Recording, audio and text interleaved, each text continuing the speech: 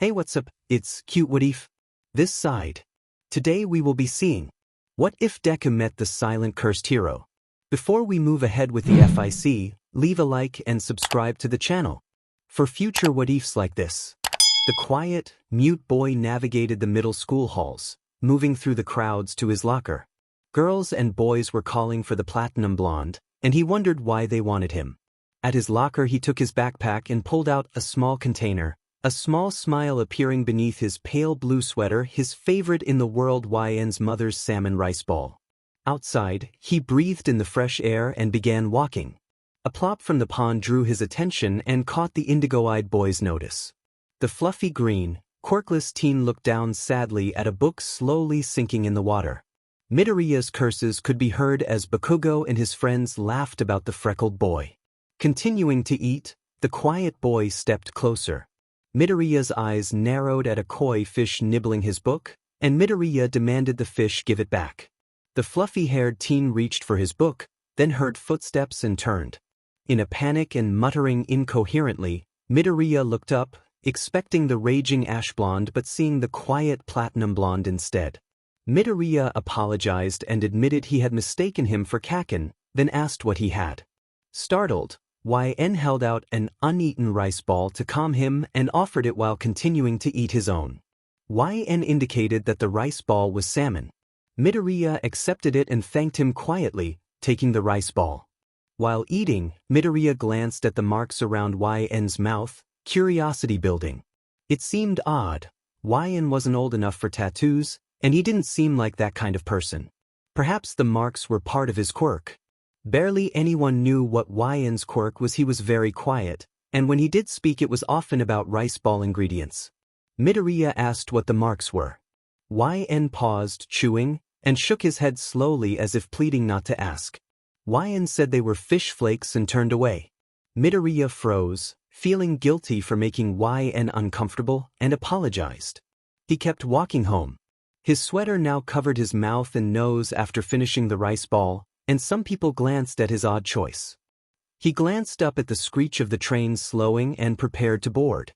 The doors opened and an announcer warned passengers to mind the gap before the doors closed. Fortunately, he found a seat to himself and was relieved to avoid standing after a long day of school. He looked out the window and frowned behind his sweater at each stop, wishing it were his so he could go home and rest. He thought of Salmon Row and wondered why it took so long to get home. An unsettling feeling settled in his stomach, a sense that something bad might happen. He was used to being stared at and judged. He shifted and tried to ignore the looks. It was never comfortable, but he told himself he could deal with it. He was strong, not weak. He watched the scenery blur past and thought about how he had not always been like this. Before his parents' death he had felt weak, unable to use his quirk and hurting those he cared about. Becoming silent had been a way to keep others safe. It had been easier to be quiet because then no one got hurt. The boy opened the door to his silent home, set his bag by the entrance, and pulled his sweater down from around his face. After YN's parents died, he was placed in the custody of his aunt, a tall platinum blonde woman with green eyes who did not concern herself with much beyond necessity. She did what she had to do, then left others to their lives. She was rarely around, occupied with repairing what remained of the broken family, and available only to those she had to meet.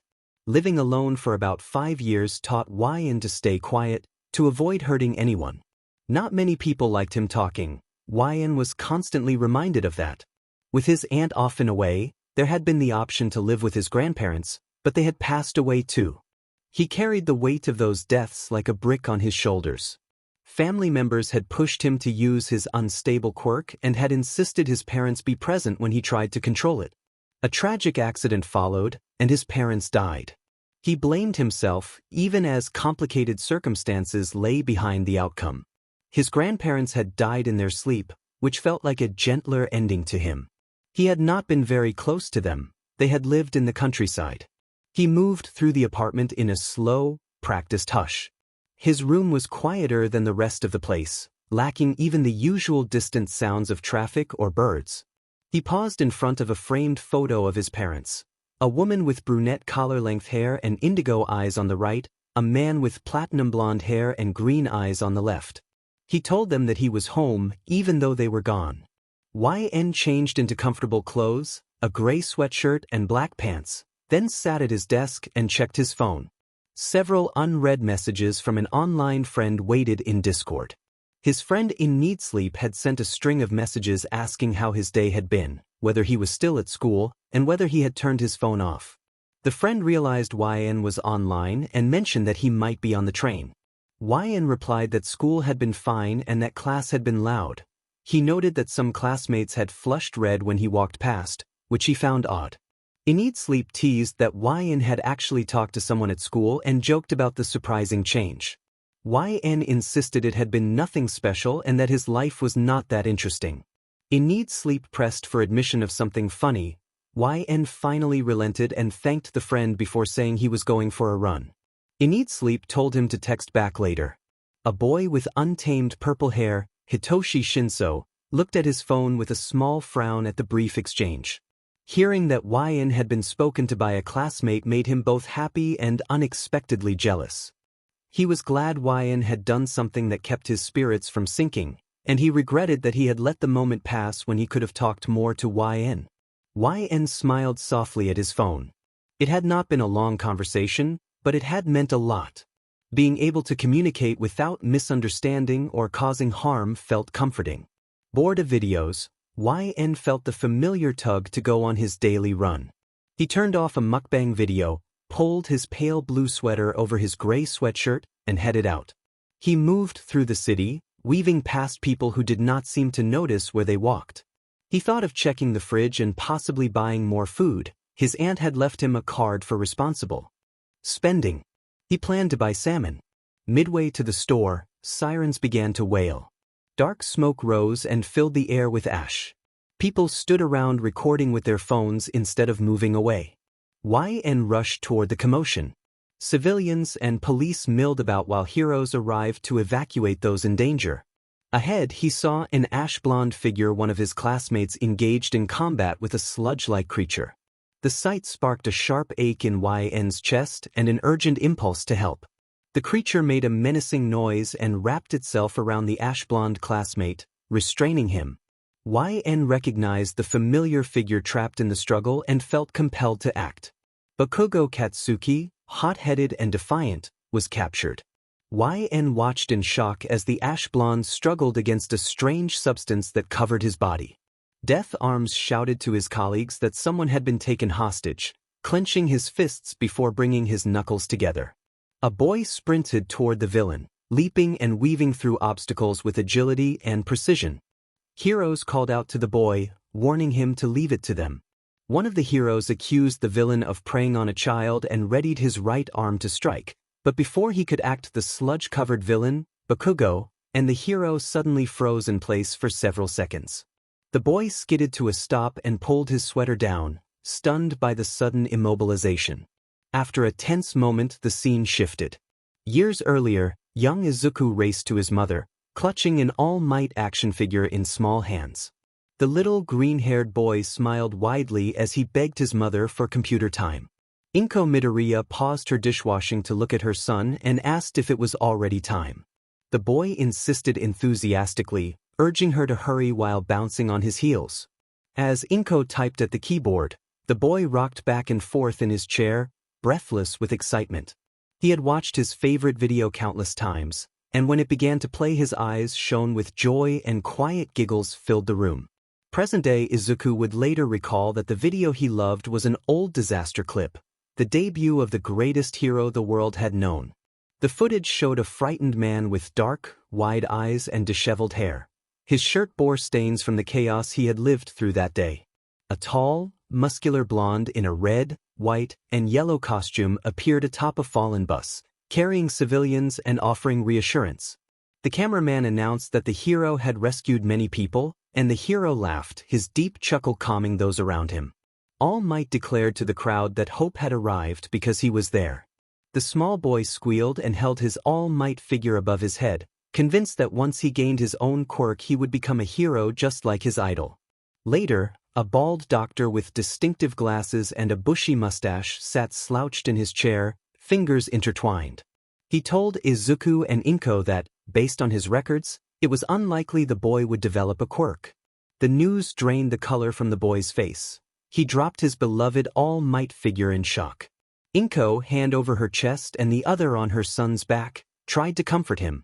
She explained that some of the children in his kindergarten class had already shown signs of quirks. The doctor noted that the family had a history of quirks. Inko could levitate small objects, and Izuku's father could breathe fire. He said that Izuku should have shown a power by that age, but his X-rays suggested otherwise. The doctor tapped an X-ray of Izuku's foot and explained that research had linked the number of joints in a person's little toe with the likelihood of developing a quirk. People with quirks typically had a single joint in that toe. Based on the X-ray, Izuku had 2 joints, like about 20% of the population, and the doctor judged that he probably would not develop a quirk.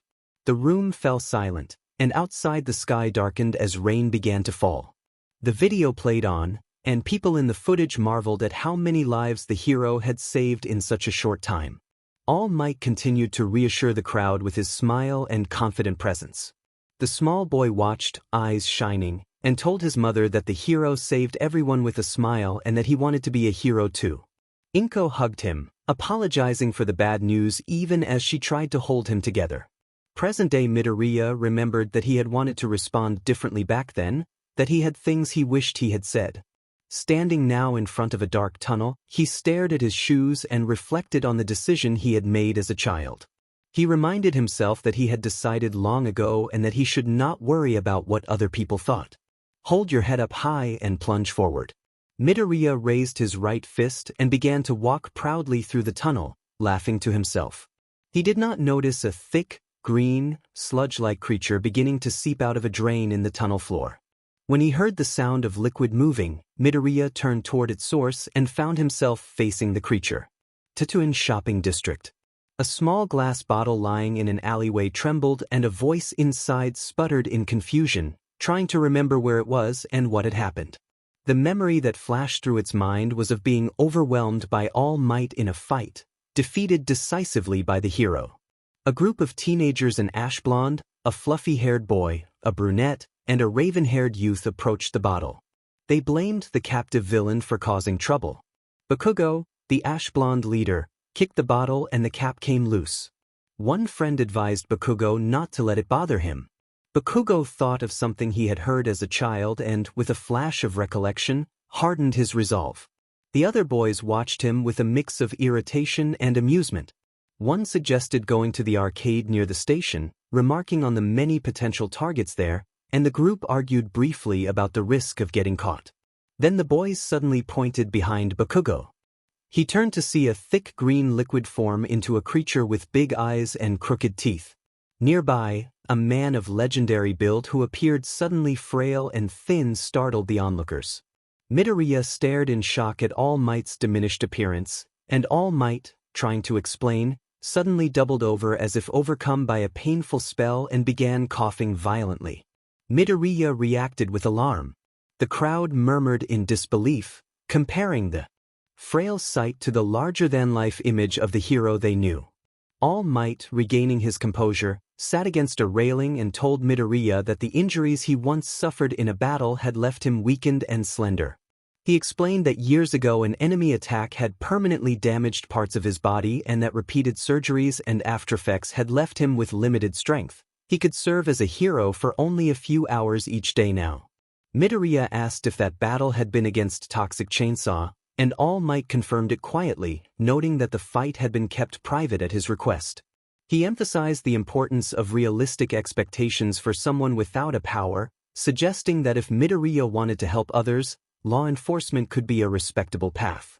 After that, All Might opened a door and left Midoriya alone to think. He then realized he needed to check on the bottle and reached into his pocket to find it. An explosion ripped through the air a few blocks away, sending smoke racing into the sky. Midoriya looked toward the smoke cloud, confused and worried, and wondered which hero would respond. All Might dashed toward the scene as sirens wailed, sweat beading on his face despite his strained movements. The shopping district erupted into chaos. Panicked crowds streamed from storefronts as flames spread. Bystanders shouted that a villain was attacking. At the scene, Three heroes confronted a strange, sticky creature that had taken a child. The heroes reacted with outrage at the villain's actions and prepared to intervene, but a young platinum blonde boy suddenly shouted for everyone to stay still and rushed forward, ducking through flames to reach the hostage. The boy placed his hands near the child in a precise motion and commanded the situation with fierce focus. For a few moments, time seemed to slow around him and the villain's movements faltered, allowing the boy to free the child and carry them to safety. Those few seconds felt like an interruption of normal flow, but when the boy began coughing and wheezing uncontrollably, his command faded and the affected victims and heroes snapped back into motion. A pro-hero known as Death Arms dropped to the ground and lunged at the villain. He attempted to strike, but the sludge wrapped around his arm, preventing him from landing a clean blow. The villain gathered itself and reacted angrily to being attacked, the scene devolving into a volatile, fast-paced confrontation as heroes and civilians scrambled to contain the threat. Bakugo warned not to come near as he struggled when someone clamped a hand around his throat. He jerked until his mouth was free and snarled that he would not let scum swallow him. Explosions flared from his hands, sharp and sudden, and he accused YN of daring to help him. On his knees a short way off, YN pressed his hands at his own throat to steady a harsh coughing fit. That was the drawback to his quirk. It left him vulnerable to fits he could not soothe. Other heroes joined the scene: Mount Lady, Cammy, and several others, and the front lines erupted into arguments about which quirks could handle the fight. A villain barked orders, demanding the boy retreat, but before he could press the advantage, All Might arrived. Midoriya suddenly appeared as well and ignored the villain's shout to get back. Midoriya hurled his bag at the villain, grazing the villain's face, then lunged forward to grab his childhood friend. Through ragged breaths and a burning throat, YN forced himself up, determined to help. He thought of Midoriya and Bakugo as friends in his own way, and the sight of them together made him resolve to stop the villain. Midoriya admitted that the injured boy had looked like he was asking for help. The ground trembled, and All Might issued a command that drew the villain's attention. Taking position behind the villain, All Might let YN take the opening. YN issued his command and moved instinctively to shield Bakugo while kicking Midoriya clear of the immediate danger. The command struck the villain and sent him tumbling into the protective bottles All Might held. Midoriya rushed forward, alarmed to see YN coughing weakly on the ground. YN pressed a hand against his mouth and wiped at his lips. He needed to leave before the heroes or the authorities began asking questions. He stood, brushed off the concerned paramedics, and headed straight for the nearest pharmacy to get something for his cough.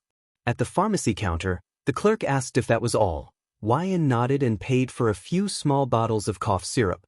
The clerk, who knew him by name, called a friendly farewell and told him to stay safe. Outside, he downed one of the small bottles and tried to steady himself. A shout brought him to a brick wall where he crouched to listen. Midoriya and Bakugo were arguing nearby. Bakugo berated Midoriya, insisting he would never ask for help and calling him weak and useless. He taunted Midoriya about being quirkless and lashed out with sharp words before storming off, leaving Midoriya standing there, shaken and looking at the ground. All Might then appeared suddenly, declaring he stood for justice in his usual confident manner. A wisp of smoke and a flicker later, his larger heroic form shifted back into a leaner, civilian figure who looked unsteady for a moment. YN watched in surprise. All Might explained to Midoriya that he had come to thank him and to answer the question Midoriya had asked earlier.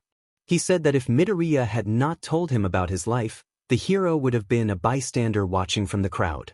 All Might told Midoriya that seeing someone who believed they had no power still try to save a life had inspired him to act, and that many heroes' bodies moved before their minds had a chance to think.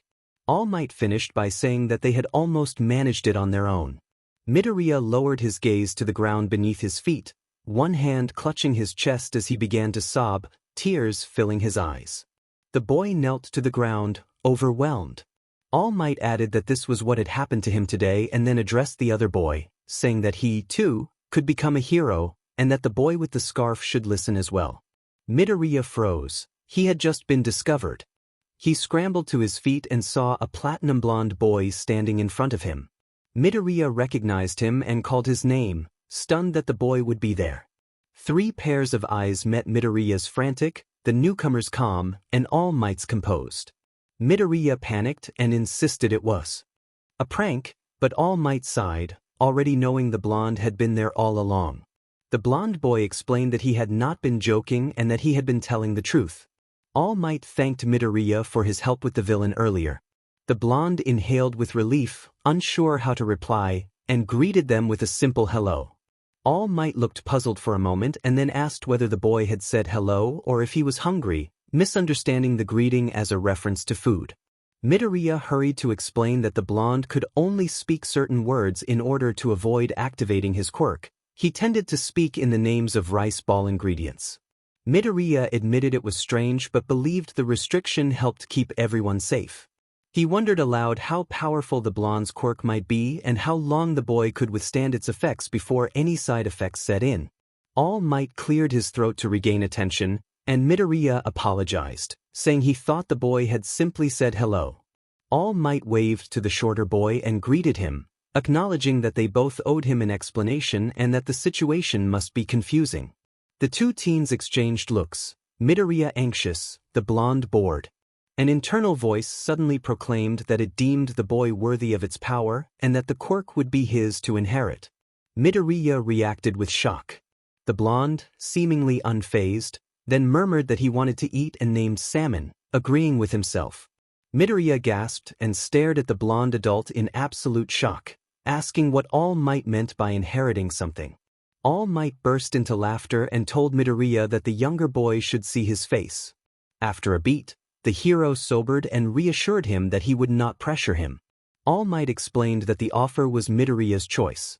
He could accept the hero's power or not. Wyan, the reserved boy, pulled a rice ball from his pocket, surprising Midoriya with the sudden snack. All Might cleared his throat to get the attention of the boy without a quirk and began to explain. He said that journalists often guessed his quirk was simple super strength or invulnerability, and that he had always joked about it in interviews. He emphasized that the world needed to believe in a natural-born symbol of peace, but that his own ability was not something he had been born with. All Might described it as a sacred torch passed down from someone else. Midoriya reacted with disbelief when All Might said someone had given him the quirk. All Might affirmed that he could give his abilities to another person. Midoriya hesitated and argued that the idea of passing on quirks did not make sense, that powers had always been considered unique and tied to individuals. He said that if quirks could be transferred, it would force a complete rethinking of everything people knew about quirks. The other 2 nearby exchanged uneasy looks at his long explanation. YN grumbled softly at Midoriya for rambling. All Might's eye twitched, and he told Midoriya not to overthink it. He said Midoriya would have to adjust his understanding and accept this new truth. The hero could transfer his power. All Might held out his hand, which glowed with a bright white light rhymed in colors, and revealed the name of his power as One for All. All Might explained that One for All grew stronger as it was passed from person to person, each successor adding to it.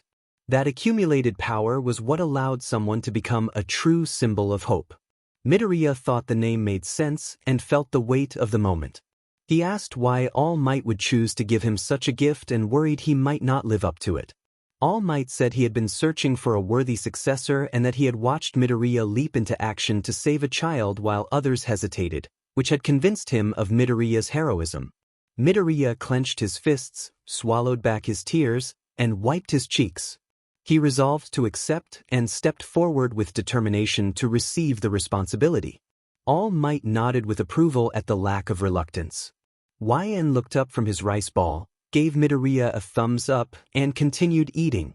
He felt quietly proud of Midoriya and believed the boy would become a great hero one day, with or without a quirk. YN muffled that the rice ball was salmon as he ate, cheeks stuffed and dimpled. All Might called up to the boys sitting on top of the refrigerator and asked if it was comfortable up there, addressing the younger boy by name. YN responded again with a muffled comment about the salmon, cheeks round with food. The eating drew a soft smile from All Might, who admitted he could not quite make out the words. Midoriya strained as he tried to pull the refrigerator with All Might and YN sitting on top of it. All Might leaned down and checked on the boy who had face-planted into the sand, asking how he was doing and remarking that people move things like this all the time. All Might noted that most heroes did not even have super strength as he glanced around the once beautiful beach, which was now covered in filth. Midoriya turned toward the hero and pointed out that All Might's extra weight made the work harder. YN shouted at the other teen for being rude to the hero, offering a loud chant of encouragement. All Might shrugged and said he had lost weight and was down to 500 in that form. Midoriya and YN stared at him in deadpan. Midoriya sarcastically remarked that that was much better and asked why All Might had him hauling trash across the beach. All Might laughed and asked if YN could believe him. YN only shook his head in mild confusion and began eating another rice ball, while All Might teased Midoriya about not being ready for his power and took a few pictures of the green-haired boy with his phone. All Might explained that his quirk, One for All, was a tremendous force passed down through generations and that an unprepared body could not inherit it safely. He warned that Midoriya's arms and legs could be badly harmed if he tried to use it without training. Midoriya clutched himself and protested at the thought but then realized the situation. The trash work was really part of a training regimen and All Might would be his trainer. All Might also said he had researched the area and learned the beach had once been lovely but had become a mess over the years. He lightly tapped a dent into the old fridge Midoriya had been sitting on to make his point.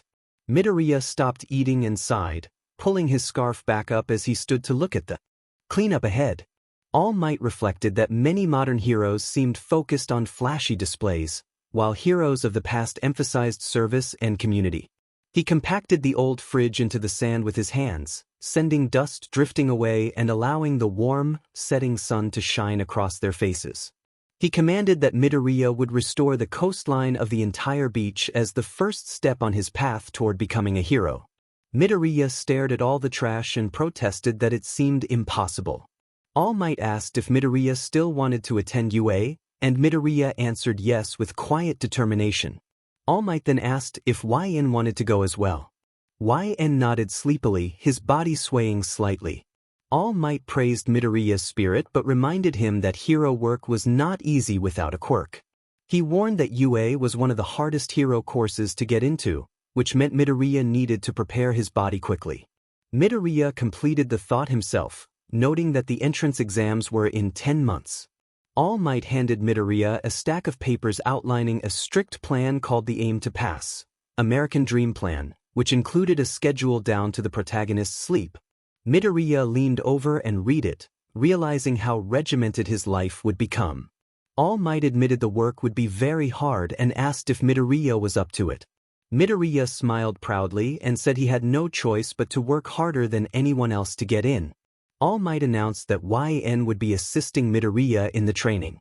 YN began to offer encouragement, but when All Might confirmed his role as assistant, YN panicked and protested loudly, waving his arms in dramatic disbelief. He insisted he had nothing to do with the scheme, though he remained part of the plan. The training became a relentless grind for the two teens. Even when one of them was not actively training, he was tasked with supervising the other. 7 months later, the three of them traveled down a path through the local park. All Might rode a rentable scooter, Midoriya ran with a heavy metal safe strapped to his back, and YN jogged behind them at his own steady pace. Midoriya panted and stumbled before collapsing to the ground from exhaustion with a thud. YN paused, crouched beside Midoriya, and tapped his cheek lightly to check on him. All Might stopped the scooter and looked back, then urged Midoriya to pull himself together, reminding him proudly that there were only 3 months left and asking if he was going to give up after all their hard work. All Might asked if he wanted to give up and take it easy. The boy's body twitched as he slowly tried to rise, his hands trembling along with the rest of him. All Might stared at Midoriya silently for a few moments and then noted that he was overworked. The hero explained that the Aim to Pass, American Dream Plan had been created with Midoriya's body and mind in mind, fine-tuned to ensure swift, manageable progress, and that overdoing things would have the opposite effect. Midoriya balled his fists and declared that he had to work harder, that he would not stand a chance against the other applicants otherwise. He said he did not just want to get into UA but to excel and be like All Might, to be the greatest hero in the world. He resolved to keep trying until he had what it took. He craned his head back to look at the hero, his face scrunching as tears began to form. All Might complimented Midoriya, saying that fighting spirit served him well. He turned into his hero form and lifted Midoriya by his hood. All Might acknowledged the concerns but insisted it was not the time to rush progress and promised to adjust Midoriya's plan and get him back on track. Midoriya replied that All Might was not an old man. All Might joked about being older than he looked. Months of training passed, and the day of the UA exam finally arrived. Wyan sat on a bench staring out at the ocean, a cool salty breeze passing and bringing a feeling of freedom. Izuku called Yn by name, and Yn turned to see his familiar friend with the green hair. Izuku greeted him and then pointed toward the beach. Yn opened a small book where he had been recording words and meanings, a personal dictionary he had been using to communicate more clearly. Midoriya checked the book to confirm that Yn had said look, and Yn happily gave a thumbs up to confirm. Izuku said he was glad he had started trackingYn's safe words, because it helped him understand Yn better. Yn encouraged Izuku, telling him that he could do it. Izuku rubbed the back of his neck nervously, relieved that he had not misinterpreted his friend's words. Yn repeated the affirmation, and Izuku thanked him, saying that it meant a lot. Soon after, All Might appeared before them proudly.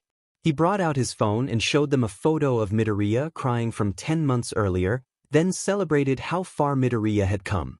All Might told them there was still a long road ahead before Midoriya could inherit his full power, but that it was starting to look like he could do it.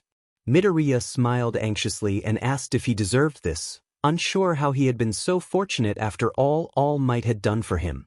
All Might laughed and reassured him that it had been Midoriya's own hard work that produced these results, not luck. For a reward, All Might produced a single strand of his blonde hair and offered it to Midoriya, explaining that there was a difference between being lucky and deserving and that this gift had been earned. Both Midoriya and Yn stared in shock when All Might told them that transferring the power required ingesting a part of him, some of his DNA, and that was how the transfer worked. Yn crossed his arms in refusal and made it clear he would not do that. All Might, sensing time was short, urged them to hurry and insisted there was no time to waste if they did not want to be late for the exam. Yn walked among other middle schoolers hoping to attend UA. It was early and the crowd made him anxious. He felt as if he might drown in his own worry. Yn pushed through the main doors and followed arrows down the hall until he reached the vast room where the theoretical exam would be held. He sat near the middle and took in the scale of the space. He pulled a rice ball from his pocket to pass the time. He had arrived early to avoid most of the people he expected. As he ate, he glanced around the hall to see if he recognized anyone. After about 10 minutes the room began to fill rapidly. Through the flood of bodies, Izuku Midoriya found Yn. Yn, being reserved, could not call out without drawing a sea of stares, but Izuku eventually spotted him and started to walk over. Once everyone had settled, a tall, skinny blonde man who Yn assumed was a teacher walked onto the stage. His hair defied gravity in a wave-like sweep. Present Mike greeted the UA candidates with an energetic introduction and asked for a cheer, then laughed nervously when silence followed. Present Mike decided to skip the fanfare and explain the practical portion of the exam. He described how each examinee would take part in 10-minute mock battles set in urban environments and then proceed to their assigned battle center once he finished his announcement. Yn thought the whole situation was worse than facing All Might. Izuku whispered that Present Mike was the voice hero and that he listened to his radio show every day. He was excited that UA teachers were pro-heroes. Katsuki Bakugo snapped at him to be quiet. Present Mike explained that each battle center contained 3 types of faux villains and that examinees would earn points based on difficulty. He reminded them that their goal was to use their quirks to raise their scores by defeating those faux villains in dynamic, anime-style encounters, and he emphasized that attacking other examinees was forbidden and that contestants must keep their actions heroic. Izuku glanced atYn's exam ticket and noted the examinee number and that his test location was Battle Center C. He then looked toward Bakugo's ticket and saw Bakugo's assignment to Battle Center A. Izuku observed that their examinee numbers were consecutive even though they had been assigned to different battle centers. Bakugo glared, demanded that Izuku stop looking at his card, and threatened to crush him while insulting him as a speech freak. Yn simply huffed at the nickname. Present Mike shifted attention back to the rules and encouraged everyone to choose their targets wisely, reminding them that points would vary with each villain's difficulty. He described the exercise as a chance to demonstrate heroic conduct while engaging in lively, non-graphic combat simulations. A male candidate a few rows in front stood up to ask a question, and a spotlight focused on him as he addressed Present Mike. Mike encouraged the navy blue-haired boy to strike, smiling brightly as he did so. The boy with thin-framed glasses pointed out that the printout listed 4 types of villains, not 3, and criticized the error on official UA materials, insisting that exemplary students deserved the best from the country's foremost school. He then turned his attention to Izuku, addressing him by his unkempt hair. Izuku made a small, confused sound. The navy blue-haired student complained that Izuku had been muttering the whole time, told him to stop, and suggested that if Izuku could not take this seriously he should leave because he was distracting everyone. Izuku apologized, looking at his hands in shame. A few rows ahead, the violet-eyed student scolded someone coldly about what sounded like rice ball ingredients, and heads turned at the odd remark. YN felt frustrated at not being able to say what he wanted, but part of him was relieved. There were countless things he had once gotten away with saying. When the command passed through the room and the boy processed both the words and YN's quirk, he fell silent for a moment before shifting the subject from Izuku to YN. The navy blue-haired student then commented on YN's scarf, pointing out that it was not even winter, unable to form the question about what had just occurred. YN tilted his head to the left and glared darkly at the teacher's pet. An instructor at the front of the room interrupted the tension to call examinee number 7-1-1-1 and acknowledge the request. The platinum blonde student pulled his pale blue scarf back over his mouth and nose to hide his markings and to soothe himself. He wondered why everyone was staring, resented using his quirk, and bristled at the thought of someone speaking to Izuku that way. The instructor explained passionately that the 4th villain type was worth 0 points and functioned as an obstacle rather than a target to pursue. It was present in every battle center and should generally be avoided so students could focus on the threats that mattered. The navy blue-haired student relaxed into his seat. The presenter thanked the audience, asked them to continue the demonstration, and then closed with a sample of the school motto, citing Napoleon Bonaparte's line that a true hero overcomes life's misfortunes before urging everyone to go beyond with the school's cheer. YN glanced once more at the paper in his hands before returning his attention to the instructor. The adult hoped they had practiced striking more than just books. The platinum blonde boy stood before a pair of large gates alongside the other candidates, dressed in mid-waist baggy black cargo pants and a cropped dark gray jacket with thin dusty blue stripes on the shoulders. The jacket's sleeves ended just below his inner elbows and his navy blue compression shirt covered his wrists. He kept the jacket zipped to conceal his markings from the public. The outfit was comfortable and flexible, suitable for training and the entrance exam. A robotic voice announced the start and the large doors began to open. The students surged through the gates with eager energy. From the rooftops, the boy scanned for robots, landing and jumping from building to building until he found them. He tilted his head at the green technology below and found the exercise dull and tiresome. He wanted to go home. He issued the command for his quirk, and the nearby robot complied, compacting itself with creaking metal as it collapsed into a heap. The boy moved on to the next target. Debris caved in and scattered across the floor. A boy turned to see another teen rush up, panting through a bruised face. The teen warned him that a huge army of bots had appeared, many trapped by the wreckage like in a crater, and urged YN to get out before it was too late, then stumbled away and fled. YN registered the screams and calls for help, the metallic screech of collapsing structures. He thought the other teen was a coward, but the sound of danger told him otherwise. The boy with the cursed quirk ran through the ruined buildings, pushing his body to its limits to reach those in danger. He imagined his aunt scolding him if she knew how hard he was straining, not for risking himself, but because Madam President would step in if he failed, and that had never ended well for anyone involved. A desperate voice echoed from between the demolished walls calling for help. The urgent plea drove him to run faster. YN muttered the name Caviar as he arrived and found an actual army of bots swarming, with a massive zero-pointer looming over the crowd. He raced forward, weaving through a crowd of roughly 80 people toward a large slab of wreckage. He climbed up, tugged his sweater down, and noticed gaps where unfamiliar markings marred the cheeks of some strangers. Someone ordered the candidates to retreat to the gates, and in the next instant that large group vanished in a bright flash. YN felt a sudden relief at the empty space opening up around him. He could use his quirk without harming anyone. He instructed the bots to stop moving, and most obeyed except for the massive zero-pointer that had somehow broken through his control. He felt sweat trickle down his chin and covered his mouth, familiar with the toll his quirk took on him when control slipped.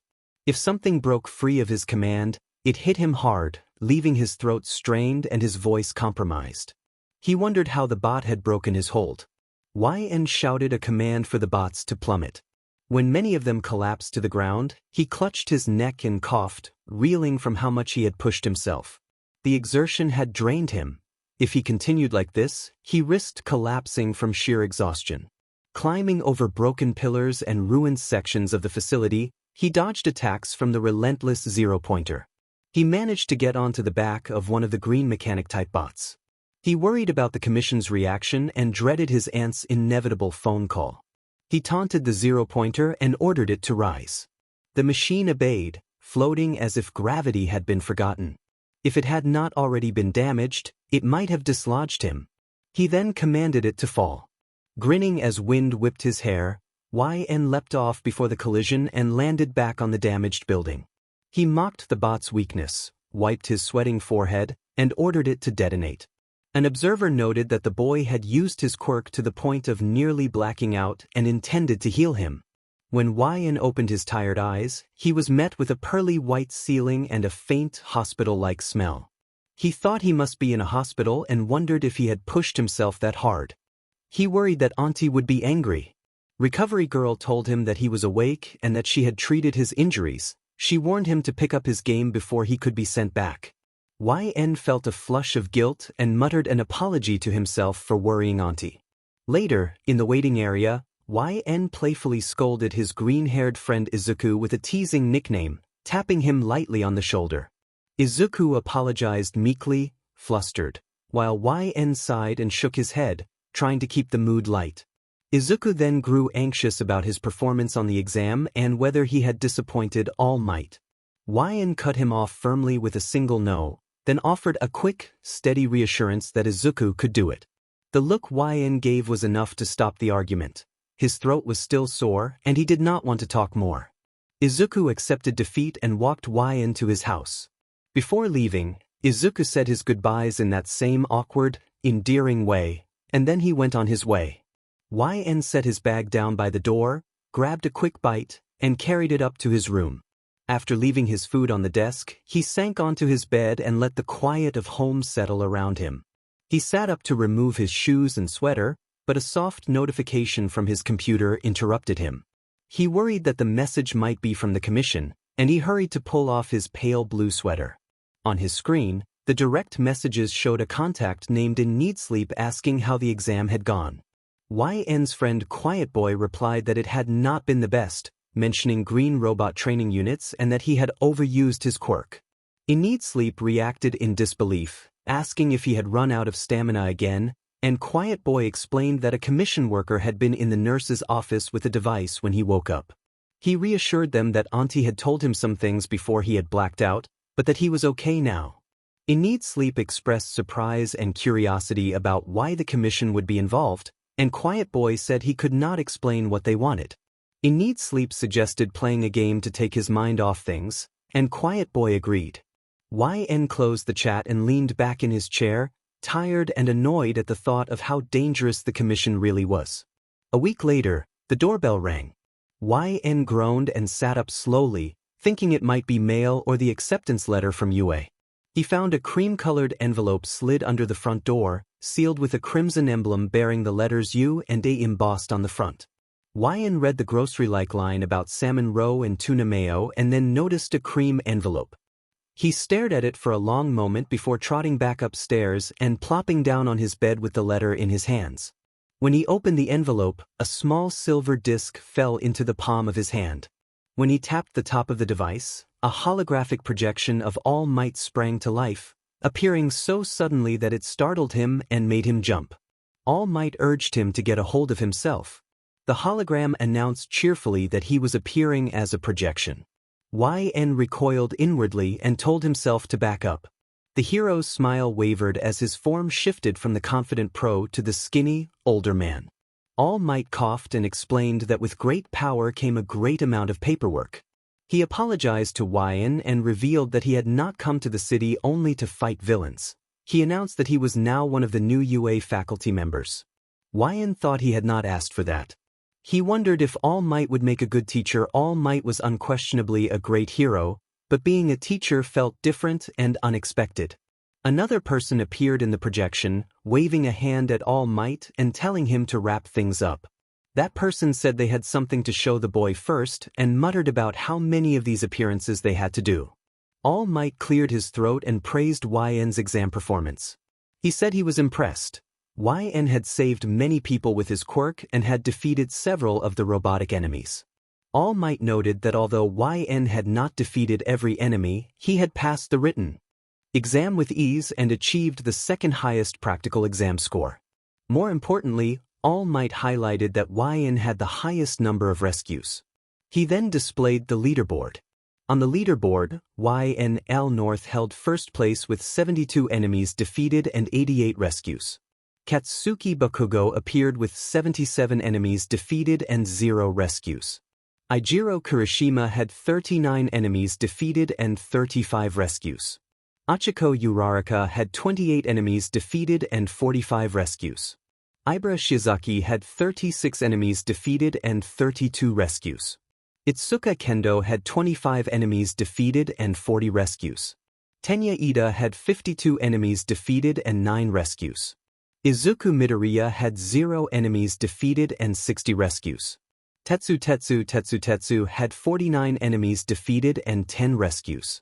Fumikage Tokoyami had 47 enemies defeated and 10 rescues. YN's platinum blonde eyes widened at the results. He felt a surge of shock and thought about how the commission might react if they hadn't already seen the results. They probably would soon. It was an overwhelming amount of attention. All Might reached toward the camera and welcomed YN, telling him he had made it and was now part of the Hero Academy. YN murmured the words tuna mayo under his breath, still reeling from the leaderboard, and thought that his aunt would be proud. A few moments later, the hologram dematerialized and the feed ended. YN opened his chat with his aunt. His aunt congratulated him, said she was proud, and relayed that the president had expressed satisfaction with his progress.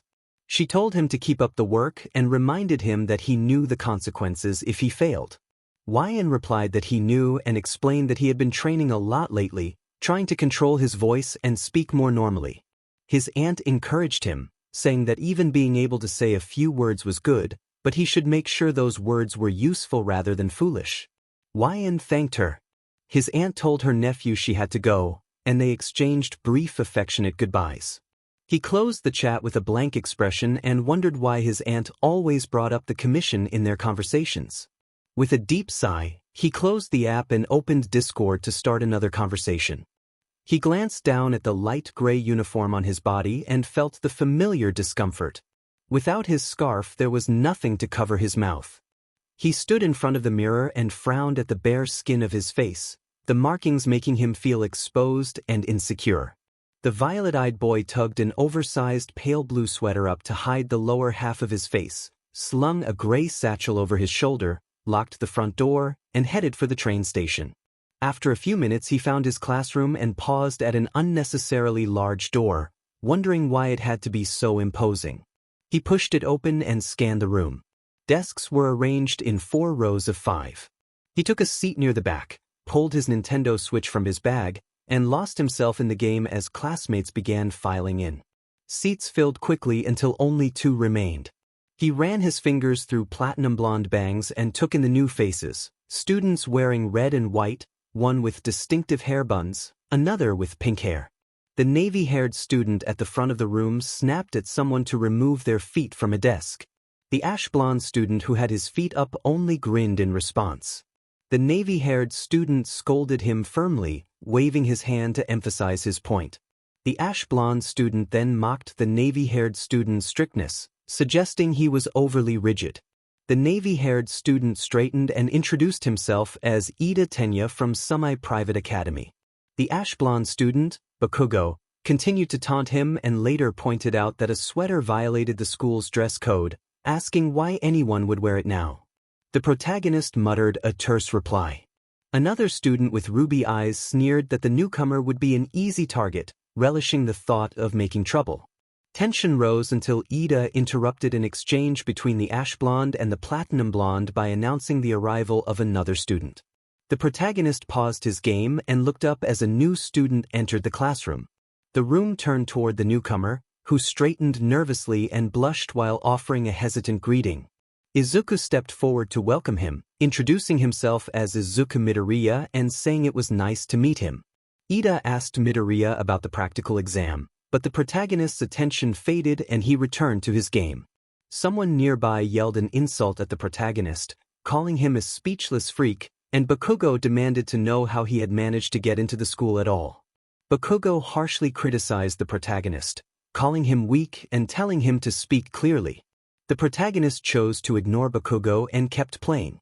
A tired voice from the doorway warned the students not to be here just to make friends and suggested they get serious. The classroom flinched. The protagonist realized the voice must belong to their teacher and reluctantly put his game away. A disheveled-looking man emerged from a large yellow sleeping bag and announced the class was the UA Hero course. He noted that it took 8 seconds for the room to quiet and told the students time was precious and rational students should understand that. The man introduced himself as Shota Aizawa and told them he was their homeroom teacher. Several students reacted in surprise, whispering the nickname they had heard for him, Eraserhead. Aizawa then reached into the yellow sleeping bag and pulled out a dark blue outfit, preparing to begin the first lesson. A teacher handed her a gym uniform and instructed her to put it on. She stared at the clothing in disbelief. Gym uniforms? She wanted to believe the school had read the letter from the commission. She did not want to show her mouth and she did not want this.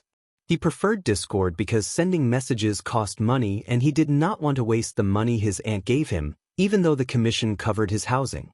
It was one of the benefits of living in a hero commission house. On Discord he used the handle Quiet Boy and announced that he had gotten into UA. A friend using the name In Need Sleep congratulated him and then said they had to go to dinner. Quiet Boy replied goodbye. Those short exchanges left him frowning and slipping back into a dark pit of self-consciousness and despair. Only he could truly be free, he thought. He would not feel so upset all the time. The group stepped outside and the girl with round cheeks reacted in surprise when their teacher announced a quirk assessment test, saying it would make them miss orientation.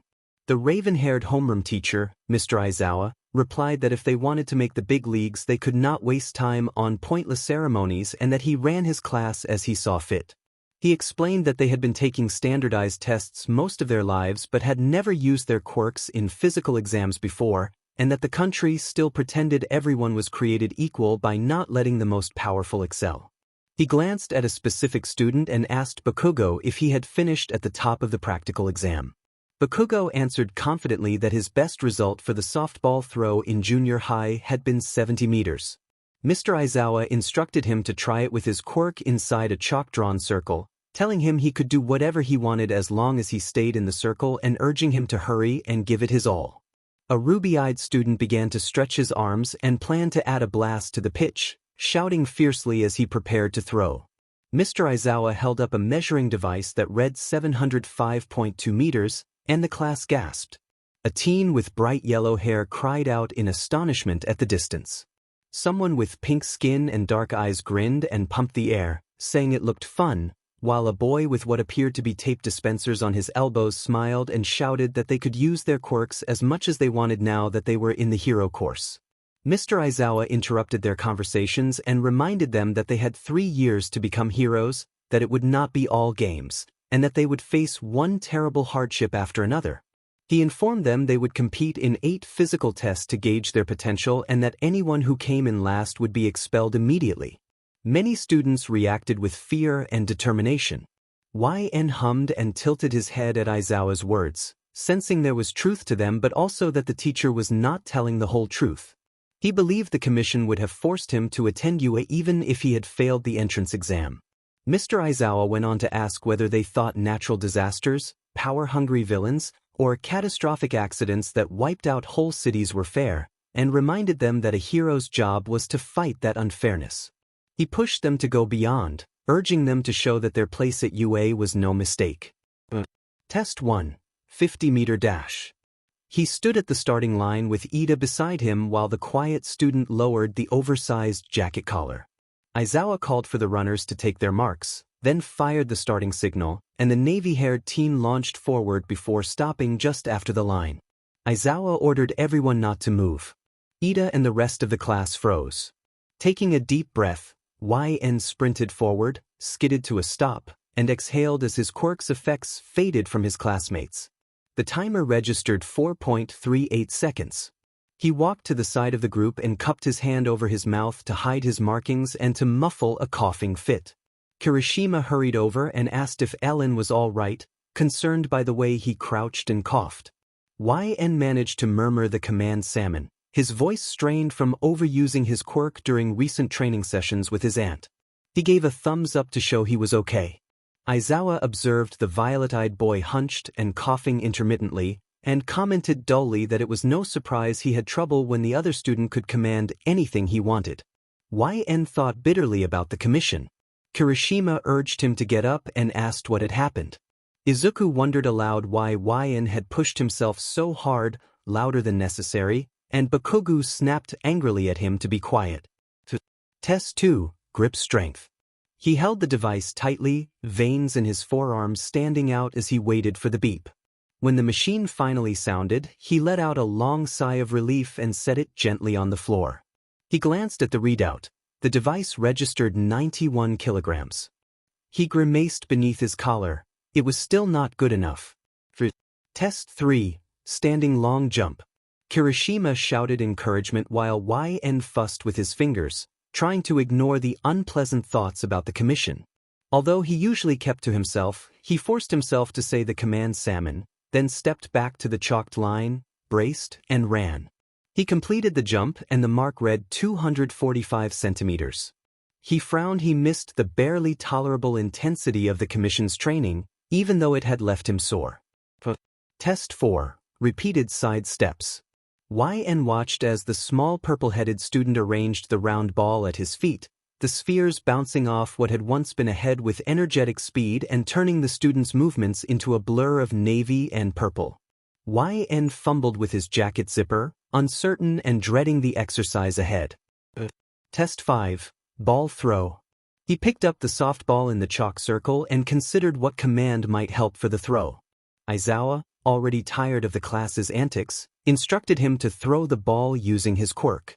Kirishima and Kamanari shouted encouragement. The quiet student bowed his head in apology for making others worry.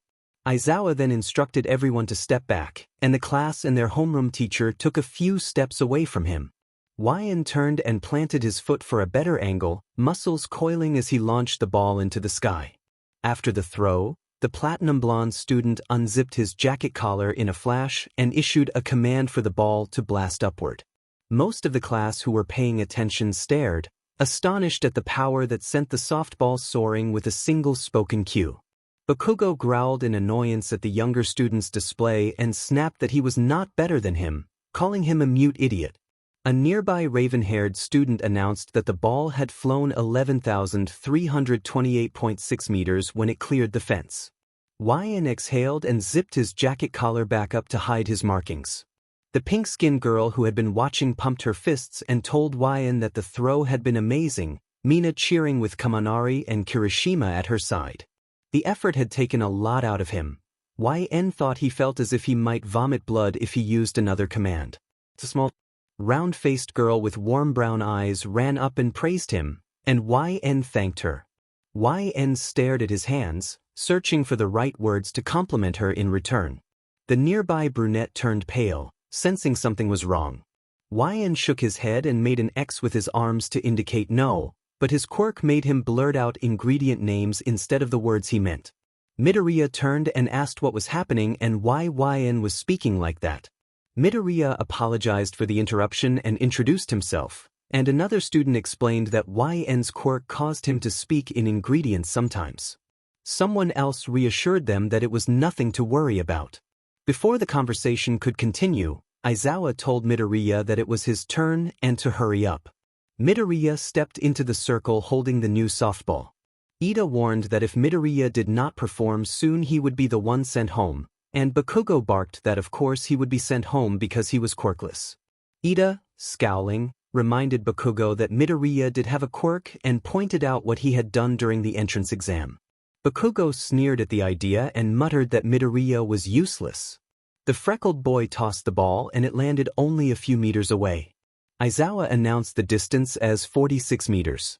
Midoriya stared at his open palm, confused and frustrated because his power had not activated when he had tried to use it. Aizawa approached and explained that he had erased Midoriya's quirk. The teacher's long capture scarf rose and followed his motion as he explained his concerns, warning that Midoriya lacked the control to handle his power safely. Midoriya's scattered words trailed off as his gaze landed on Aizawa's distinctive yellow goggles, and he realized who stood before him, the erasure hero, Eraserhead. Other students murmured. One with long green hair said they had heard of him and that he tended to work quietly. Aizawa told Midoriya bluntly that he was not ready and that relying on others would only put him at risk of serious injury. Midoriya protested that he had not intended to be reckless, but before he could finish the teacher's scarf wrapped around him and drew him closer.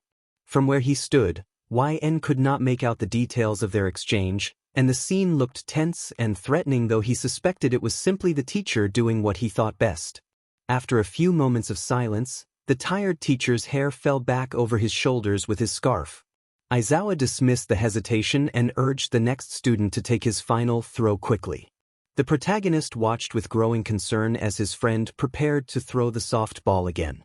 A classmate wondered what Izuku was doing as the boy's index finger sparked with neon energy at the pad, transferring power into the rubber ball and sending it soaring into the sky.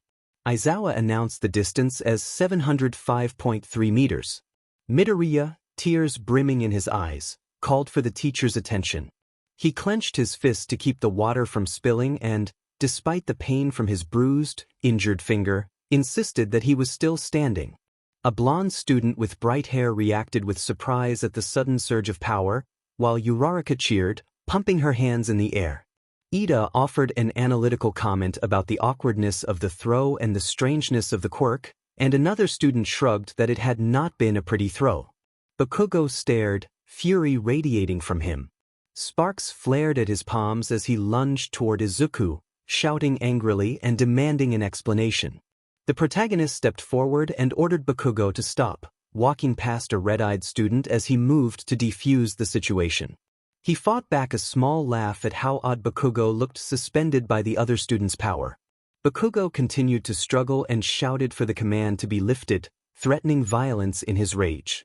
The violet-eyed student released the suspended boy and then realized that both the teacher and Midoriya had been caught in the command as well.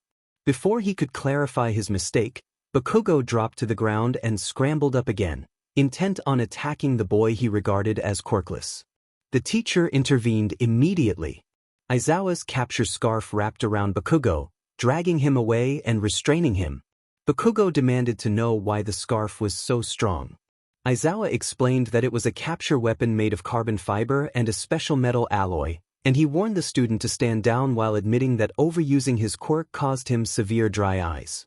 The protagonist silently sympathized with the teacher's complaint. A bystander praised the display of power, and Aizawa closed his eyes in frustration, letting his hair and scarf fall back into place. He announced impatiently that everyone was wasting his time and that whoever was next should step forward.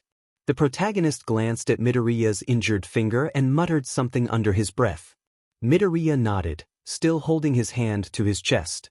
Uraraka approached the pair and asked if Midoriya was all right, concern evident on her face. After a few more exercises, the class gathered for the final scores. Aizawa explained that he had ranked everyone from best to worst and that they likely already had a sense of their positions. He produced a device and displayed a holographic list of the results for the students to see. Momo Yaoyorozu, YNLN, Shoto Todoroki, Katsuki Bakugo, Tenya Ida. Fumikage Tokoyami. Mizo Sho. Mashireo Ojiro. Ajiro Kirishima. Mina Ishido. Achiko Uraraka. Koji Koda. Rikido Sato. Siu Ajui. Yuga Oyama. Antasiro. Denki Kaminari. Kyokager. Minoru Mineta. Izuka Midoriya. The adult announced that he had lied earlier and that no one was going home. YN rolled his eyes slightly but allowed a ghost of a smile to form behind his high-collared jacket for a split second. It was a relief that Midoriya would not have to go home. The teacher explained that the deception had been a calculated tactic to make everyone give their all during the tests, grinning at a class of students who looked either shocked or annoyed. Momo Yaoyorozu admitted that she was surprised the others had not figured it out and offered an apology, which made YN raise an eyebrow. YN remembered that the adult had originally planned to send someone home, though not permanently. He recalled the threat of unenrollment and expulsion followed by possible re-enrollment. He had not been certain of the exact approach, only that the administrator would have acted in that manner if necessary. Hantasiro looked toward the crimson, spiky-haired Ijiro Kirishima and noted that the exercise had been nerve-wracking. Kirishima replied enthusiastically that he was always down for a challenge. The homeroom teacher announced the end of the day and instructed the students to pick up a syllabus in the classroom and read it before the next morning. The teacher then stopped in front of Midoriya, handed him something, and told him to have the elder woman patch him up, warning that training would be more demanding tomorrow and that he should be prepared. The boy yawned as he left the school. A tall man with dark hair and sunglasses approached him with his hands clasped behind his broad torso and informed YN that his handler wanted to talk and asked him to come along. YN cursed under his breath, then followed the agent to a black car and climbed into the back seat. The agent attempted to reassure him that it was merely a meeting with Akuma and Yum, but the agent's words did nothing to calm YN's rising nerves. YN thought of Akuma and the way others described him as a demon. There was more to Akuma than the rumor of his quirk. His voice, his presence, and his personality all contributed to that fear. A different worry tugged at YN. He did not understand why his aunt would be present. He had not seen her in person since he had quit his life at the Hero Safety Commission. He muttered under his breath that he was worried so the driver would not hear him. At the meeting, a tall, slim man greeted YN and asked him to take a seat. YN trembled slightly as he sat across the desk, watching his handler settle in, crossing one leg and smiling at the sight of YN's unease. Yum LN stood, fixed her high ponytail, and demanded what the handler wanted with her nephew, insisting that she had work to return to. The handler acknowledged Yum by name and, with a calm tone, requested that YN continue his training under the handler's command, adding that there should be no complications this time. YN felt a cold knot form at the announcement and thought, in protest, that he did not want that. A short pause followed as everyone at the table processed the exchange. All Might burst into the classroom with a booming entrance, announcing his arrival as he strode through the door in full view of the students. The class reacted in a mixture of awe and disbelief. Kaminari expressed his amazement at seeing the symbol of peace in person. The spiky red-haired student pumped his fist and declared that this year was going to be incredible. The frog-quirked girl noted that All Might was wearing a retro Silver Age-style costume. Ojiro, the blonde boy with the tail, admitted he was getting goosebumps. All Might stood at the front of the room, hands on his hips and a grin as bright as the sun. He welcomed the students to UA's most important class, explaining that it was essentially Hero Ing 101 where they would learn the basics of being professionals and what it meant to fight in the name of good. He promised a lesson that would pull no punches and instructed everyone to get suited up and meet him at Training Ground Beta. YN pressed his head back into his arms, displeased with the news about the training. Bakugo flashed an intense grin at the prospect of fight training. The green, curly-haired boy muttered nervously at the idea of real combat. All Might then pointed out the row of display cases along the wall, explaining that those contained hero costumes designed for each student based on their quirk registrations and submitted requests.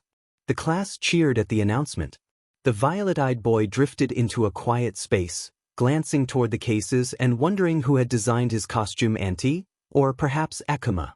In YN's opinion, his hero costume was perfect, light and breezy but loose enough to conceal his build, with practical pockets for supplies. He was grateful the Hero Safety Commission had suggested a few functional additions despite his annoyance at their interference. All Might stood behind 2 boxes at the front of the class, beaming as he surveyed the students' outfits. He praised their appearances and reminded them that appearance mattered in the hero profession. From then on, they were heroes in training. Some students drifted to the edges of the room to avoid crowds while others took in the variety of costumes with excitement.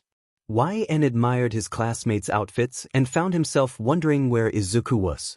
He stared a moment too long at a nervous-looking student, puzzled by what that student was wearing. All Might voiced his excitement at how the students looked, then asked if they were ready to begin. The class chatted among themselves, waiting for one more arrival. Soon after, Izuku sprinted through the tunnel, panting as he arrived and drawing the attention of everyone in the room. YN cringed at the previously quirkless boy's hero costume. For his own peace of mind, he hid behind Kaminari and Kirishima. He only stayed there because he was smaller than them, and because the ruby-haired Kirishima had been so persistent about becoming friends with the violet-eyed boy. YN genuinely cared about Izuku, but seeing him in that he could not even bring himself to call it a costume was almost too much to handle up close. He watched Uraraka, the girl with the gravity quirk, walk over to the fluffy green-haired boy and exhaled in relief, knowing he would not have to talk to Izuku while he was dressed like that. Glancing between All Might and Izuku's outfits, YN noticed the bunny-like ears and the grinning smile sewn onto the mask and thought that it was far too obvious in homage. Kirishima turned toward him and, fists raised in a proud gesture, complimented YN on how manly he looked. YN waved his hands to deny it and tried to hide the faint blush on his cheeks, telling Kirishima that it was not manly and that he felt embarrassed. Kirishima quickly returned the compliment by telling YN he looked good too, and YN muttered a quiet thanks, earning another bright smile from the taller boy who had not understood the words but had taken the sentiment. Kaminari, about to admit he did not understand what YN had said, was cut off by All Might's booming voice. All Might announced that it was time for combat training, and the group straightened into a rough line. Ida raised his hand and asked whether this was the same fake city used for the entrance exam and whether they would be conducting urban battles again. All Might explained that they would not be repeating that exactly. He said they would move the students ahead in their training and that, while many villain encounters seen on the news happened outside, the most dangerous run-ins often took place indoors: backroom deals, home invasions, and hidden lairs where intelligent criminals stayed in the shadows. For the exercise, All Might explained, the class would be split into teams of heroes and villains for 2-on-2 indoor battles. Tsuyu frowned and questioned whether the exercise might be a little advanced, and All Might replied that the best training came from real experience, while reminding them that they could not treat this like punching a robot. This time they would be dealing with actual people. Yaoyorozu asked who would decide the winners, and Bakugo, his tone edged with aggression, questioned how much they were allowed to hurt the other team. Uraraka nervously asked whether losers would face expulsion like earlier, and Ida wanted to know whether teams would be chosen by chance or by comparative skill. Aoyama struck a pose and marveled at his cape. All Might, clearly not finished, pulled out a small script, and Izuku stared at him with wide eyes when the hero revealed it. All Might described the scenario. The villains had hidden a nuclear missile somewhere in their hideout, and the heroes had to foil their plans.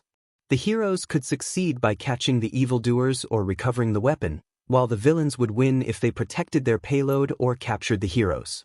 Izuku commented that it sounded like a classic action movie setup, and All Might snapped the script shut. Time was limited, All Might said, and teams would be chosen by drawing lots, producing a small yellow box for the students to use. Ida asked if there was not a better way, clearly unable to comprehend the explanation or see it as a sensible plan. Midoriya suggested thinking about it, explaining that professionals often had to team up with heroes from other agencies on the spot, which might be why they were seeing that arrangement. Ida agreed, bowed, and apologized for his rudeness. All Might raised his fist and told them not to worry, then instructed them to draw. All Might announced the teams: Team A, Uraraka and Midoriya; Team B, Shoji and Todoroki; Team C, Mineta and Yaoyorozu; Team D, Bakugo and Ida; Team E, Ashido and Aoyama; Team F, Koda and Sato; Team G, Kaminari and Jair, Team H, Tokoyami and Tsu, Team I, Ojiro and Yn, Team J, Siro and Kirishima. YN stared blankly at Ojiro before the boy with the tail introduced himself.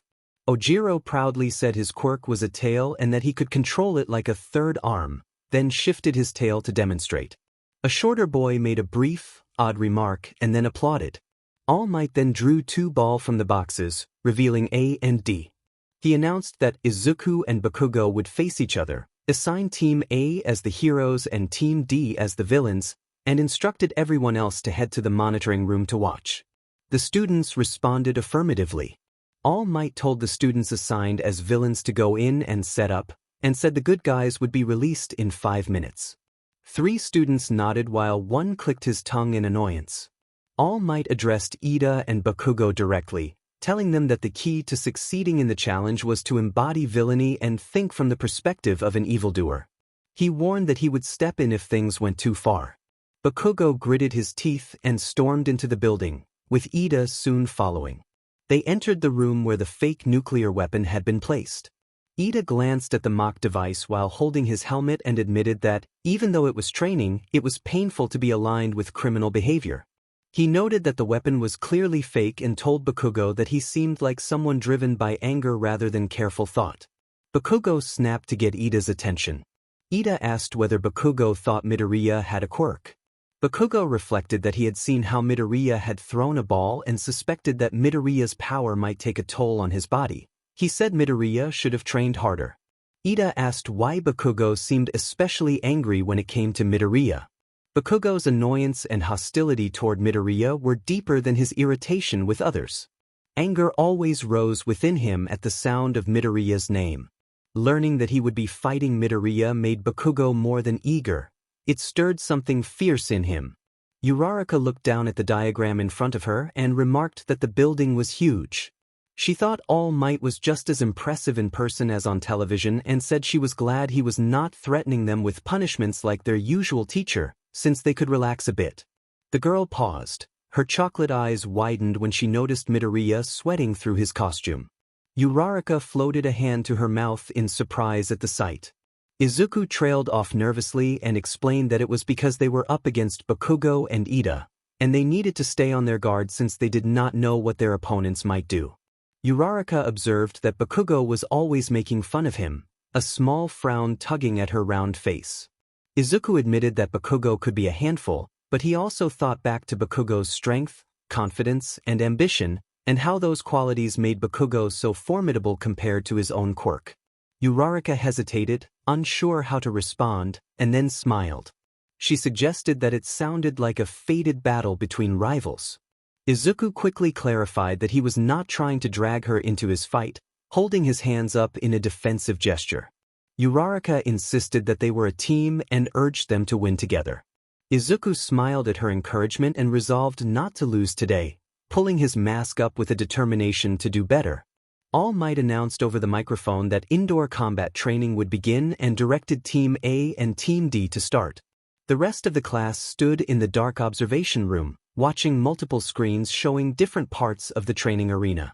A student with violet eyes scanned the feeds until he found his friends jumping out through a window. The pair vanished from one camera and reappeared on another as they calmly walked down the hall. Suddenly, someone rounded a corner and leaped into the scene, startling the 2 heroes. A dramatic blast of smoke filled the arena as the 2 disappeared from view, using the cover to change position. The smoke cleared in a few seconds, and the monitors restored the view so everyone could continue watching. Bakugo loomed over his green-haired opponent with a wide grin, clearly pleased to see part of Izuku's mask scorched by the blast. Kirishima frowned at the screens and called Bakugo's sneak attack cheap, directing his question toward the student with violet eyes. Kirishima then muttered a single odd word salmon, something he did often. YN looked away, concern evident in his violet eyes, silently hoping that the aggressive blonde would not lose control again. All Might explained that it was a viable strategy. Bakugo was playing the role of a villain. He added that Bakugo had a radio in his ear to communicate with a partner and that he had provided it along with a map of the building. All Might then produced a small roll of capture tape from the desk and showed it to the students. He explained that wrapping the tape around an opponent would mean they were apprehended and out for the rest of the game. Mina asked for confirmation about the 15-minute time limit and pointed out that the heroes had no idea which floor housed the simulated weapon, noting that the heroes were at a disadvantage. All Might agreed with the setup and reminded them that professionals had to out-weak villains even when the odds were against them. The pink-skinned student grinned and cheered that Midoriya had dodged Bakugo's move. Kaminari pointed out that the student acting as villain was running after the freckled boy. Izuku ducked, seized Bakugo's arm, and tossed him over his shoulder in a swift, acrobatic maneuver. The two shared a brief, heated glare between them. Kaminari asked if anyone could get sound for the footage, saying he could not hear anything on the screen. All Might reiterated that Bakugo's radio enabled him to speak to a partner off-screen. All Might finished by rallying the class, raising his fist in the air and calling for their support as the training continued. Their teacher shouted "Go beyond," and YN side-eyed the rest of the class, at least those who had joined in with the shout.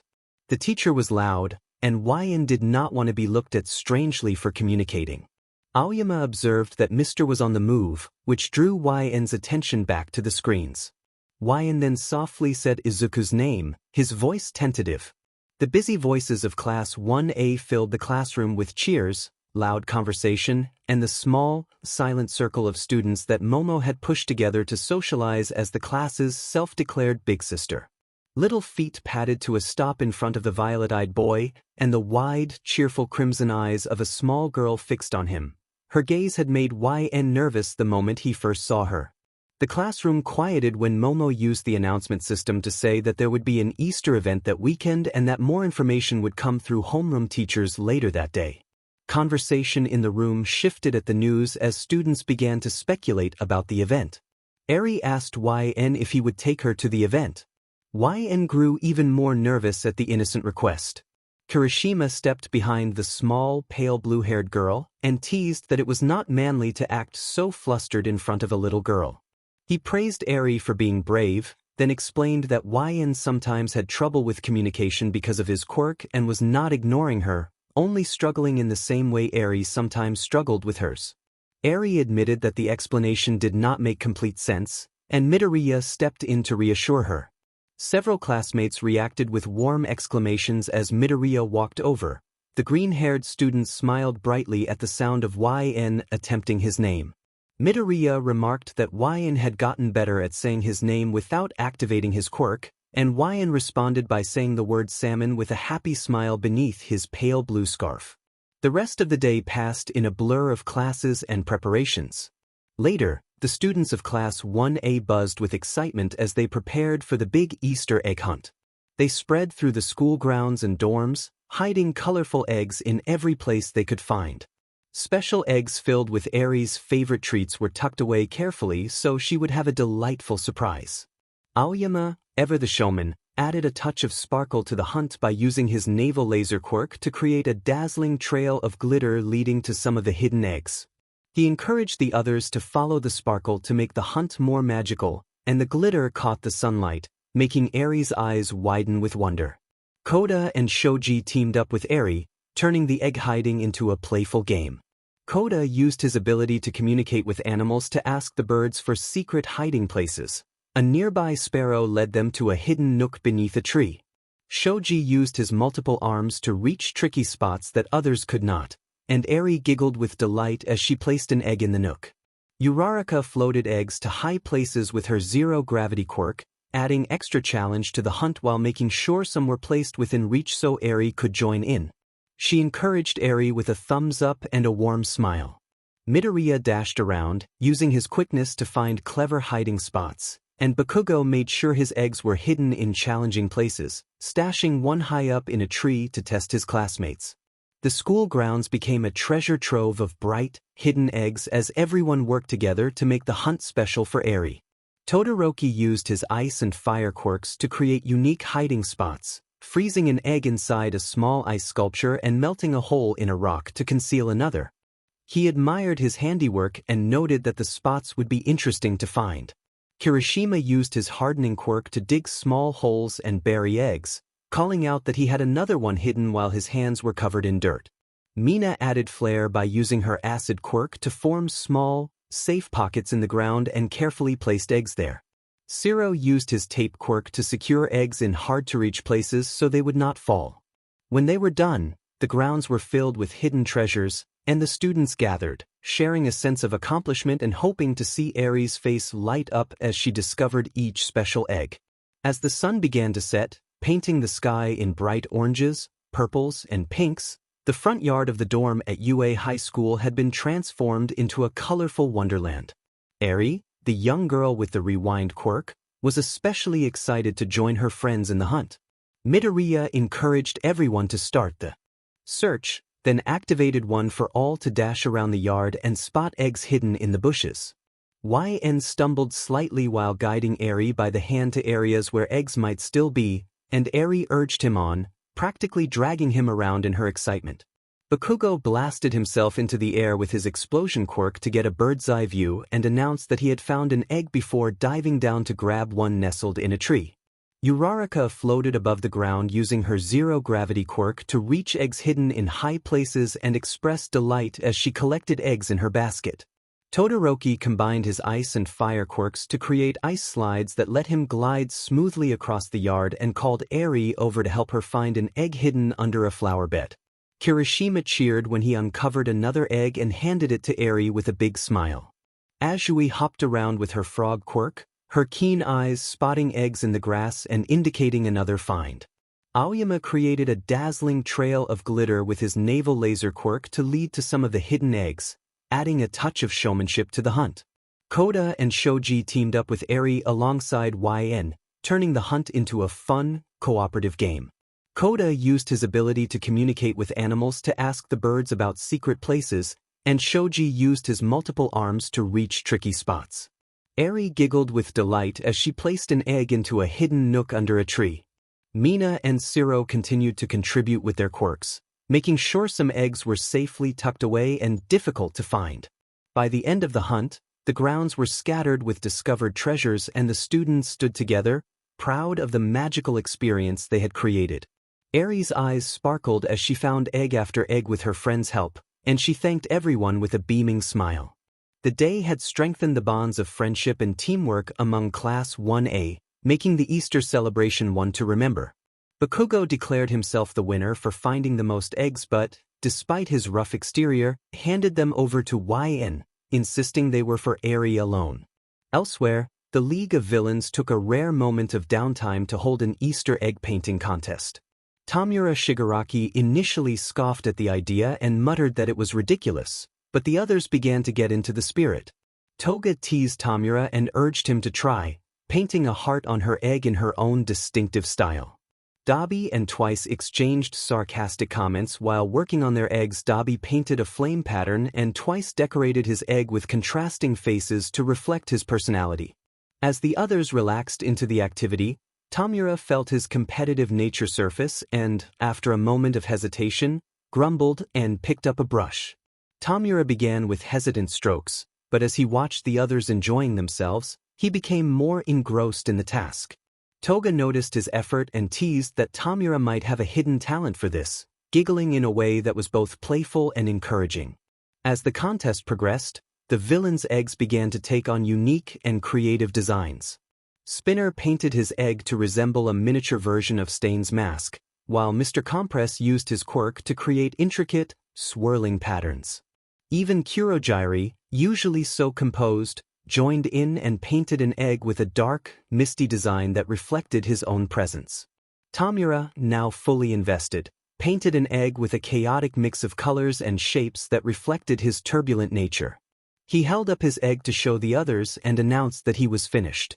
The villains gathered around, admiring each other's work and sharing a rare moment of camaraderie. Despite their differences and dark intentions, the Easter egg painting contest had brought them together in an unexpected way.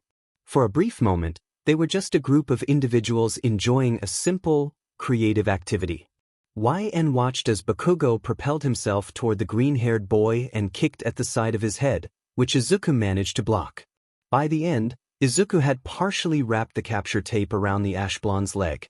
Bakugo, his eyes hard with anger, tried to land another punch on Midoriya, who quickly dodged. Sato complimented that the boy was really good, and another student expressed awe at the talent on display. The student with the aggressive quirk narrowed his eyes at the screens, seeing his friend running with Bakugo close behind. The observer thought Izuku was talented, but Bakugo had far more training. He had spent years honing himself and his quirk, while Midoriya had not. Kaminari muttered that the other boy seemed to have real anger issues and that it was kind of scary, a bead of sweat forming on his forehead. Izuku hid behind a corner with a determined look as YN's gaze shifted to another monitor. On that screen, Uraraka had located the weapons. Moments later she laughed, and Ida turned his head at the sound and pointed an accusing finger at her, obviously scolding her. Uraraka put a hand to her ear, and Izuku did the same a moment later on another monitor. Izuku stood up, then snapped his head to the right at a sudden sound, his green eyes meeting Bakugo's. Bakugo raised his fist, a fierce expression on his face. He pulled a small pin from his gauntlet and the palm of his hand glowed faintly as power gathered. All Might warned Bakugo not to use it, fearing for Izuku's safety. Bakugo only grinned and released the pin. A fierce explosion erupted from his palm, destroying the hallway where the two boys stood and blowing out through the side of the building. The observation room shook from the blast. Students glanced around in shock as tremors ran through the facility. Kirishima called out that this was insane. Todoroki focused intently on the screen that had been fogged by smoke. While staring at the monitors, one student's right hand slid into his left sleeve, nails digging into his skin and leaving a small scrape. When the smoke cleared, Izuku lay on the ground, bruised and covered in dust, and Bakugo walked toward him with a tense smile. Izuku did not appear to be fatally hurt. He had managed to avoid the worst of the attack, though he bore minor injuries. Kirishima asked All Might if this was getting out of hand, worried that Bakugo was acting dangerously. All Might denied that it had to go further but warned that using such stored power indoors invited ruin and could result in massive penalties and loss of points. Bakugo's body twitched with growing fury and he shot himself in a blur toward the green-haired. Izuku dodged the first attack, but Bakugo used the momentum to launch an explosion aimed at his back. YN inhaled sharply, watching Izuku's face contort in pain. Kirishima asked what that move had been while Ishido gasped in surprise. Todoroki, unexpectedly, observed that Bakugo did not appear strategic at first glance but was actually quite intelligent. He explained that Bakugo had altered his trajectory midair and used a blast as a smokescreen, demonstrating remarkable precision and control. Momo added that such a subtle attack required extreme calculation and mastery over a quirk. Kaminari complained that Bakugo was incredibly talented and it was frustrating. On the screen, Bakugo struck Izuku's side, grabbed his arm, and used his quirk to propel himself forward, slamming Izuku to the ground. Ishido said it was hard to watch and that Bakugo only needed to wrap the tape around him rather than escalate the harm. Tokoyami remarked that Bakugo was certainly acting like a villain in that moment. Kaminari admitted that while Midoriya had shown promise early in the fight, he was outmatched in raw combat power compared to Bakugo. Izuku rose to one knee and then sprinted away. Ishido noted that he was running, and Kirishima commented that it wasn't very bold but he likely had no choice. The two charged toward each other, both preparing attacks, and Kirishima shouted that they were going to seriously hurt one another. The student who had been gripping his arm felt his nails dig deeper before his whole body froze. For a moment, everything held still. All Might called for them to stop, but Izuku yelled something that cut through his plea. Uraraka nodded, grabbing onto a pillar. Izuku redirected his fist toward the ceiling, breaking through it and sending debris raining down. Uraraka grinned, activated her quirk, swung the pillar like a bat toward Ida to divert the falling debris, then flew past him and clung to the weapon as she landed. When the smoke in the room cleared, Izuku was revealed with one arm injured and the other scorched. All Might announced that Izuku had succeeded as Izuku fell to the ground. All Might announced that, despite the results, the MVP of the exercise was young Ida. Ida gasped in surprise and turned toward the adult in disbelief. Azui wondered aloud whether one of the heroes should have been named, since they had technically won.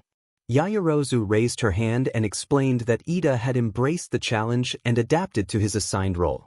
She pointed out that Bakugo's judgment had been clouded by a personal grudge against Midoriya and that launching a large-scale attack indoors had been reckless.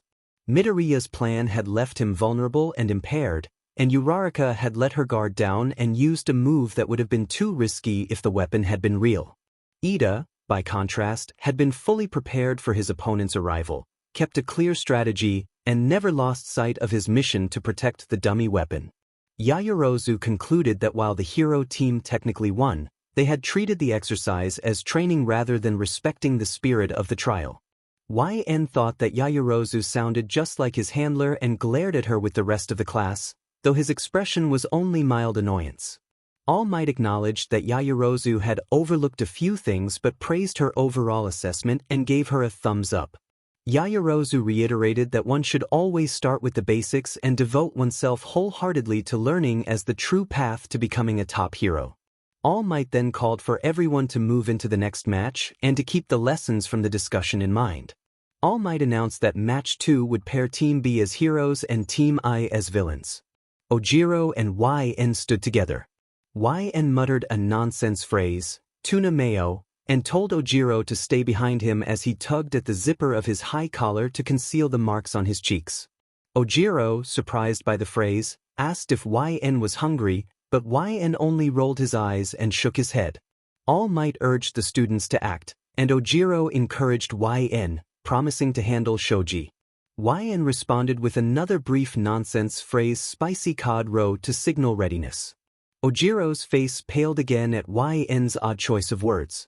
YN sighed, thinking about how he always had to display his quirk under the demands of others and the attention it drew. The stares, the whispers, the feeling of eyes burning into his back. He told himself to snap out of it. YN assured Ojiro he would take care of shoji. Ojiro nodded, not fully listening but wanting to be polite. YN repeated the cue, "Spicy cod roe," and braced for Todoroki, who was likely to freeze large sections of the building. Suddenly, thick sheets of ice began closing in on the two. In an instant, YN unzipped his collar and ordered them to run. Before Ojiro could think, he and YN sprinted away. Ojiro swung across a bar and pulled himself into an air vent, and YN followed, catching Ojiro to prevent him from being frozen. They crawled through the vents to escape and find a place to regroup.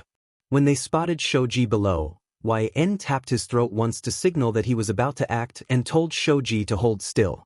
Ojiro froze in disbelief at how they had infiltrated despite Todoroki's lockdown. YN slid silently out of the vent and dropped behind the rigid Shoji. He tossed a small flash pellet down the corridor where Todoroki was advancing. The pellet detonated in a blinding burst of light. Todoroki instinctively raised a wall of ice, which played into YN's plan. YN used his ability to slow Todoroki, leaving him groggy and disoriented, and Todoroki staggered to a knee. While Ojiro moved quickly to restrain Shoji, YN secured Todoroki's hands. All Might declared the villains the winners, and the room erupted in a mixture of cheers and stunned silence. Shoji gradually recovered and blinked in confusion, while Todoroki groaned and rubbed his temples. All Might praised YN for using his abilities with restraint and intelligence, calling the display an excellent example of quirk mastery and tactical precision. Midoriya declared that that's how a hero operates. Bakugo scowled and dismissed it as a cheap trick. Midoriya then leaned forward, eyes wide, amazed that YN had used his quirk without causing harm and had neutralized two powerful opponents. Yaoyorozu nodded, noting that he had not just won but had controlled the battlefield. YN zipped his collar back up, hiding the marks once more. He did not smile or gloat, he stood. Quietly, eyes lowered, letting the praise wash over him like rain. Ojiro clapped him on the back and told him he was terrifying in a good way. YN tilted his head slightly and mentioned tuna mayo. The remaining rounds passed in a blur, the first bout having been the spark that woke everyone up. YN watched as classmates faced off, Azui and Tokoyami against Kirishima and Siro, Kaminari and Jairu against Yaoyorozu and Mineta, Aoyama and Ishido against Sato and Koda. The matches had been straightforward, but the effort each student put in earned YN's admiration. Not commission level, not close, but sincere. The violet-eyed boy found his classmates' quirks endlessly interesting. Tokoyami had Dark Shadow. Azui had Frog. Ashido had Acid. Dark Shadow seemed powerful, but YN wondered if it had a time limit. He wondered whether Azui's shorter height was genetic. He wondered why Ashido had horns if they weren't connected to her quirk. Questions multiplied as he watched. All Might called the class to attention and declared the training a wrap, praising the students for stepping up. He noted the relative luck of the day, that they had no major injuries apart from Midoriya, and commended everyone on an excellent first day. The pro hero gave a proud thumbs up from the entrance to the training grounds. Azui commented that it was nice to hear encouragement after homeroom, since Mr. Aizawa had been a bit of a buzzkill. Kirishima, Ojiro, Kaminari, Mina, Jairu, and Siro all nodded in agreement. All Might said he was glad to bring positivity back to his alma mater, mentioned his plan to check on Midoriya's progress, and then exited in a dramatic flash that left a puff of dust behind. Kaminari grinned and said that was what a hero looked like. Ojiro complained that he would never be able to run that fast, and Mineta responded with enthusiastic praise. Silently, YN slipped away from the crowd to check on Izuku. Following the path All Might had taken, he wound through the halls of UA toward the infirmary. Voices grew louder as he approached. Recovery Girl told All Might that there was no need to apologize. Midoriya was too exhausted for her quirk to fully restore him in one sitting.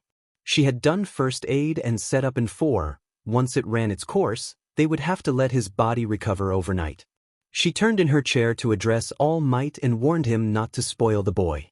All Might explained that he was trying not to play favorites but had wanted Midoriya to see he was capable of winning the exercise. He also asked Recovery Girl to speak more quietly about One for All while others were nearby. YN muttered that he was thinking of salmon and tuna mayonnaise as he stepped into the room. Heads turned at his quiet entrance. Both adults looked puzzled by his odd choice of words. All Might admitted he had not noticed the boy standing there because he had been so quiet, and Recovery Girl asked if YN was friends with Midoriya, reassuring him that Midoriya would be fine by morning. YN paused, looked down at the still unconscious Izuku, and murmured that he was relieved. YN sat back at his desk in homeroom, fingers flicking over the controls of his handheld console, the case decorated with tiny sharks. He watched his little character wander the island, collecting flowers. The door opened, and a spiky red-haired student announced Midoriya's arrival. YN paused his game and lifted his head, then looked toward the doorway and met the sight of Izuku, beaten and exhausted, his arm held gently in a sling. YN sighed softly at the sight of his best friend injured but otherwise all right, then turned back to his game. Kirishima grinned and raised his good arm, noting that he did not know what Izuku had been saying during the match but that he had been fired up. Siro added that he could not believe Izuku had held his own against Bakugo, praising his strength. The pink-skinned girl complimented Izuku on his dodging with loud enthusiasm. Sato observed that everyone had turned up for the first match, so their subsequent rounds had been intense. Aoyama opened to make a remark about elegance, but Ashido interrupted with energetic praise about the dodging. Kirishima introduced himself calmly as Ijiro and explained that they had been going over training results while Izuku was recovering. Hantashiro said his name next. Aoyama attempted to introduce himself as Yu, but Ashido jumped in again to declare her own name. The frog-like Tsuyu corrected the introductions and asked to be called Tsu. Sato gave a brief greeting of his own. The green-haired, freckled student stammered a shy hello as the group crowded around the injured boy. Mineta announced his name loudly in his usual brash manner. Kirishima demanded to know where Mineta had appeared from, and Mineta retorted with a crude joke. Aoyama tried again to introduce himself, declaring he was UA's brightest star, but Sato shut him down with a comment about his training performance. Aoyama insisted on his star status. Tokoyami sat on a desk near YN, watching him play and trying to dampen the general noise. Ida strode over, scolding Tokoyami for using the desk as a chair and then noticing why. Ida demanded that YN put the device away, reminding everyone that school hours were for education and that the rules deserved respect. YN turned and made an obscene gesture at Ida as he spoke. Tokoyami defended YN, saying he was fine and should be left alone. Jairu walked over and told the group to calm down, while Ojiro pointed out that Ida carried a lot of tension. Ida sulked and proclaimed that no one understood the importance of respecting the desks and the school's rules, invoking the example of older students who had once used them. Tokoyami commented on the noise before turning back to watch YN play. Izuku, sweating, observed that Ida never relaxed. Kaminari opened the door with Uraraka and asked if anyone wanted to grab a bite later, mentioning sweets as an option. Uraraka immediately focused on Izuku and asked why he had not received healing for his injuries. Izuku explained that it had to do with how much stamina he was using, and he glanced at Bakugo's empty desk before asking where Kaken was. The protagonist walked calmly across UA's grounds, unaware of the cluster of reporters crowding the front doors and hassling any student who passed. A boy dashed past and bumped one of the reporters on the edge of the crowd, dropping his handheld device. YN crouched to pick it up and check for damage, but a swarm of people surged around him. A reporter identified him as a UA student and more cameras and microphones were shoved into his face.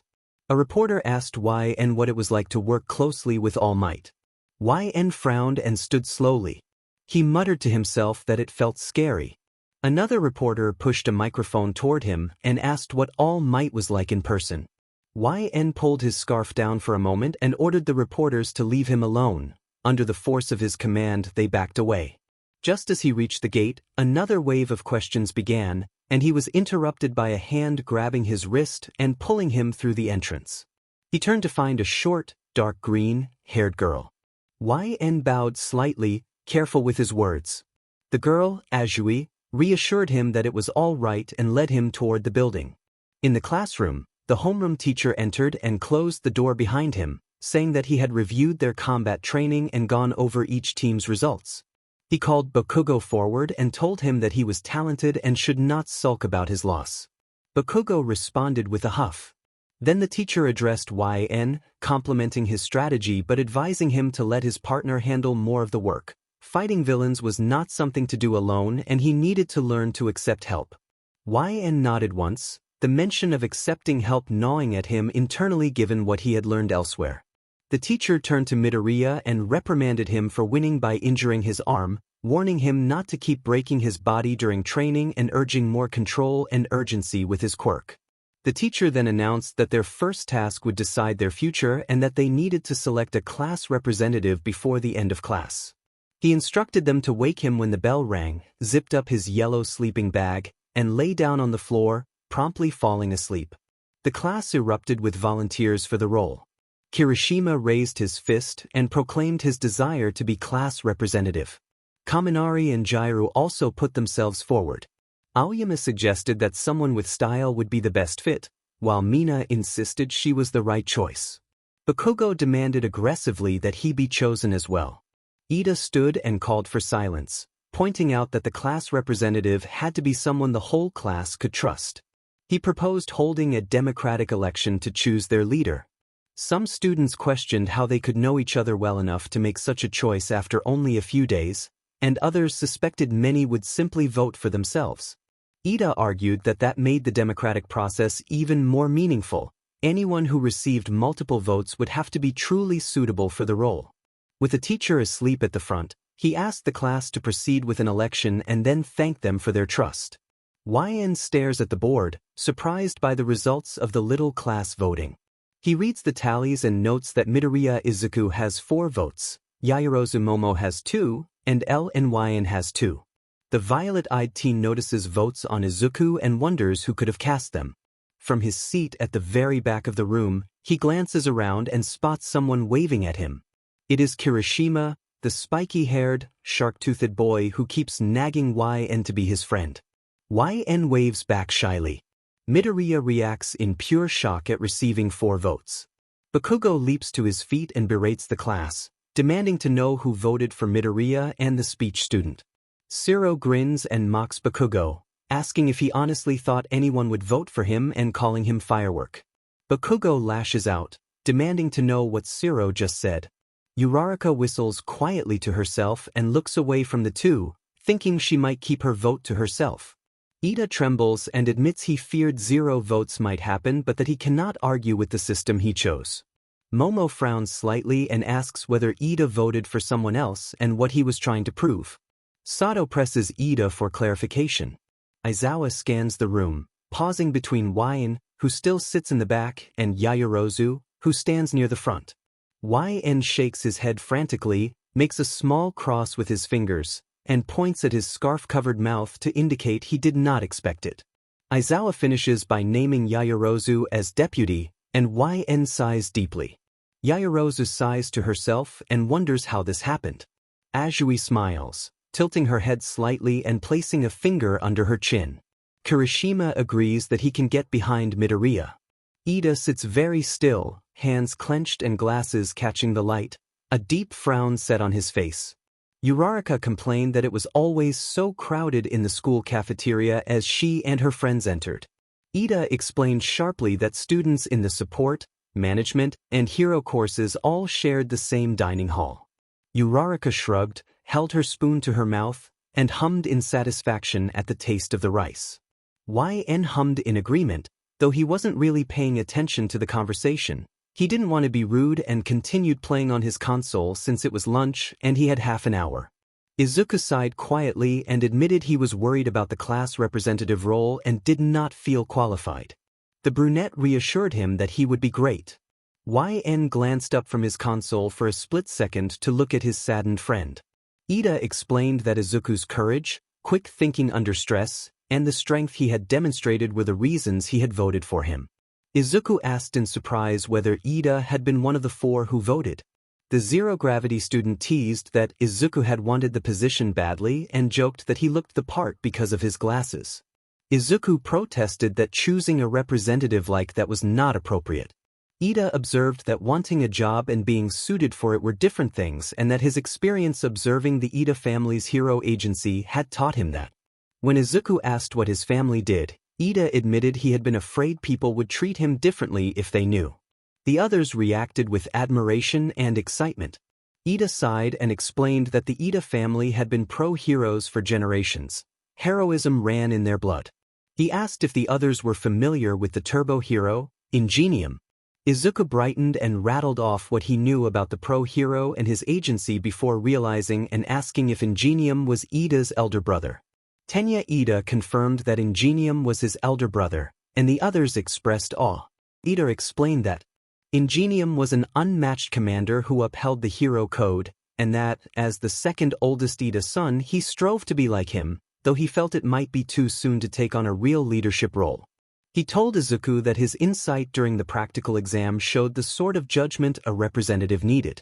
Uraraka exclaimed that it was the first time she had seen Ida smile and urged him to smile more. Ida protested that he smiled all the time. Uraraka disagreed. YN turned back to his game in silence. Izuku began to bring up the practical exam again, but a sudden blaring siren filled the cafeteria and cut him off. Students called out, surprised and confused. The quiet platinum-haired student paused his game and looked around. A speaker announced a Level 3 security breach and ordered all students to evacuate the building in an orderly fashion. YN rubbed his ears at the intensity of the noise. Ida asked what a Level 3 security breach meant. An older student explained that someone had managed to get past the school's barriers, something that had not happened in his 3 years there, and urged everyone to get moving before joining the rush. YN muttered at the shouts of other teens running to escape. The hallway was a chaotic crush of students. One student told another to stop shoving so hard, and others complained about being trampled. Uraraka cried out as she was shoved against the person in front of her. YN grumbled and closed his eyes as he was jostled by the crowd. Tenya Ida raised his voice over the screaming to note that everyone had reacted quickly, while Midoriya pointed out that the pushing was causing a panic before he was suddenly grabbed and pulled away. A bespectacled student concluded that the commotion was caused by the press outside, which made YN frown at the idea. He thought it possible but improbable that the media could have breached UA's gates without help.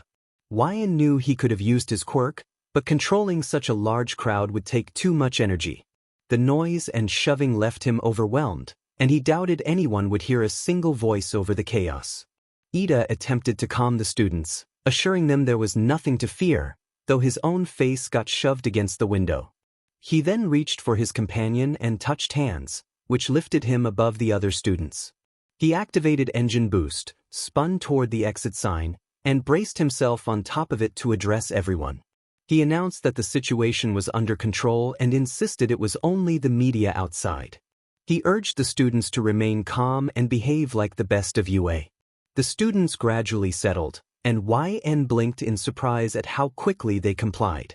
Later, Yaoyorozu called for the meeting to begin. Izuku trembled beside her as she explained they needed to decide the other class officers. Midoriya hesitated, then nominated Tenya Ida for class representative, arguing that Ida had captured everyone's attention and kept them orderly. Ida reacted with quiet surprise. Kirishima agreed with Midoriya's recommendation, pointing out that Ida had stepped up and taken charge. Kaminari added a light-hearted observation about Ida's pose earlier, comparing him to the figure on the emergency exit sign. Izawa, from behind Izuku, muttered that the whole thing was a waste of time as he lay back down. Ida accepted the nomination humbly and pledged to carry out the duties of class representative to the best of his abilities. The class responded with support, teasingly calling him emergency exit and urging him not to let them down. YN later received a message from his aunt. She informed him that their handler wanted a meeting about returning to commission training programs and about the possibility of him moving back into the commission dorms instead of continuing to live in her house. YN relayed to his aunt that Akuma wanted this meeting again and that he had already insisted he was fine training on his own, reminding her that he had placed first in the entrance exam with his rescue points and wondering whether that should have been enough. His aunt replied that she had no choice. The commission had been demanding more public appearances from her and wanted more explanation regarding their clan. She told him that the situation was messy but that he knew what he needed to do. She advised him to keep practicing speaking normally, to use simple words, and to be useful. YN agreed. He told his aunt he was going to get something to eat and then head home. She urged him not to stall and to get home safely. He said goodbye and expressed his affection, and his aunt returned the sentiment. The walk to the nearby vending machines did not take long because YN was absorbed in a game on his Switch.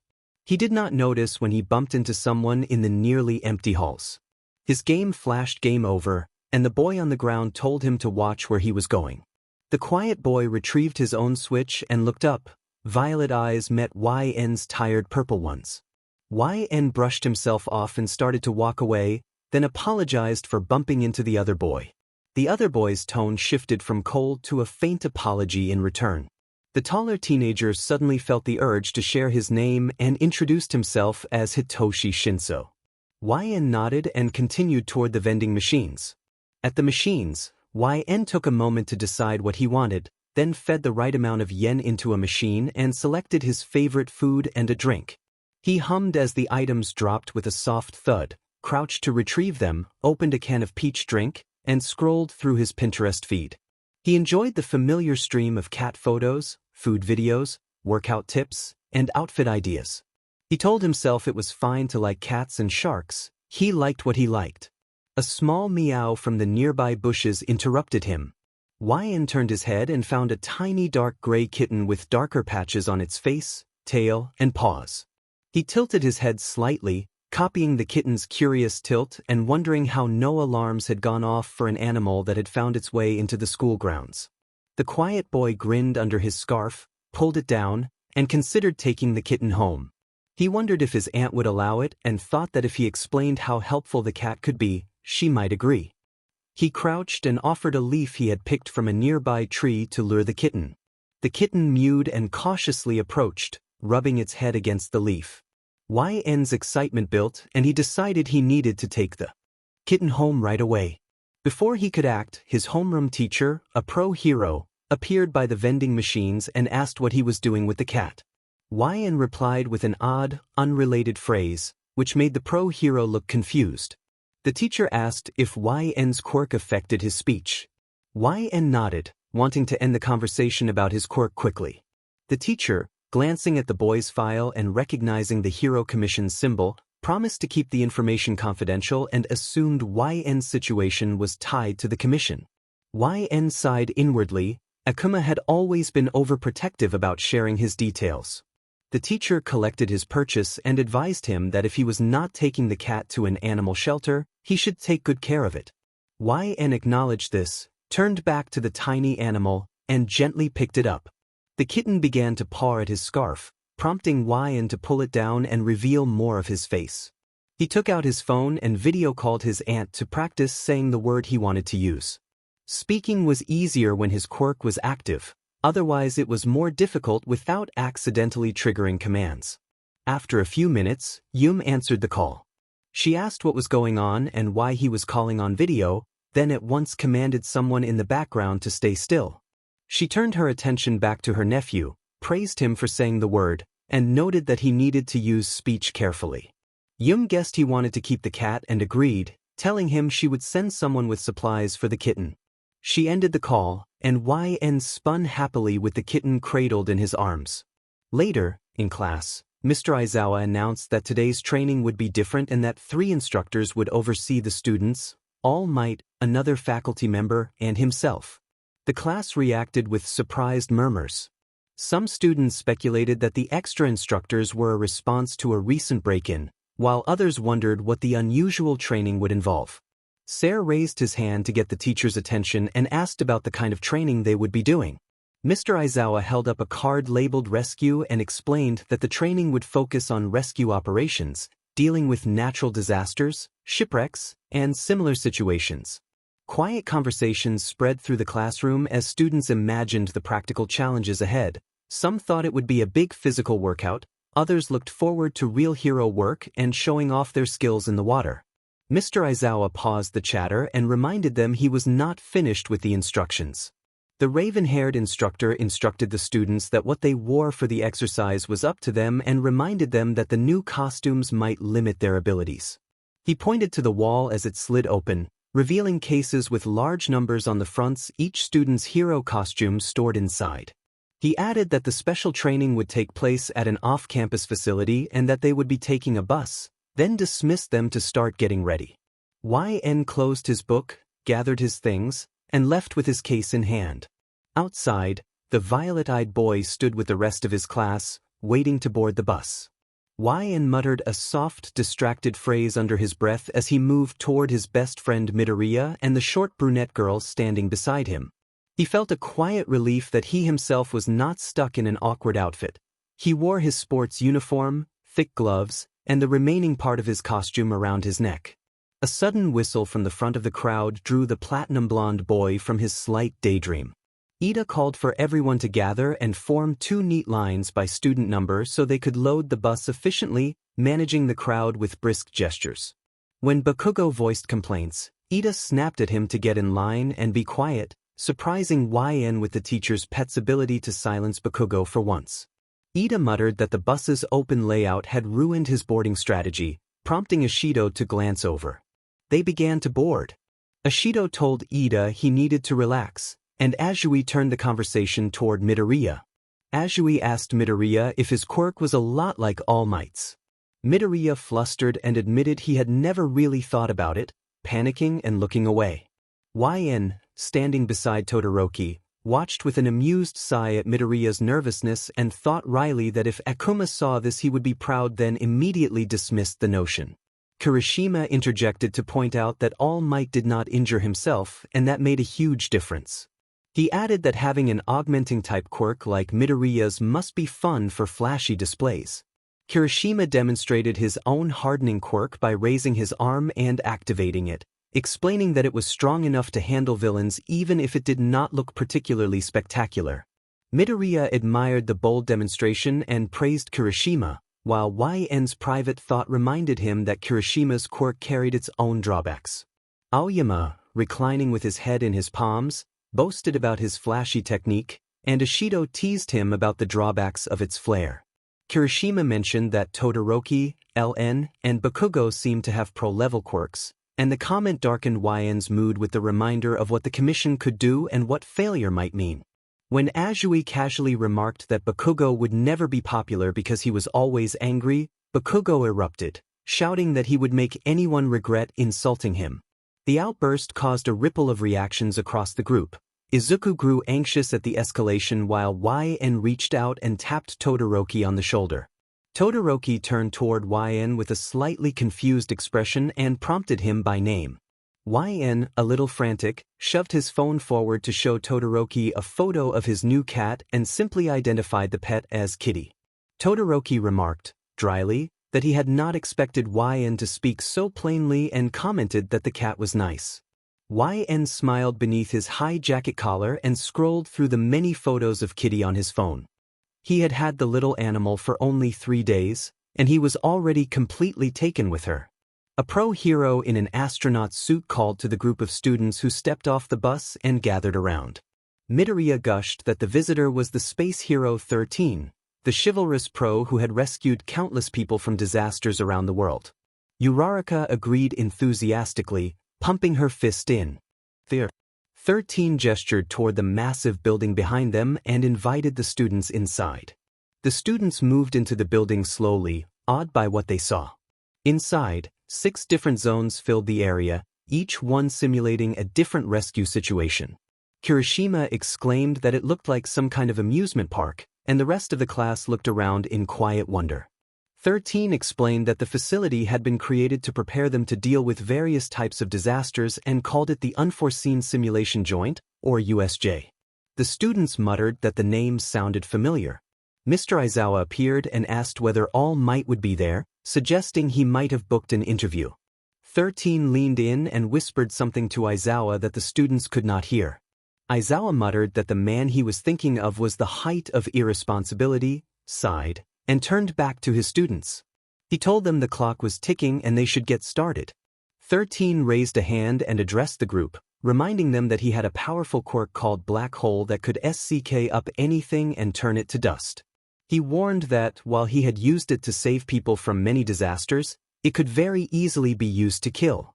He told the students that in a superhuman society quirks were certified and regulated, but that they still needed to remember how dangerous powers could be if someone lost focus or made the wrong move. 13 credited Aizawa's fitness tests with giving them a solid understanding of their quirk's potential and All Might's combat training with showing how dangerous those powers could be against others. He emphasized that today's training would focus on using quirks to save lives, not to attack, and that ensuring the safety of others was what being a hero was about. 13 finished with a dramatic bow, and most of the students cheered. Suddenly, the lights around the USJ flickered and then went out, plunging the area into darkness. The fountain in the middle and everything else that required electricity died with the lights. From the darkness behind the fountain, a pitch-black shadow began to disperse and a portal opened, a hand reaching through. Aizawa ordered the students to stay together and not move, and he instructed 13 to protect the students at all costs. The students looked at him in confusion. Kirishima asked what the thing was, and others peered past their teachers to see a crowd of people walking through the dark portal. Someone in the group moved a few steps forward, and Aizawa barked for them to stay back. He pulled his yellow goggles up over his eyes, his normally flat hair reacting as his quirk activated, and he glared at the figures emerging from the portal. He told everyone that this was real and that those were real villains. The trainees gasped, and a few were clearly terrified by the sudden revelation. YN thought about how much the commission would expect if he handled the situation well and felt a strong desire to be allowed to fight. He moved closer to Aizawa, his jacket collar zipped up. He had activated his quirk and, forgetting himself for a moment, spoke up to offer help. The habit of phrasing the offer in a particular way caused him to use a command-like phrasing when he approached Aizawa. He realized immediately that Aizawa would not allow him to join the fight. YN understood that he would have to be patient. He would get his chance to use his quirk when the situation required it. She had her best friend text him for her that day. He replied with a blunt question asking what she meant. Her best friend messaged him again early the next morning, but he still had not opened the conversation. Frustrated, she lashed out, calling him Cheese and an idiot. His codename was Cheese, her best friend's crush was codenamed Yogurt, and their other friend's crush was codenamed Microwave. The adult of Dark Purple and Black Mist explained that the only real heroes he saw were 13 and Eraserhead, and that, according to the schedule retrieved from UA, All Might should have been here as well. The mist took on a vaguely human shape with two glowing gold eyes that scanned the room. Aizawa frowned at the intruders and accused them of using the press as a cover to slip onto campus. The scrawny man with matted light blue hair and a white hand ornament covering part of his face growled that he had come with several friends eager to meet the symbol of peace. The portal behind them began to shrink. Only 3 of the villains remained inside the facility, and each zone had been seeded with low-level thugs. One of the figures stayed where he had emerged, the adult of mist with golden eyes. Another was a large humanoid creature with a bird-like beak and an odd exposed cranial ridge that suggested something uncanny rather than gruesome. The third was a shorter man, evidently the leader, dressed in plain black with bright red shoes and wearing a coat adorned with many white hand-like ornaments. The leader tilted his head and suggested that perhaps if they caused enough chaos, the symbol of peace would be forced to show himself. Aizawa cursed under his breath and surveyed the villains. Kirishima muttered to himself in disbelief that real villains had managed to get into a UA facility so secure. Yaoyorozu walked over toward Ida and asked why the alarms weren't going off. Ida replied quickly that he didn't know. Todoroki pressed a hand to his chin and wondered whether the whole campus was under attack or if the intruders had a single target. Todoroki reasoned aloud that if the alarm sensors weren't triggering, one of the villains probably had a quirk masking their presence. They had chosen this isolated facility at a time when a class was in session. Their trespass was foolish but clearly planned. Whatever the plan, they must have a concrete objective in mind. YN watched the wealthier students talking among themselves and mentally dismissed their whispered assumptions. If they were so smart, he thought, they'd figure it out on their own. Aizawa instructed 13 to get the students out and alert the main campus. He then turned to Kaminari and ordered him to try using his quirk to contact the school. Kaminari blinked in surprise but collected himself and prepared to act. Midoriya warned Aizawa that there were too many opponents for him to handle alone and that Kaminari's power was better suited to stealth and one-on-one situations. He urged the teacher to be cautious. YN stepped closer to the adult hero with his jacket collar down and quietly informed Aizawa that the commission had trained him for situations like this and that he could help. In the act of speaking, he accidentally activated a command quirk that forced the phrase to be heard more strongly than intended. He mentally berated himself for the mistake. He already knew Aizawa would refuse to let him join the fight. Aizawa nodded to the violet-eyed boy and told him that he would be able to help soon, but to let him handle things for now and remain on guard. He reminded Midoriya that a person could not become a pro relying on only one trick. Then Aizawa leapt down the staircase, leaving a tense and annoyed YN clenching his fists. YN anticipated a lecture later from his guardian or mentor about not rushing into danger. The students backed away from the staircase and watched their homeroom teacher move to confront the growing number of villains as they headed for the exit. They had not even reached halfway when the mist formed directly in front of the doors. The mist announced that there would be no escape and introduced himself as Kurojairi, formally presenting his affiliation with the League of Villains. The students exchanged glances. Some glared back, others looked frightened. Kurojairi commented that someone had been expected today but had apparently not arrived due to an unforeseen change of plans, and that did not alter the role he intended to play. As he shifted his gaze toward other students, he prepared to strike. Bakugo and Kirishima charged in tandem and smashed through the dust and debris toward the wall of darkness. Panic flared through the room as the students watched the 2 teenagers attack, but when the dust settled, the mass of mist remained intact and unfazed. Kurojairi remarked that the students lived up to their school's reputation, but warned them to be more careful. Kurojairi narrowed his eyes and warned that otherwise someone might get hurt. 13 ordered Bakugo and Kirishima to get out of the way immediately. A villain threatened to scatter them across the facility and kill them. YN cursed under his breath, his eyes widening and then narrowing with a newfound resolve. He raced forward, pulling down the zipper of his jacket collar as he charged toward the dark mass. Kirishima called out in alarm as the darkness domed over the group of students and the pro hero. North managed to get close enough to the dark void around Kurojairi to try and issue a command, but the mist answered in a whisper, telling them to have fun. Before he could react, something struck the back of his head and the mist swept the class away through the facility. He groaned when he opened his eyes and realized he had landed on a rooftop in the crashed building section of the USA. He put his hand to the back of his head, then pulled it away and noticed a small smear of red on his fingers. He muttered to himself, wondering why he had to land on his head, and fell silent at the sound of voices nearby declaring themselves villains. The platinum blonde sighed deeply, running his hands down his face slowly after putting his phone in his school jacket. Thankfully that day had been calm for the boy. Not many of his teachers had paid much attention to him, which had allowed him to play on his Switch at the back of the class. Another good thing about UA, he thought, was that no teacher had asked him to speak during lessons. It would be weird to hear someone recite rice ball ingredients aloud. YN had started stalking the halls of the broken-down building, listening for any sound. He froze when a villain with a finding-type quirk discovered him and called out to his companions that they had found one of the brats. One thug added that their big boss would be pleased if they took care of him. Another wondered aloud whether Shigaraki had wanted one of these kids, describing a student with very light blonde hair who might be affiliated with the Safety Hero Commission. The thugs argued that the commission helped people, but their boss wanted this particular kid for reasons they did not understand.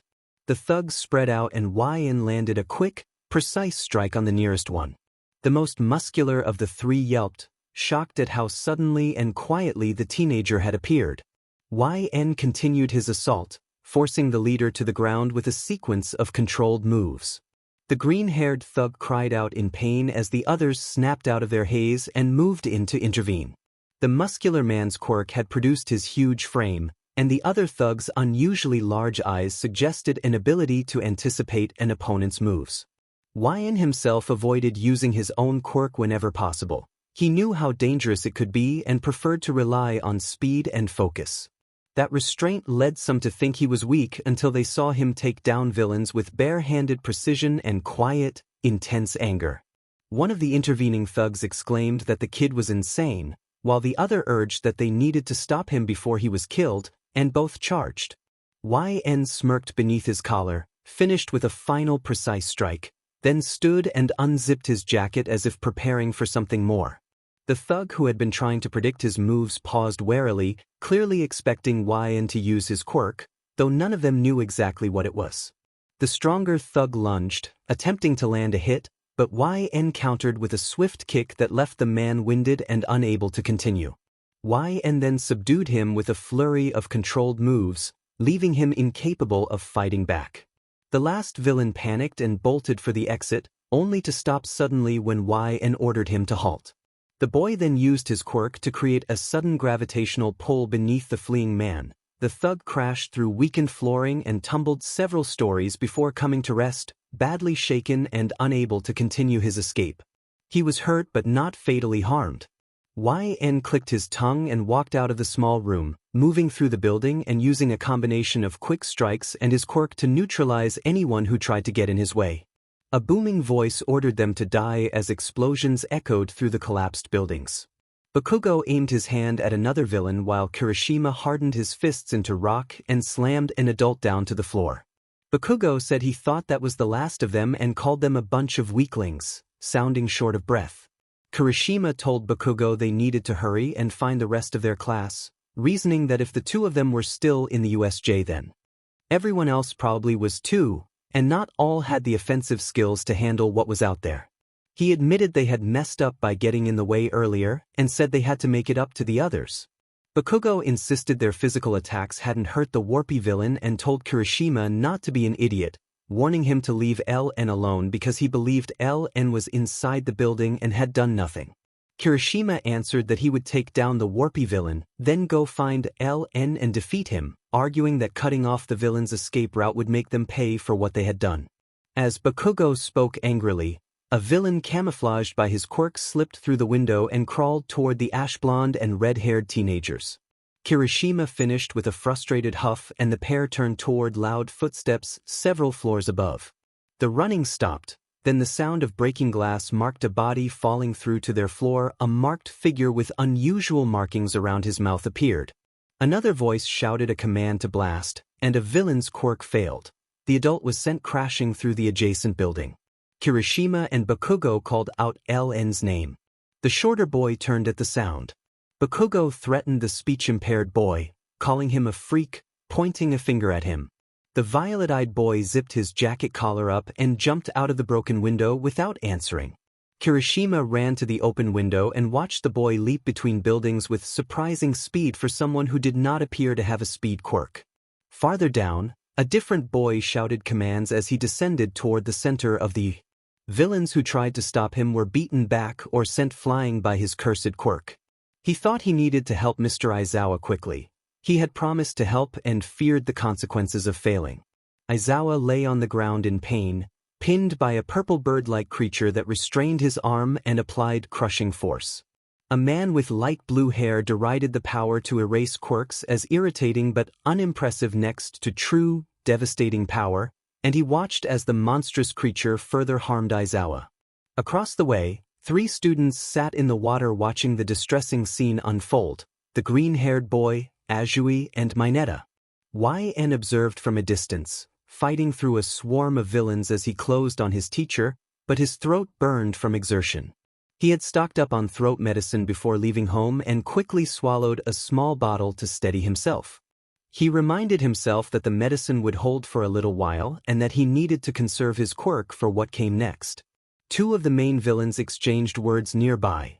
The man in blue scratched his neck aggressively and suggested they make sure the symbol of peace was broken and wreck his pride.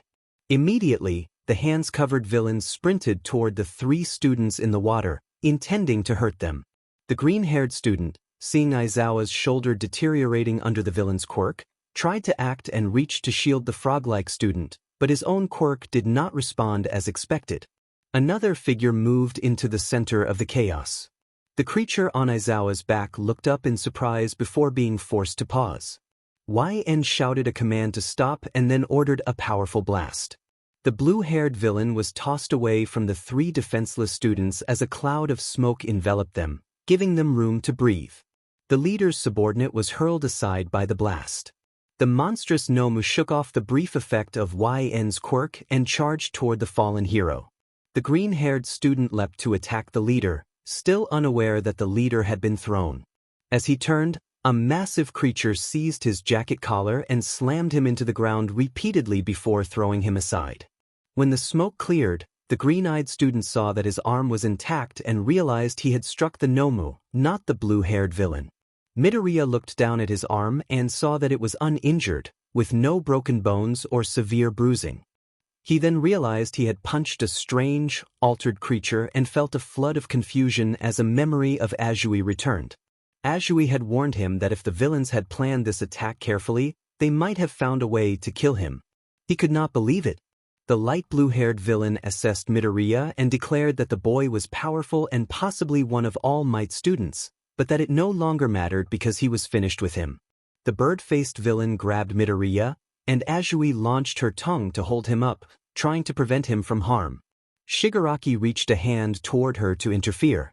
Everything shifted when the USJ trembled from an impact at the entrance, drawing every head toward a rising cloud of dust and smoke at the top of the stairs.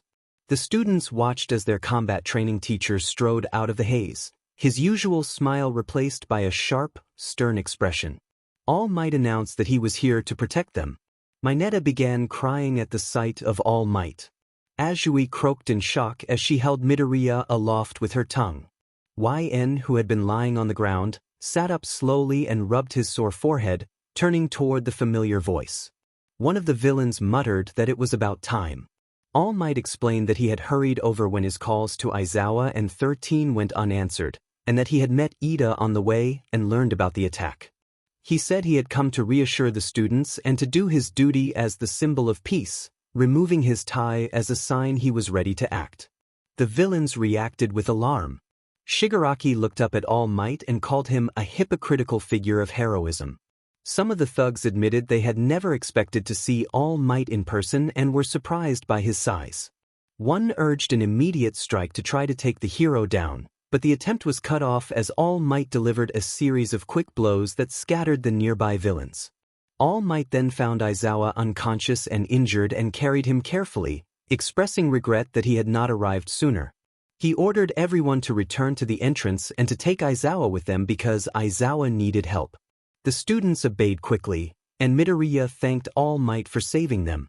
Wyan stood behind All Might, breathing hard and moving forward slowly.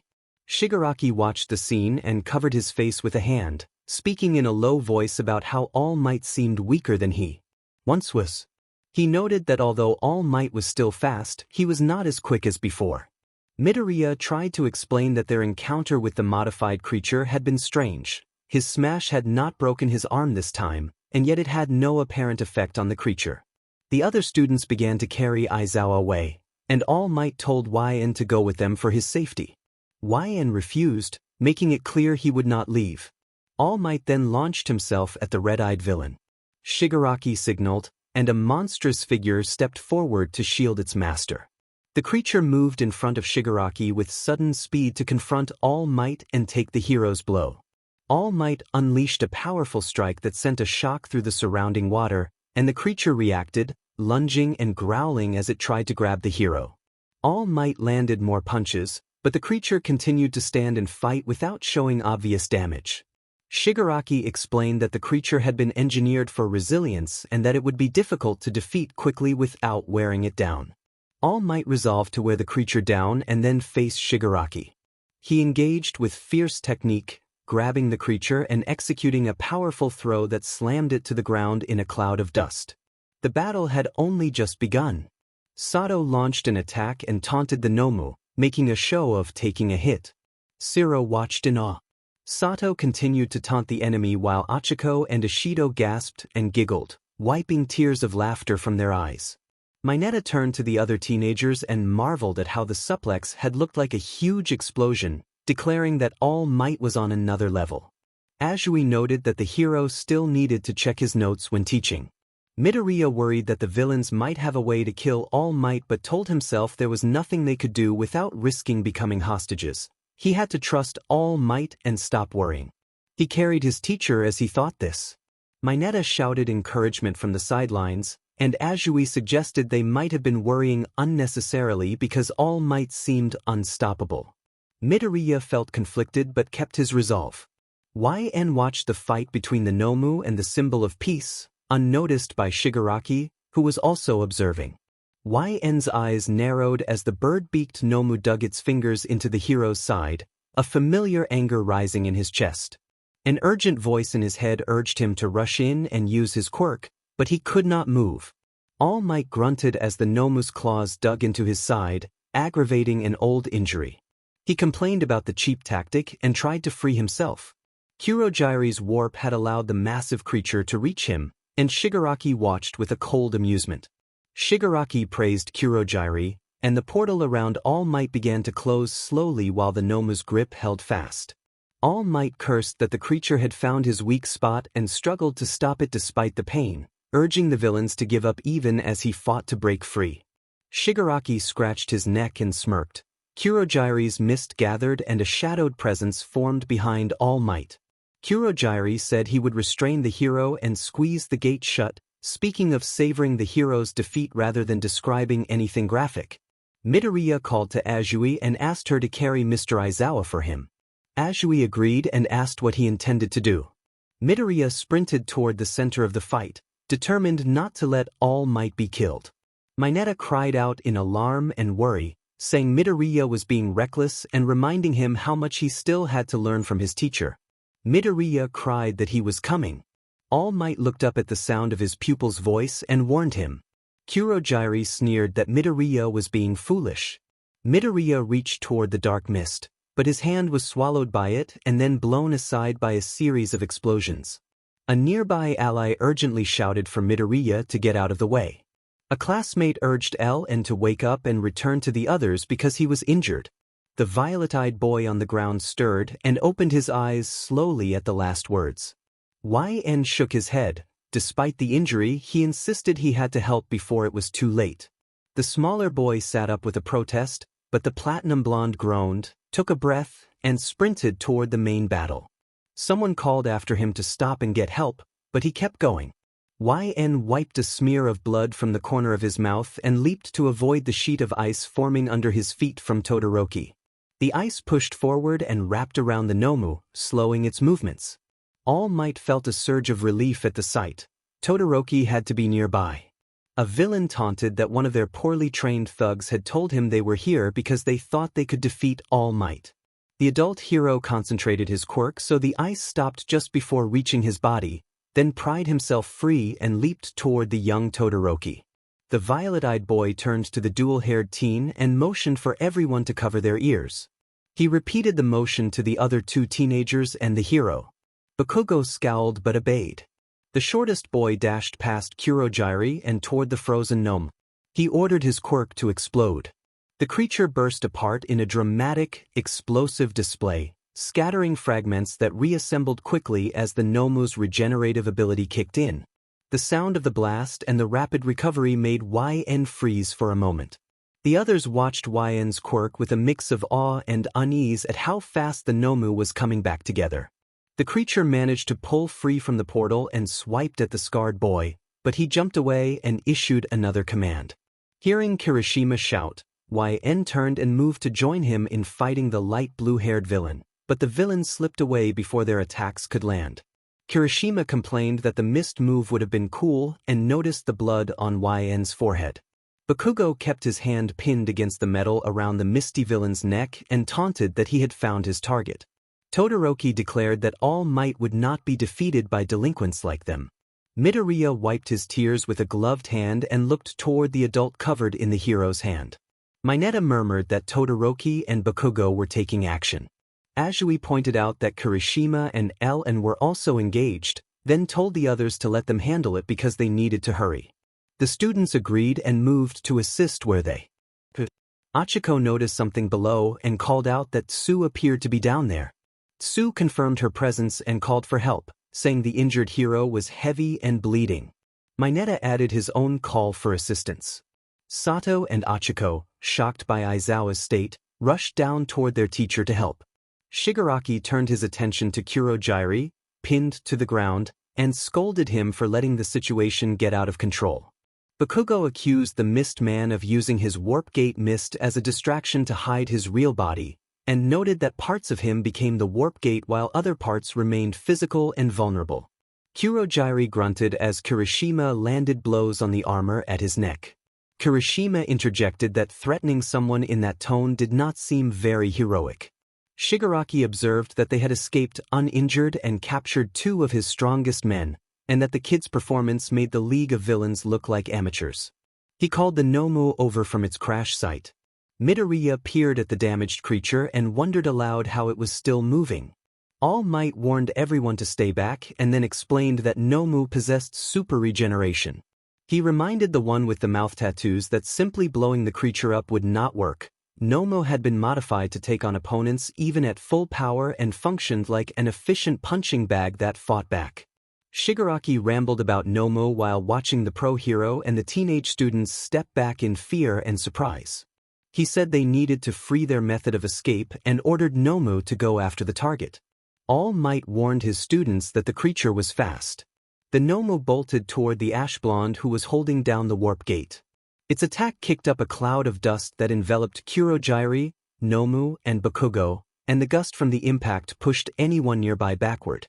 Midoriya groaned as he slowly stood, noting the force of the blow. He saw that his childhood friend had been slammed into a wall, leaving a deep dent in the ground. Midoriya called for Kaken, then turned his head and felt another presence beside him. He realized, to his relief, that Bakugo was sitting on the ground next to Kirishima.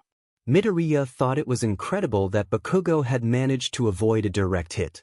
Bakugo snapped that he had not dodged and, sounding stunned that he was still alive, insulted Midoriya in his usual blunt way. YN winced and muttered, his voice sore and hoarse from the strain of powerful commands he had used. Kirishima placed a hand on YN's shoulder as the smaller boy coughed a little blood and tried to steady himself. Todoroki scolded the others as he watched the pro-hero panting and coughing near the broken wall. Midoriya called out to All Might in worry.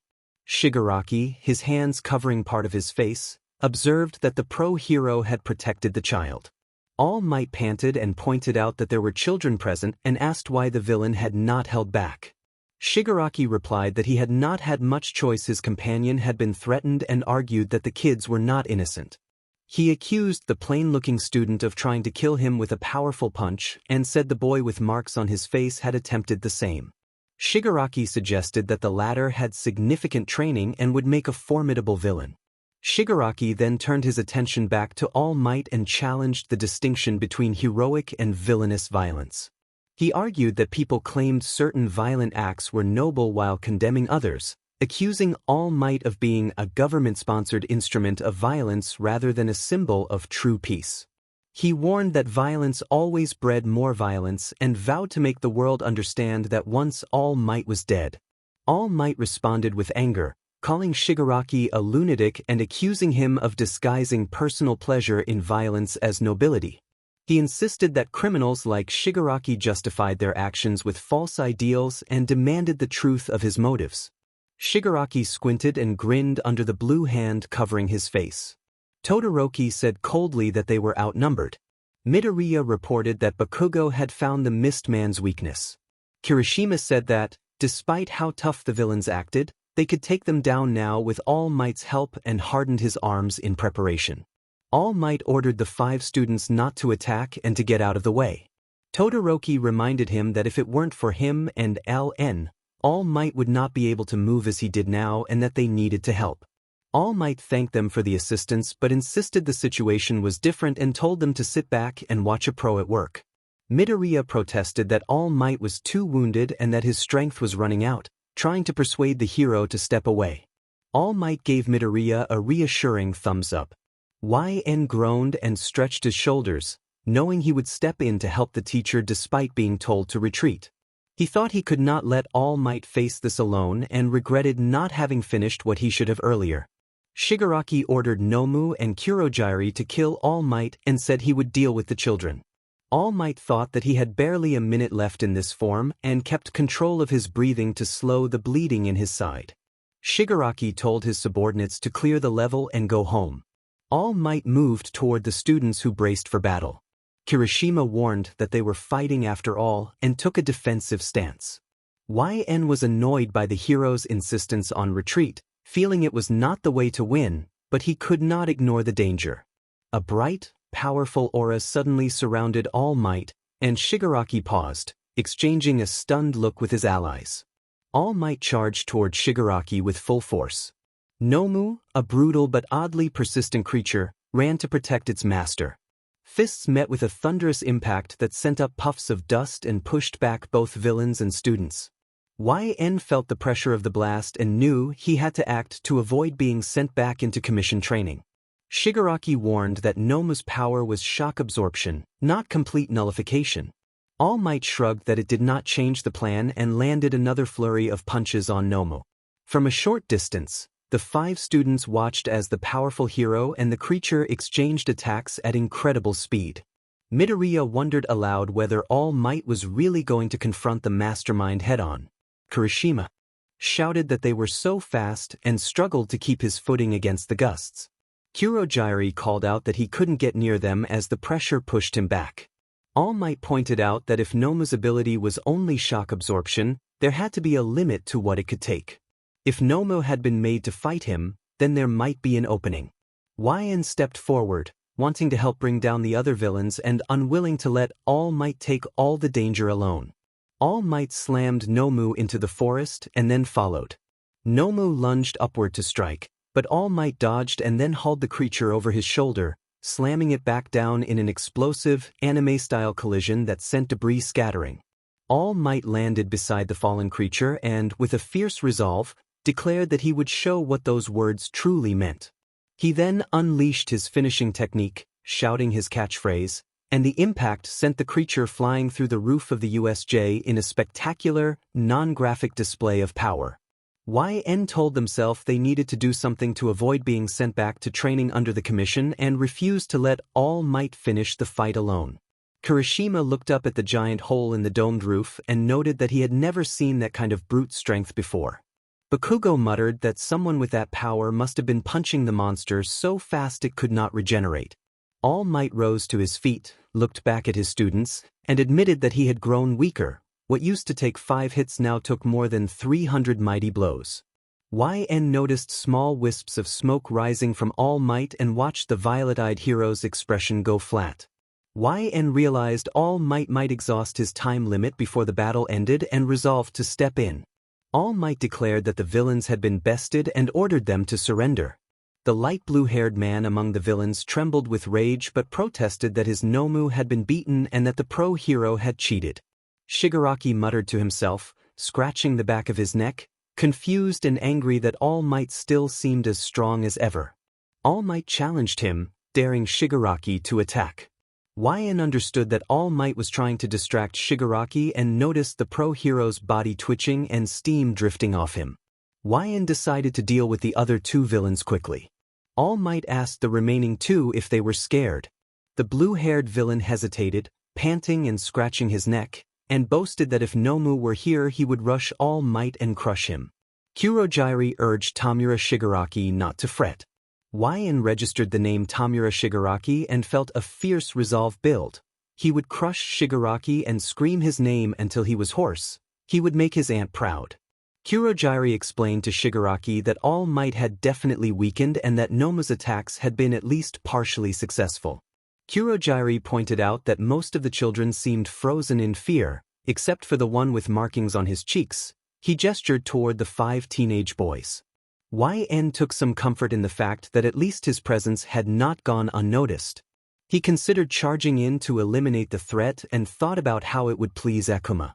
Despite the tension, YN sighed and stuck out his tongue in annoyance. He decided not to overreact to the villain's interest in him. He worked for himself, not the commission, not the pro-heroes, and not the villains. Kurojairi then indicated that their underlings were starting to recover and that they likely had a few minutes before reinforcements arrived. He suggested that if he and Shigaraki worked together now, they still had a chance to kill All Might. Shigaraki agreed bitterly, saying they had no choice and that they had to act. The big end boss was right here. Kirishima turned to face the approaching villains and expressed confidence that All Might could hold his own against the 2 main opponents while they made sure the lesser thugs did not hurt anyone else. Todoroki asked Midoriya and YN if they would be joining the fight. Both remained silent, though one of the students with platinum blonde hair began to step forward. The blue-haired villain charged at All Might, claiming revenge for what had been done to Nomu. YN glanced at Midoriya and saw a fierce determination burning in the green-haired boy's eyes. YN briefly wished for a katana to make the fight easier, then accepted the situation. Izuku then appeared in front of All Might, descending midair with his legs clearly injured. YN muttered that the villain was an idiot as he aimed an attack toward Kurojairi's neck. He shouted that no one should touch All Might and called the villain stupid. Shigaraki reacted quickly, sticking his hand through a portal placed in front of Midoriya's face. YN ordered everyone not to move as he raced into the fight, passing the student and the hero to focus on Shigaraki. When he closed the distance, he delivered a powerful kick to Shigaraki's jaw that staggered the villain as his timer completed. Shigaraki laughed wildly and taunted that YN was the same brat who had kept throwing Nomu into the ground, blaming him and daring him to fight because of his strength. YN grumbled at the villain's loudness and ordered him to be quiet. Shigaraki could no longer speak but still smiled foolishly. YN was about to shout another command when he suddenly doubled over, coughing and nauseous. He clutched his stomach, struggling to breathe as a nosebleed began. A gunshot echoed through the UJ and YN turned his head slowly, still trying to catch his breath despite the bleeding. Nizu announced that he had arrived with the teachers and had gotten the pro-heroes there as fast as he could. Other pro-heroes stood alongside Ida. Shigaraki complained that the pros were late and taunted them, mocking the students for being defeated and suggesting they would retreat to fight again another time. Suddenly 2 bullets struck, hitting the villain's knees and forcing one to collapse. Kurojairi moved to wrap the man in a portal, but the portal was interrupted when an unknown force began dragging him. Shigaraki glared at All Might with one visible eye and warned the symbol of peace that he would be killed before disappearing through the gate. YN watched from where he lay near Izuku, seeing that Midoriya had fallen to the ground. Midoriya murmured that he couldn't do more and wished he could have helped, and All Might denied that, insisting that Midoriya had bought it. Few vital seconds and had saved him once again. The hero began to shift back toward his weaker form. Midoriya thanked All Might through tears, relieved that the older man seemed okay. Kirishima called out to the two boys and ran over, focusing on Wyan, who was still bleeding from his nose and close to passing out from blood loss and concussion. Midoriya apologized meekly to Wyan for not being able to help more, and Kirishima hurried to check on the violet-eyed boy. Midoriya then realized something and reached out to stop Kirishima. A hero who resembled a block of cement stepped between Kirishima and Wyan and instructed Kirishima calmly to stay back for everyone's safety, asking him to join his classmates at the front gate and leave the injured to the pros. Kirishima acknowledged the instruction and ran back toward Bakugo and Todoroki. All Might and Midoriya breathed a sigh of relief while Wyan fought to remain conscious amid the blood loss. The cement-like hero knelt before All Might and praised him, offering to get him to the nurses and stressing how serious the situation could have been. All Might admitted he had acted recklessly to survive, and Midoriya winced at how strong the villains had been.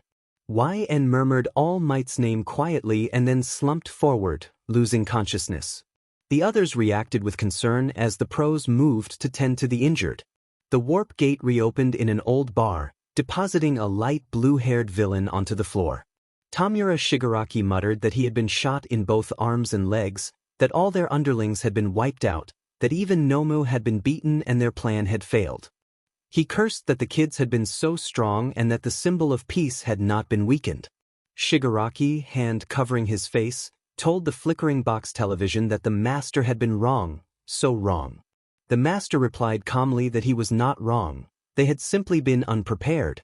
The doctor on the monitor agreed that they had underestimated their opponents and noted with bitterness that, at least, their failure had occurred under the cheap League of Villains name and not the master's own. The doctor demanded to know where the Nomu the master and he had created was. Kurogyri, the Misty Warp user, answered instead of letting Shigaraki speak, explaining that the creature had been blown away by All Might. Kurogyri said that without coordinates he could not warp the creature to them and that they had had no time to search.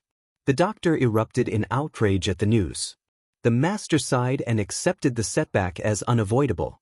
Shigaraki then mentioned a kid who had tried to protect All Might and who had been just as fast.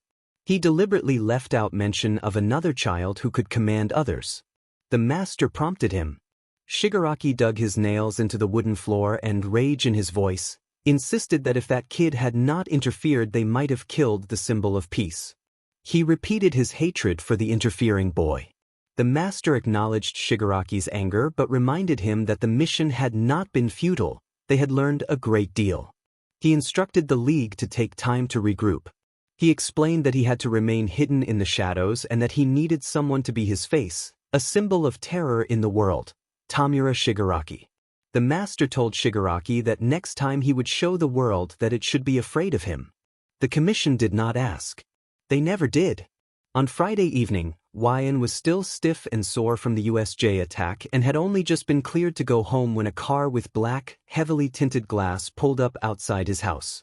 A door opened and an agent ordered him to get in. The voice was sharp and bored, the tone of someone used to obedience. The violet-eyed teen's gut twisted, but he stepped forward. Resistance would only make things worse. The door slammed, locks clicked, and the city blurred past as the car drove away. He did not ask where they were taking him, he already knew. The commission facility had not changed. White walls humming with fluorescent light, cameras in every corner, the sterile scent of bleach and metal. As soon as they passed the checkpoint, an officer snapped a collar around his neck. It was cold and heavy and hummed with suppressed power their leash. The agent who had brought him in muttered that he was back where he belonged and shoved him into the training wing. Yn's fists tightened at his sides, but he did not speak, the collar buzzing against his skin threatening to silence him. The new trainers were worse than the old ones. Kenzo, tall and scarred, circled Yn like a wolf inspecting prey. Yuto, lean with a cruel smile, leaned against the wall and tapped a baton against his thigh. Kenzo mocked the idea of cursed speech and announced he would test just how cursed it really was. The drills began immediately, push-us until his arms trembled, sprints until his lungs burned, sparring until the mats blurred with sweat and bruises. When YN stumbled, a baton cracked across his shoulder to snap his body back upright. The trainers barked for repetition, demanded greater speed, and taunted him about weakness. There were no brakes, no water, no mercy. His body screamed at him to stop, but stopping was not an option there, not with the trainers watching and the collar humming against his skin. Then came the next morning, blackmail. Yuto crouched beside YN as he struggled to catch his breath between drills, sweat soaking his uniform. The trainer whispered that he liked that fancy little school, UA, and the friends YN had made there. The exhausted teen froze, chest heaving. Yuto warned that it would be a shame if those friends knew what he really was. A freak with no parents, under the control of the commission, their pet. YN's throat tightened, but he stayed silent. Kenzo leaned down on the other side and suggested telling Hitoshi, imagining his face when he learned YN was nothing but a weapon on a leash, and walked away. The collar buzzed against YN's skin as a cruel reminder. Kenzo told him to do what they said, to push until his body broke, or they would ruin his life instead. Hours blurred into days. Friday bled into Saturday. YN forced his quirk until his throat was raw and every command felt like scraping glass across his voice. He croaked commands to a reinforced dummy until it cracked and to a sparring partner until they collapsed.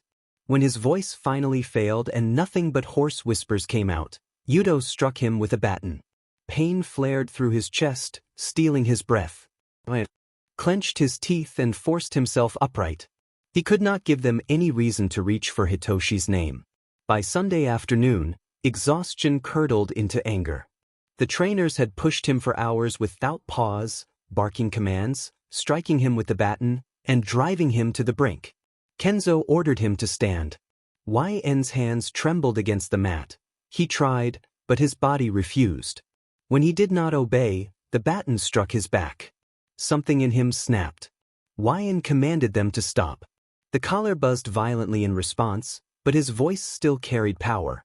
Both trainers staggered under the force of the command before digging their heels in and pushing back. Yuto's smile turned darker, and he did not hesitate to strike again. The baton struck the side of YN's head and his world tilted. He hit the mat hard and darkness closed in. The last thing he heard before losing consciousness was Trainer 1 coldly reminding him not to forget who owned him. Sunday night, 11 o'clock, YN was finally home. Every muscle screamed as he lowered himself onto his bed. Bruises bloomed across his body like storm clouds, his ribs aching with every breath, his throat still raw from forced commands. The phantom weight of the collar lingered even though it was gone. At least he was in his room, free for the moment. Kitty hopped onto the bed, her soft fur brushing against his arm.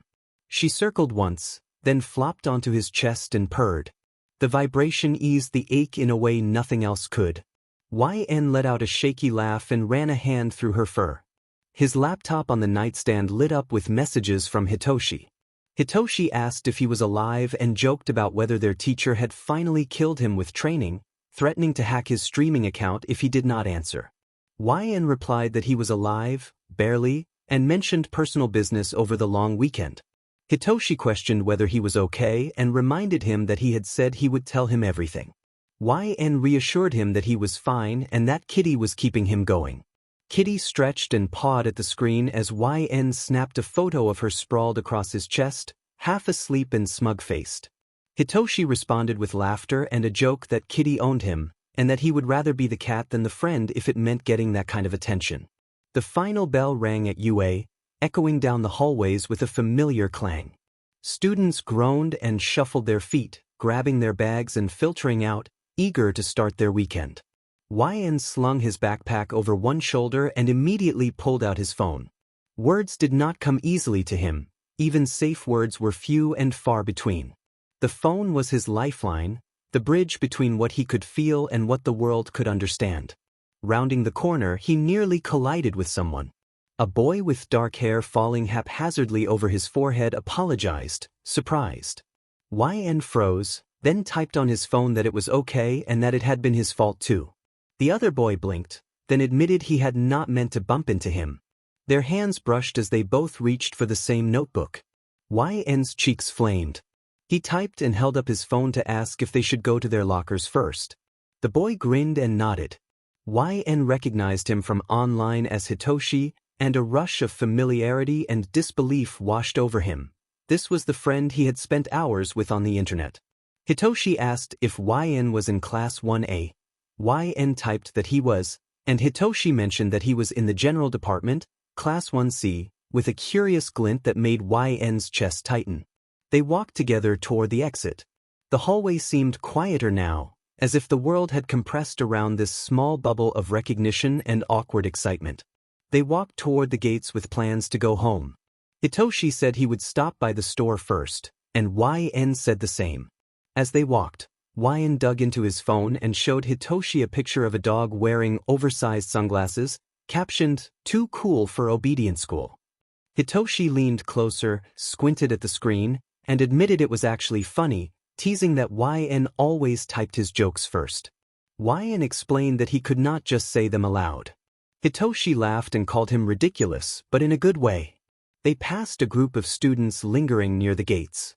YN offered a small snack from his bag by gesturing with his phone. Hitoshi waved it off, still chuckling, and said he did not need one but thanked him. The small, ordinary gestures felt comforting, the rhythm of doing things together without speaking. YN typed that they had been talking online forever and never met. Hitoshi grinned and said it felt like he knew YN, but also that meeting in person made things different.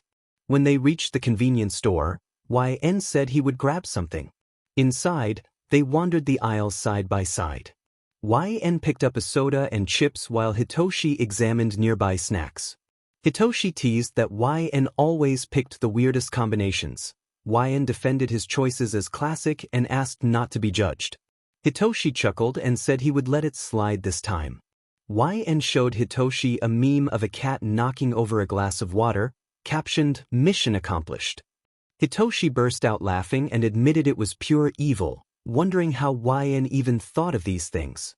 YN called it a gift, and Hitoshi shook his head with a laugh, saying he did not even want to know. They pointed out things to each other as they wandered. YN showed a pug in a teacup labeled, "Serious meeting. Very important."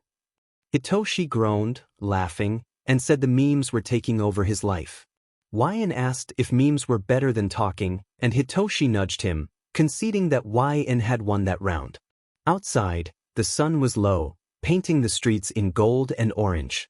YN asked if they should walk home together. Hitoshi agreed that it beat walking alone. The walk was easy, they stayed side by side, shoulders occasionally brushing. YN joked about a pigeon that seemed to think it owned the world, and Hitoshi laughed, nearly tripping over a loose tile and calling it classic pigeon energy. YN showed a cartoon pigeon with a crown, and Hitoshi laughed even harder, saying he could not handle it. They passed students racing to leave the area. YN suggested racing them, but Hitoshi refused, saying he would not get run over. YN smirked behind his phone, approving the safe choice.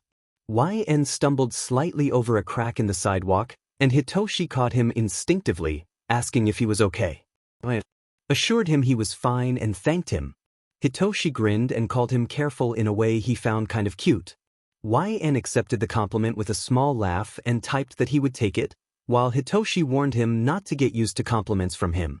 They walked in comfortable silence for a few moments, the city noises fading behind them. YN showed one last meme, a sleepy fox tangled in a blanket, and Hitoshi laughed, shaking his head. As they neared their last corner, Hitoshi told YN to stay safe and not get hit by any cars on his way home. YN responded in kind and they parted with a wave. The warmth of shared jokes and quiet understanding lingered. YN felt lighter than he had all day. The online connection had become tangible, full of laughter, memes, and the ease of a friend who just got him. As he walked the last few blocks, YN noticed small things he enjoyed about Hitoshi: his laugh, the way he gestured, how he concentrated on snacks and memes. Nothing romantic, just safe, comforting, and enjoyable. YN typed a final note to himself that it had not been a bad day and smiled behind his phone, ready for another night of memes, chats, and jokes with his best friend. YN finally reached home, set his backpack down, and let out a quiet sigh. The apartment was unusually quiet. He fished his phone out and typed that he was home at last.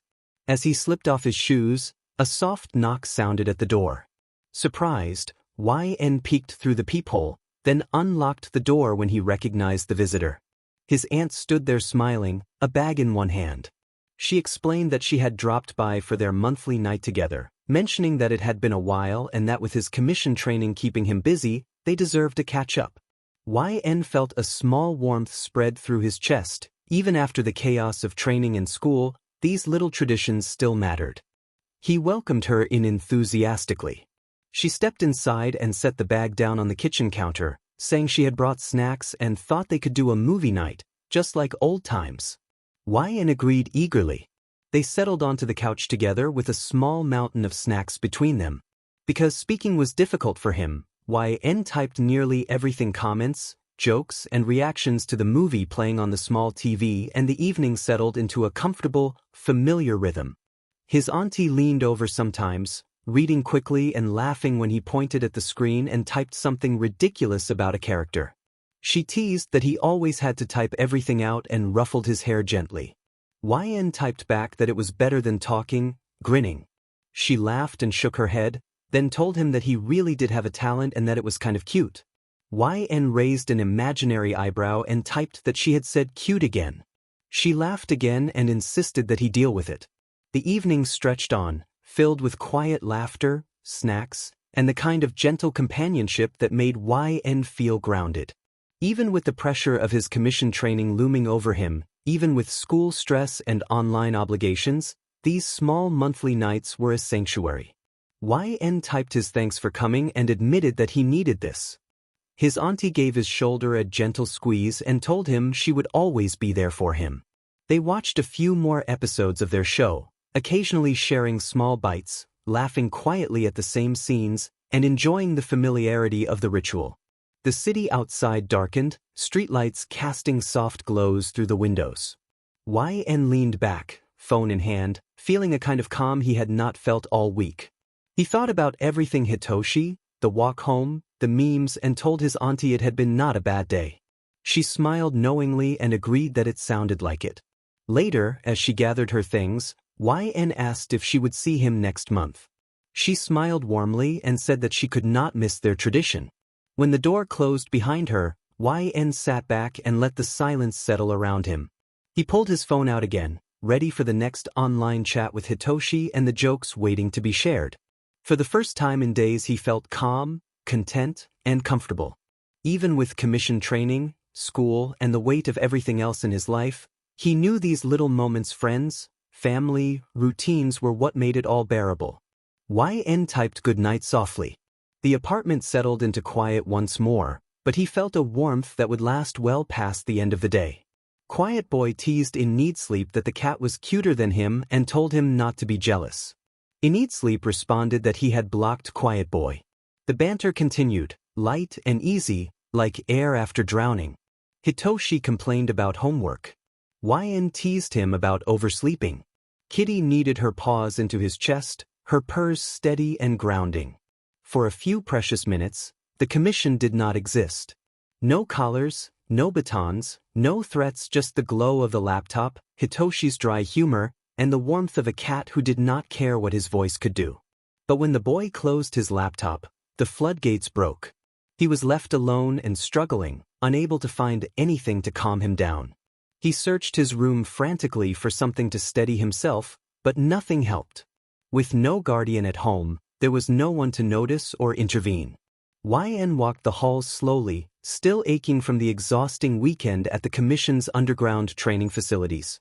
They had never given the poor cursed teenager a break, pushing him hard with quirk exercises, endurance tests, and workout sessions that would make most people wince. All of it left the violet-eyed teen returning to school with patches covering the cuts on his cheeks. When YN walked into the classroom, he found almost all of his classmates already there, absorbed in their own conversations. Kirishima, looking concerned, moved to check on YN, asking whether he had been patched up by the nurse after the villain attack and whether an ambulance had taken him away on Thursday. YN mumbled something indistinct about food and crossed his arms in an X over his chest, dismissing their concern. The oddness of his speech drew the attention of the classroom, And Kirishima tilted his head in confusion, wondering if YN was hungry. Mineta then spoke in a high, uptight voice, imitating Ida's formal manner. He told YN to speak normally and insisted it was not difficult. The exchange escalated as the rest of the class chimed in. Ida stepped in. With a stern chopping motion, scolding Mineta for interrupting and insisting that YN speak properly because UA High was a prestigious school that produced pro-heroes. Bakugo, bristling, snapped that he wanted the interruption to stop and explained bluntly that YN could not speak normally because of his quirk. When Mineta questioned why Bakugo cared and suggested Bakugo hated YN, Bakugo replied that he did not hate him and told Mineta to mind his own business. Mina jumped up, excited to shift the conversation, and asked if anyone had seen the news last night. Kaminari added that the students were practically celebrities with all the media attention, and Kirishima agreed that it felt surreal. Jairu, annoyed, reminded the group that the hero course had been attacked and that was what people should be worried about. Siro remarked to Kirishima that they did not know what might have happened if the teachers had not arrived. Mineta whimpered that he was frightened, and Bakugo barked at him to quiet down. Sato pumped his fist and told the others how strong All Might had been when he fought the bird-like villain. YN, uneasy, thought that without his own help things might have taken longer and more people could have been hurt. YN moved to the back of the classroom to sit and pull out his handheld console to calm himself before class. Tokoyami quietly observed that All Might's strength was truly remarkable. Ida rose and announced that homeroom was about to begin, calling for everyone to stop talking and take their seats. Kirishima pointed out that everyone was already sitting and Ida, realizing he was the only one standing, walked back to his desk, flustered and embarrassed. Uraraka reached out to reassure him. Mina leaned back to speak to Tsuyu and asked who would teach class that day. Tsuyu replied matter-of-factly that Mr. Aizawa was still in the hospital recovering from his injuries. At that moment the classroom door opened and Aizawa entered, wrapped in bandages and looking worn but determined. The class reacted in shock at his appearance. Kaminari stepped back, part fearful and part impressed at Aizawa's resolve. Ida raised his hand to express relief that their teacher was okay. Aizawa limped to the front of the room, and Uraraka asked if he was really all right. Aizawa answered that his own condition was unimportant. What mattered was that the fight was not over. Some students exchanged worried glances at the possibility of further threats. Aizawa concluded by announcing that the UA Sports Festival was about to start. After Mr. Aizawa finished explaining the sports festival and the students talked excitedly about the massive event, it was nearly time for lunch. Midoriya remarked that it was going to be nuts and that everyone seemed so excited. Ida answered that, of course, they were fired up. Everyone had enrolled at the school to become heroes. Tsuyu watched Ida's odd little dance and teased that his moves were interesting. Ida turned back to Izuku and asked if he was excited, and Izuku admitted that he was, but that he was also nervous. Uraraka called to the boys in a low, commanding tone, urging them to do their best in the sports festival. Midoriya noticed that Uraraka's expression looked different and asked what had happened to her face. Mina popped up from behind Ida and Midoriya and wondered aloud why Uraraka seemed off, since she was usually so laid back. Mineta guessed it was PMS and was immediately smacked by Tsuyu's long, nimble tongue for the comment. Uraraka then stood, struck a confident pose, and announced that she was going to do her best. A few nearby students cheered in agreement. She repeated the declaration to another group of students and received confused, hesitant agreement from the boys. Kirishima noted that she seemed a little shaken, asking if she was okay. By the end of the day, Class 1A had packed their bags and moved toward the classroom door, ready to head home.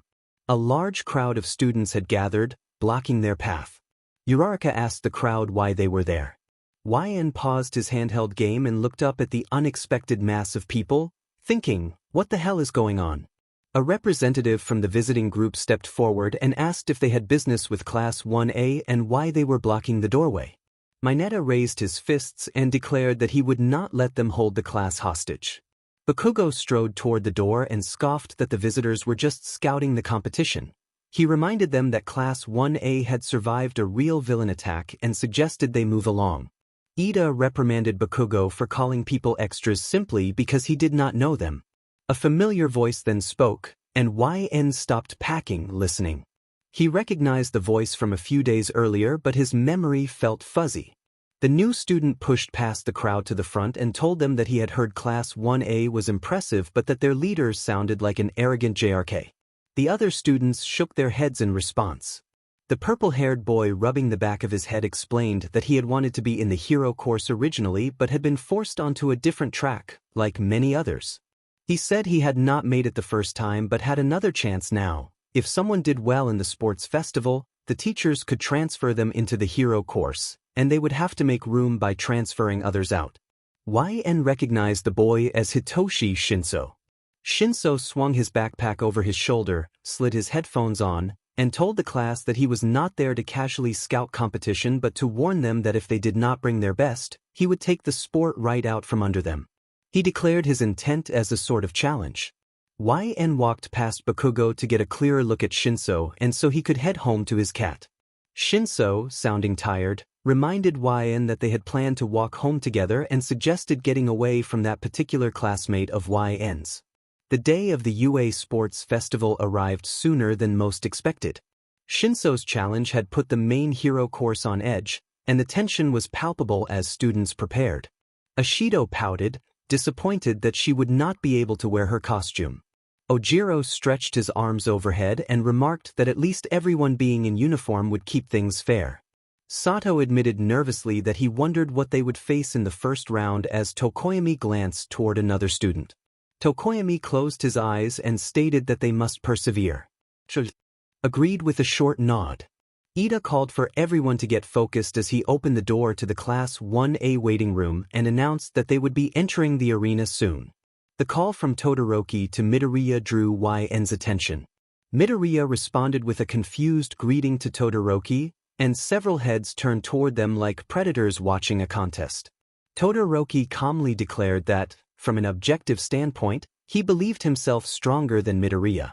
Midoriya flinched and stammered in response. Todoroki acknowledged Midoriya's support from All Might and LN, insisted he did not mean to pry, but maintained that he intended to beat him. Midoriya stared at Todoroki after he finished speaking, thinking that Todoroki was the son of the number 2 hero and wondering whether his upbringing justified such certainty. Kaminari grinned nervously and asked what was with all the declarations of war lately. Kirishima tried to ease the tension by placing a hand on Todoroki's shoulder, but Todoroki shrugged off the gesture and reminded them that they were not there to be each other's friends, emphasizing that this was not a team effort. Izuku looked down at the concrete floor, nervous, and told Todoroki that he did not understand why Todoroki felt the need to declare he would beat him. Izuku admitted that Todoroki might be stronger and had more potential, which explained how easily he had been accepted. Kirishima suggested that Izuku might be too hard on himself and his classmates. Izuku countered that their rivals from other courses were coming at them with everything they had and that everyone would have to fight to stand out. He then looked at Todoroki with burning determination and declared that he would be aiming for the top as well. The stadium monitor flickered to life and Present Mike greeted the crowd, urging them to make noise and prepare their cameras. He hyped the performances for the sports festival and asked if the crowd was ready as the students of Class 1A walked through the stadium tunnel into the arena. The crowd cheered loudly as the group took their place in the center of the field where other classes had gathered. YN muttered under his breath that it was so noisy and covered his ears, staying close to Kirishima, who remained determined to befriend Todoroki. Midoriya remarked quietly that he had not expected so many people. Ida observed that, despite the audience, they should still aim to give their best performances. It was part of being a hero to get used to performing under pressure. Kirishima asked LN and Bakugo how they were feeling. Bakugo simply grunted while LN uncovered his ears and shrugged. Bakugo stated that he was not worried and that the crowd only made him want to win more. Announcers introduced the other classes and urged applause for all of UA's first-year contestants. A familiar tall pro hero stood waiting on the podium to deliver the introductory speech. The students recognized Midnight as the chief umpire for the first years. Some were taken aback by her confident presence. Kirishima quietly suggested that someone should speak to Ms. Midnight about her outfit, while Kaminari agreed but appeared unconcerned. YN murmured that she was intimidating and felt embarrassed, prompting him to look away. Midnight called for silence and then announced that YNLN would lead the student pledge. He felt paralyzed. He could not speak in front of so many people.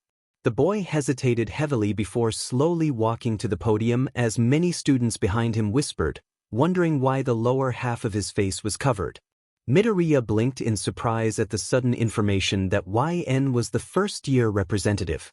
Shiro noted that YN had finished first in the entrance exams and shrugged.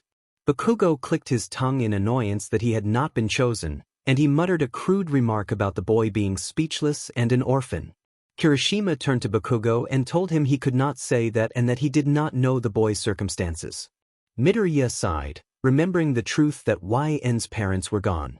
A girl from another course added that the position was only for the hero course exams, and her comment quieted the nearby conversations. Shiro frowned at the brusque tone of the girl. Kaminari sighed and blamed Bakugo for their classmates not liking them. Bakugo snapped in response, and the students near him, Kirishima, Kaminari, and Midoriya, reacted with a mix of horror and exasperation. YN sighed softly as he reached the top of the podium and tugged down the zipper of his specialized sports uniform with its high collar. Some students who could see him stared at the markings on his cheeks near his mouth. He stuck his tongue out briefly, revealing the other marking that completed the pair on his face, the same mark that tied him to the LN clan, a mark that had been hidden away by the commission for reasons that remained unclear. YN tapped the microphone and said hello, then he faltered and admitted that he did not know what to say. The large stadium went quiet for a moment, then murmurs spread through the stands and the mass of teenagers behind him. Some speculated that he was unwell or simply hungry, and those with cameras made the situation worse. Only Bakugo, Midoriya, Kirishima, and, to a small degree, Shinso seemed to understand what he was trying to communicate. Most of the others were completely lost. Voices erupted in confusion, with some demanding clarification and others suggesting he needed medical attention. YN apologized quietly, rubbing the back of his neck, and quickly pulled his zipper back up to hide the lower part of his face as he stepped down from the podium in embarrassment. Ida immediately reprimanded him loudly, saying he had not represented the class properly and reminding him of the expectations for how to speak in public. YN kept his gaze fixed on the floor in guilt. He looked up when someone tapped his head and saw Midnight approaching with a concerned expression. He thought that his aunt would be angry about how things had gone and that Akuma would also disapprove. Midnight then drew the attention of all the first-year students and announced that it was time to begin the festival events. Uraraka remarked to herself that UA did not seem to believe in giving them a break. Midnight explained, with dramatic flair, that the first event would be the opening game of the festival and a large screen materialized behind her. The hologram showed a rotating rectangle of blurred options before coming to rest on obstacle.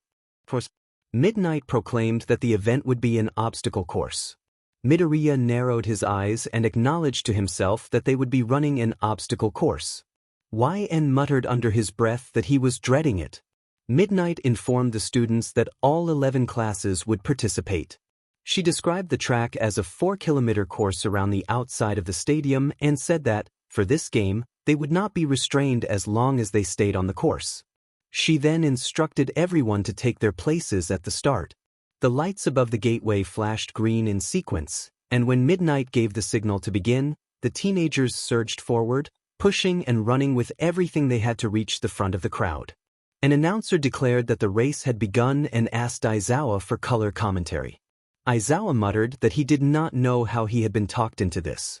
Another voice asked what they should be watching in the early stages, and Aizawa pointed out the gateway. Aizawa could not have been more correct. A large mass of students pushed and shoved in frustration and panic, complaining that they were being trampled and that the course was far too narrow. YN groaned as he was shoved against someone and considered using his quirk. After a few tense moments he managed to edge toward the gateway, but then a sheet of ice covered the dirt ahead. The cursed boy reacted quickly and jumped high enough to avoid being trapped by the ice. His quirk was not tied to his physical body, but years of rigorous training under the commission left him agile, quick, and flexible. He shook his leg to dislodge ice shards from his pants, smoothed his scarf, and slipped into a run down the track. He avoided the ice by watching his classmates' movements and analyzing the situation. Only 4 students had broken free from the ice soon after he moved. Aoyama shot himself forward with his naval laser. Kirishima used his hardening to break free. Yaoyorozu created a pole and propelled herself forward, and Bakugo blasted his way out with explosions. Yaoyorozu praised Todoroki's trick, and Bakugo told Todoroki that he would not let him get away so easily, propelling himself toward the half-and-half student. YN paid them little attention. He relied on his training. Todoroki muttered that he had not expected so many to free themselves so quickly, especially those from other classes. YN thought that Todoroki could be quieter and scowled beneath his scarf. He resented anyone who acted superior, a feeling that had been shaped by his own difficult past. Todoroki's trauma did not give him license to treat others poorly, YN reflected. A short, familiar classmate shouted that he had outsmarted everyone and prepared an attack, but he was abruptly struck and interrupted by a large mechanical limb. YN looked up and recognized the limb as part of the Level 0 robot from the entrance exam. He thought that it was the same machine as before and admitted inwardly that he had found the previous encounter oddly entertaining. A broadcast announced that enemies had appeared unexpectedly and suggested the students would be tested. The large robot charged toward the nearest students, preparing another attack. Todoroki placed a hand on the ground and froze the area around it, impaling and immobilizing the robot's legs with ice. YN briefly wished the machine would disappear, then snapped back into action. He ran to the robot's leg, grabbed some of the ice, and climbed until he reached the back of the machine. He kicked off, adjusted his scarf, and issued a command. The metal body of the robot rose briefly before crashing back into the ground with force. Debris from the fallen robot provided cover and momentum for Yaoyorozu as she moved forward along the course. Todoroki had been muttering that he had frozen the machine while it was off balance on purpose, but he fell silent when he turned and saw YN standing there with the robot crumbled at his feet. The red and white-haired teen was shocked that such a small boy had caught up so quickly after the robot had been engaged. The commentators noted that Todoroki from Class 1A had surged into an early lead with a devastating display and was the one to watch, while another voice observed that his attack had been both offensive and defensive. A different commentator explained that Ellen, also from Class 1A, had an interesting quirk. He could issue commands, and he had just taken down a Robo-Inferno with a single order. The panel agreed that LN's speed and skill made him a notable competitor. YN felt his throat raw from shouting and wanted nothing more than to go home. He sighed as he ran, briefly sticking out his tongue before issuing another command with his quirk. The taller teen ahead froze in place as a result. The cursed boy smiled and poked his tongue at Todoroki as he slipped past, taking the lead. The announcers remarked that LN had taken the lead, and that it looked easier for him than expected. YN allowed himself a small hope that he might actually enjoy this. The platinum blonde teen's gaze landed on the second obstacle, a pit filled with pillars connected by ropes. He glanced back to see Todoroki closing in and cursed under his breath, uncertain how he would clear this. He jumped off the ledge, fell briefly, then grabbed the rope and began to climb across. It was a process climbing, then propelling himself onto the next pillar, but it worked. He had been trained for far worse situations. The commentators continued to remark on the race, noting that LN seemed experienced with courses like this and that Todoroki and Bakugo were closing in behind him. YN mentally wished the loud commentator would be quiet. The audience murmured and pointed at the screens. One man observed that the boy in first place was far ahead. Another man remarked that his quirk and natural athleticism clearly helped him. A pair of teenagers in the crowd noted that he was both small and skilled, and that many would be eager to team up with him. YN's eyes narrowed as he approached the final obstacle, a minefield. The announcer warned viewers that the mines were intended for spectacle, loud and flashy but not powerful, and urged competitors to watch their step. YN carefully navigated the hidden mines, using his agility to jump across without triggering them. He glanced to the side and saw a blur of white and red closing in. Todoroki was right behind him. Memories of criticism and pressure from his past flickered through YN's mind, pushing him to move faster. Explosion erupted behind him. YN turned to see Bakugo, the hot-headed bully with ash-blonde hair, Nearby, Bakugo laughed mockingly and hurled an insult. Bakugo launched himself beside Todoroki and declared that the declaration of war had been aimed at the wrong person, sending a controlled blast that Todoroki narrowly avoided. The announcing team noted that a new student had taken the lead and that the media presence was in an uproar as the rest of the competitors surged forward. Bakugo aimed another explosion toward the fire and ice user, and Todoroki turned to face him. The announcer noted the surprising prospect of the two leaders fighting each other and remaining in the competition. The two teenagers continued their heated clash while YN frowned and took the opportunity to run past them. They were too focused on each other to notice the cursed boy slip ahead.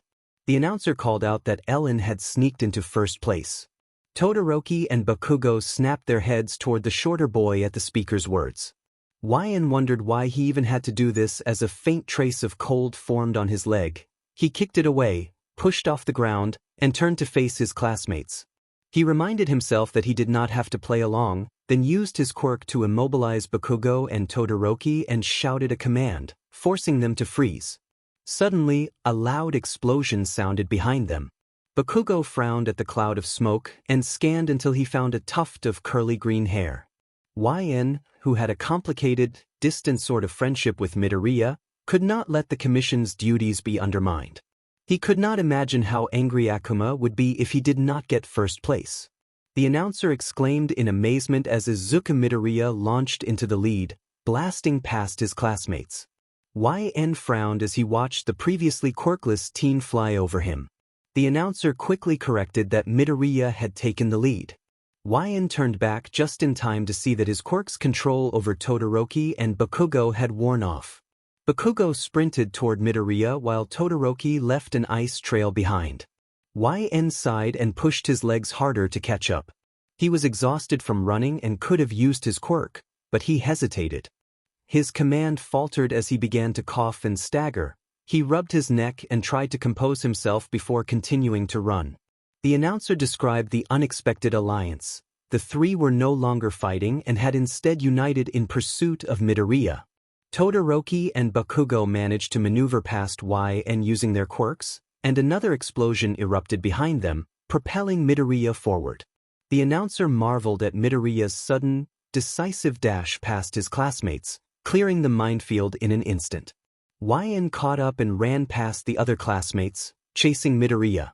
Bakugo and Todoroki recovered from the blast and pursued him from close behind. YN steeled himself with the thought that he could not lose to them. On the stadium grass, a pair of red shoes stepped forward to the crowd's acclaim. Midoriya gasped and steadied himself before collapsing to his knees from exhaustion. The announcer declared Izuku Midoriya the champion. Inko Midoriya cried out in relief in her apartment and sank to the floor, overwhelmed with pride for her son. Outside the stadium, two pro heroes who had been guarding the festival turned their attention to the screen showing the champion. One of them recognized him from the sludge villain incident and commented on Midoriya's appearance on the screen. A man alone in a dim room watched the sports festival on his computer and muttered that it was that kid again. Midoriya called YN in surprise as the shorter boy walked up from behind with a blank expression. The cursed boy blinked at the bubbly teen, already calculating how to best outmaneuver this quirkless friend. YN was friends with Izuku, but competitions brought out something different in him. He always had to place first, or at least second. The memory of the USJ fight lingered. If he had not joined the battle when he did, the reprimand from the commission would have been traumatic. He did not enjoy being the center of attention, but the commission expected the highest performance from him. Izuku apologized for beating him and then trailed off, clearly worried that the shorter teen was upset. He reached out and patted YN's surprisingly fluffy hair, nervous and wanting to reassure his friend. YN looked down at the ground, not wanting his green-haired classmate to see the mix of anger and embarrassment on his face. The gesture brought back a distant memory from his childhood, when the commission had more control over his days. Faces in that memory were now blurred, but the feeling remained. Two older boys had once sneaked YN out of his commission room and would ruffle his hair to cheer him up. One had been bubbly and tried to brighten YN after long, exhausting days. The other had been quiet and understood the weight of their training.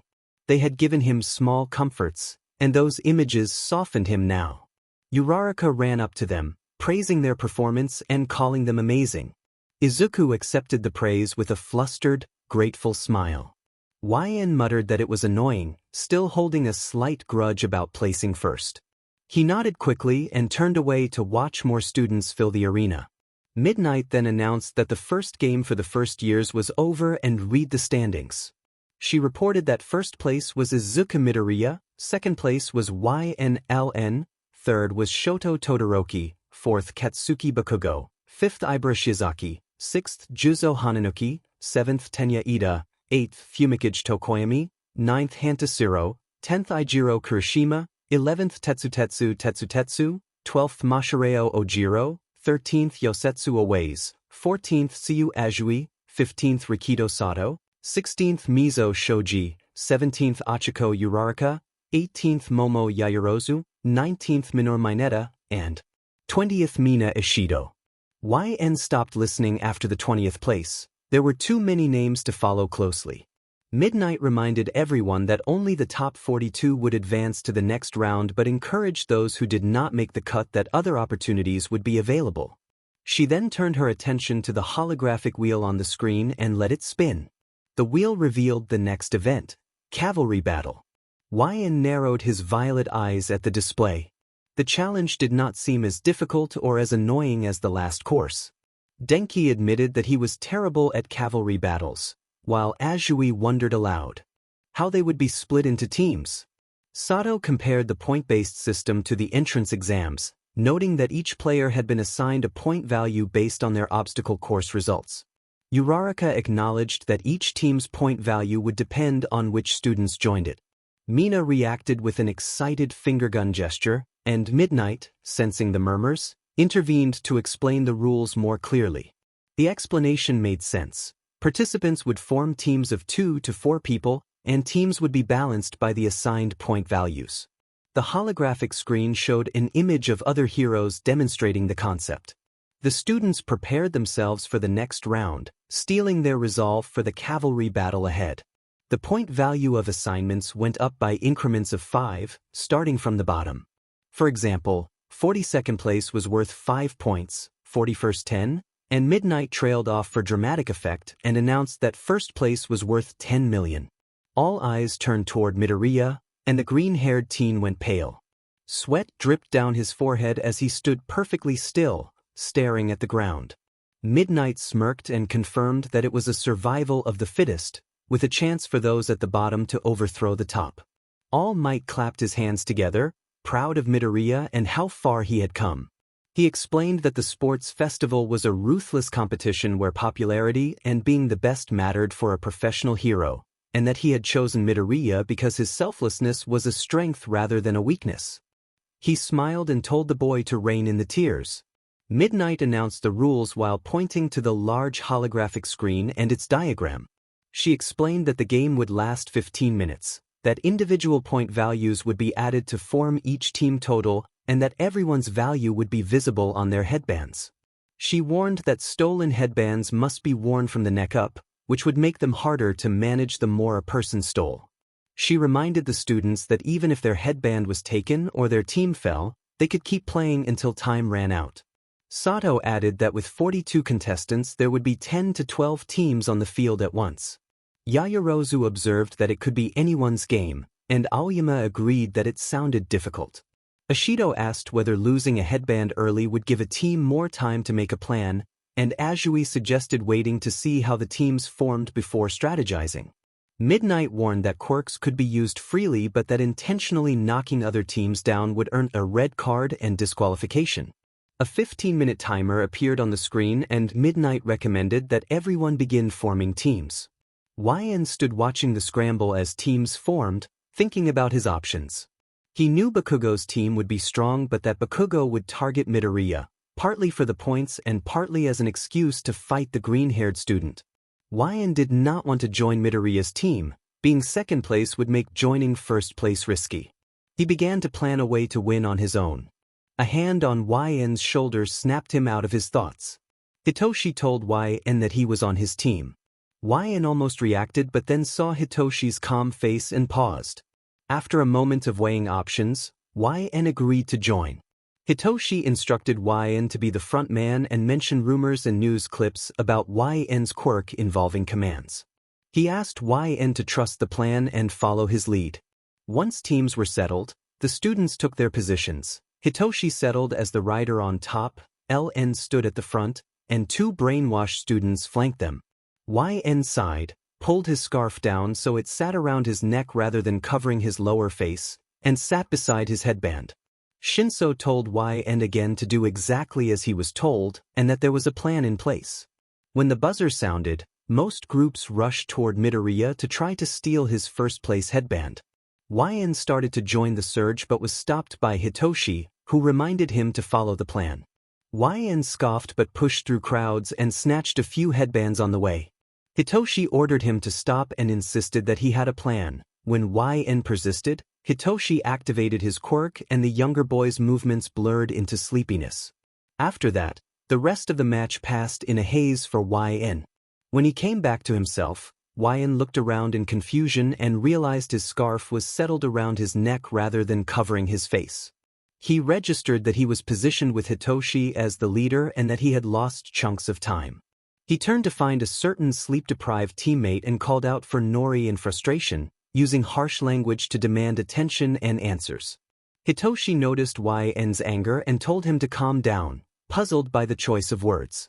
Shinso pointed out that they had placed third, which still qualified them for the finals, and could not see why YN was so upset.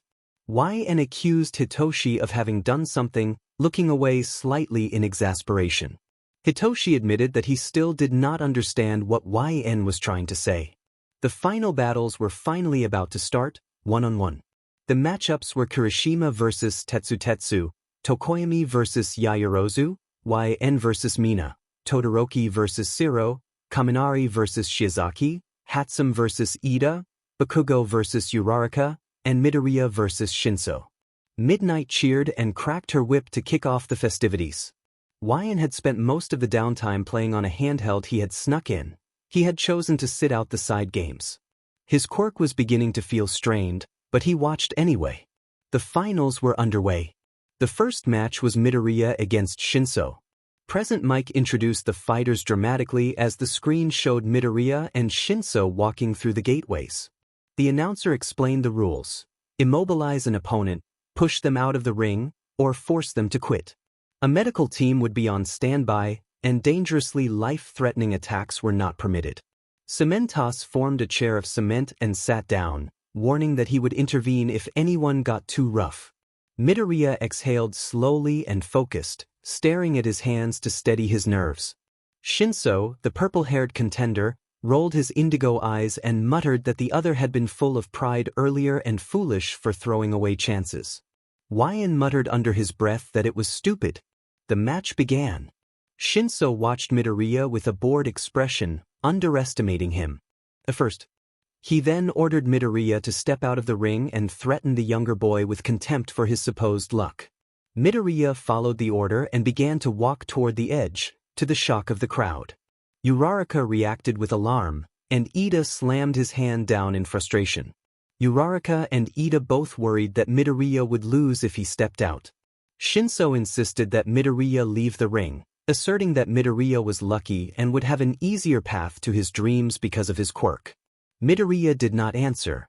He kept moving toward the boundary.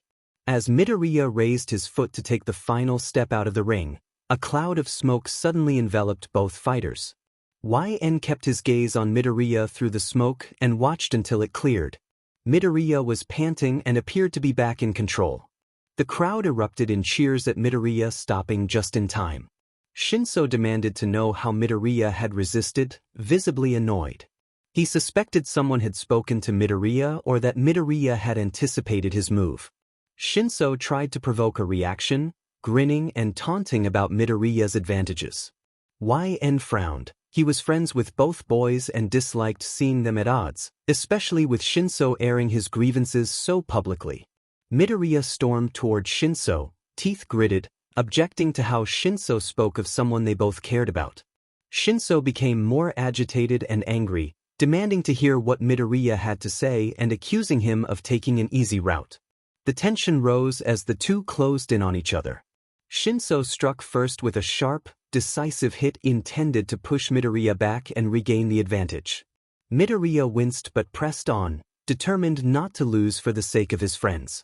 Shinso shouted that Midoriya should get out of the ring, calling him a lucky brat and aiming to shove him toward the boundary. As Shinso leaned in for a decisive push, Midoriya countered with a sudden, athletic maneuver. He flipped Shinso over his shoulder and sent him tumbling out of the ring, securing the win. The bout ended with Midoriya breathing hard but standing. The audience roared, and the match moved on to the next stage of the finals. Present Mike announced that it was time for the next match and introduced the two fighters standing in the ring. He praised Shiro Hanta's skills while teasing his awkward-looking elbows, then introduced Todoroki Shoto from the hero course, noting his strong reputation. Shiro sighed and stretched, remarking that the teasing was uncalled for as he readied himself. Todoroki stood with his red and white hair falling across his heterochromatic eyes. The referee signaled the start of the match and the two launched into action. Shiro moved first with a surprise opening that almost sent his opponent out of bounds. Present Mike called the tactic brilliant for an underdog.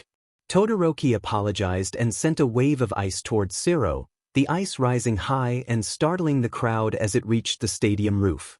Shiro watched his tape freeze and tried to move, but his body began to lock up. Midnight, observing from the judges' area, teased that Shiro should tell the truth and shivered as the chill reached her. Shiro protested that he could not move and that he was freezing. Midnight declared Shiro immobilized and declared Todoroki the victor, moving on to the next round. Todoroki approached Shiro, placed a hand on his chest, and melted the ice away. He apologized for going a bit overboard as the crowd reacted with a mix of concern and relief. The next two matches finished quickly. Ibra defeated Kaminari when her vines prevented his electricity from reaching its target. Ida won his match against Hatsum after she used the round as a showcase for her inventions and ultimately yielded. A short bridge filled the time between rounds. Present Mike introduced the next match. YNLN from the hero course versus Mina Ishido. Ishido smiled and wished him luck as the students in the stands talked amongst themselves. Class 1A cheered encouragement, some expressing sympathy for Mina's chances and others admiring YN's strength and speed. One student urged him to fight like a character in a video game where armor can be stripped away, prompting Jiro to scold and tap the student for his comment. Midoriya mused aloud about the matchup, analyzing that YN could theoretically command Mina to leave the ring but that he often seemed reluctant to show off. He predicted that Mina would need speed or a clever use of her acid to get past YN's control. The referee started the fifth match. YN watched Mina carefully and sighed inwardly. Mina apologized and rushed forward, but YN vanished and reappeared behind her. He ordered her to stop moving, and Mina froze mid-action with acid dripping from her hand. YN then instructed her to stand, and after a few moments she slowly regained control and lunged. YN slipped away again, and Mina found herself near the edge of the ring. Mina stumbled backward and collided with YN. He ordered her to walk out, and her legs carried her obediently out of the ring as her face showed frustration and confusion. Midnight announced that Ishido had gone out of bounds and declared YN the winner. Cameras flashed toward YN, and he covered the side of his face with his hand to shield himself from the sudden attention. Present Mike and the students remarked on YN's strength and speed, some saying he had been holding back while others called him a show-off. Midoriya quietly wondered why YN restrained himself, thinking there might be more beneath the surface. Tokoyami defeated Yaoyorozu quickly. A few strikes from Dark Shadow sent her out of bounds. Kirishima and Tetsutetsu ended their match in a draw after both knocked each other unconscious. Bakugo defeated Uraraka. He dominated most of the match until she launched a surprise attack that he deflected, then he sent her out of bounds. The final match was Todoroki versus Midoriya. Halfway through the UA Sports Festival, staff directed the students to a spare field for downtime. They thought the first two events had been too exciting for the teenagers to sit through another round, but the students did not seem particularly concerned. YN sat on the grass of the small spare field, playing on a shark-themed console silently. The rest of Class 1A erupted into chaos within seconds. Kirishima and Kaminari had started an arm wrestling tournament on a fold-out table they had taken, which they really should not have. Shiro reluctantly agreed to referee while laughing too much to be effective. Kaminari bragged that he had Kirishima this time. Shiro chuckled that Kaminari had said the same thing the last 10 times. Kaminari insisted that he had been right, then grunted as Kirishima slammed his arm down hard enough to make the plastic table shake. Kirishima celebrated another win, and Mina squealed her encouragement. YN clapped quietly at the sight and thought that they were going to break the table. Midoriya, meanwhile, frantically scribbled notes about everyone's arm strength and how much each quirk contributed. Ida stormed over, scolding Midoriya that this was not the time to analyze arm wrestling techniques. Midoriya replied with a side eye that there was always time, which left Ida stunned by his sass. Across the field, Jiro and Tokoyami shared a pair of earbuds, listening to music peacefully until Dark Shadow manifested in front of Tokoyami and urged YN to brood with him because he looked lonely. Jiro told Dark Shadow to stop yelling. Tokoyami apologized for Dark Shadow's enthusiasm for brooding and addressed YN respectfully. The violet-eyed Tokoyami turned at the sound of a crash nearby. Bakugo stood angrily, balled fists at his sides and scowling. YN wondered internally why Bakugo looked so furious. Bakugo shouted that it was round 2 and berated someone. The half of the class sprawled across the ground groaned dramatically. Kaminari tripped and shouted that Bakugo was going to kill him. Sato groaned, and Ashido grimly noted that Bakugo had called it a way to weed out the freaks. Bakugo pointed at YN and ordered the quiet student to spar with him. YN pointed at himself in disbelief. Bakugo mocked YN's silence and demanded to see whether the so-called speechlessness meant anything in a fight. YN crossed his arms in defiance. Todoroki intervened calmly, asking Bakugo to leave YN alone because YN was resting. Bakugo snapped at him and refused to be told what to do by the half-and-half student. Uraraka tried to ask everyone not to fight for even a minute, but her plea was ignored. YN sighed, pulled down his pale blue scarf, and walked up to Bakugo. He tapped Bakugo's arm. Bakugo looked down, paused, and then demanded what YN wanted. YN scratched a marking on his cheek and told him to chill out. Bakugo froze, his expression softening into unexpected calm. The class fell mostly silent. Ashido gasped that YN had calmed Bakugo, and Kaminari laughed that Bakugo suddenly looked relaxed. Bakugo muttered about why YN did that but then lunged toward him when the calming effect wore off. YN stepped aside quickly, and Bakugo yelled about YN's agility. Ida told Bakugo that he could not attack YN for no reason and that YN had used his quirk to stop him, not to offend him. Shiro commented that Bakugo needed it. Bakugo spun to glare at Shiro and threatened him for the remark. The class collectively sighed that they did not want to be involved. A little while after Bakugo had calmed down, which happened after 5 classmates restrained him, everyone drifted back into their own corners. Ashido plopped down next to YN and watched him play Animal Crossing with a grin, asking how he had pulled off that iconic move and begging to be taught because Bakugo talked so much. YN shook his head furiously and pouted. Uraraka sat on the other side of the cursed boy and praised how carefully he used his quirk, which left the violet-eyed teen trying to appear modest while feeling confused by the attention. Kirishima jogged over to join them, smiling as he invited YN to the next arm wrestling round and wondered whether YN's quirk boosted his strength. YN held up his hands and shook his head slightly, saving his voice for the later one-on-one matches. Shiro laughed at the scene and commented that YN was just chilling and observing, and Jiro added that he was always like that. Almost predictably, Mineta began screaming about a bug on him, which Tsuyu deadpanned was only a ladybug. Mineta collapsed dramatically onto the grass, still shrieking that it would kill him. YN stared at the commotion, tempted to silence him with his quirk but choosing not to act. Instead, he told Mineta to stop. The stadium buzzed with anticipation for the second round. Present Mike announced that the upcoming match would be epic, and the crowd cheered as the commentators introduced Todoroki Shoto, the student who had left half the audience frozen in his last fight, and Midoriya Izuku, the underdog who had nearly walked out of his first matchup before staging a stunning comeback. Todoroki narrowed his eyes at his opponent, and Midoriya acknowledged that only one of them could win. The audience fell silent in concentrated interest. Ashido told Wyan to get off his device and asked where he even got it. Wyan muttered that it had come from his bag before returning to his shark-themed console. Ida urged him at least to watch the match since Midoriya was his friend, and Wyan replied that it was annoying. Wyan watched with a low, resigned thought that Midoriya would probably do something reckless, that he was a friend, but in the long run it didn't change much. Ida then sat beside one of their classmates and offered a brief, practical analysis. The main issue was that Midoriya would need to avoid Todoroki's ice. Uraraka chimed in and agreed. The announcers reminded the crowd that both heroes in training had been frontrunners in the sports festival and asked everyone who would advance. Midoriya versus Todoroki. At the sound of the horn, Todoroki launched a large spike of ice toward Midoriya.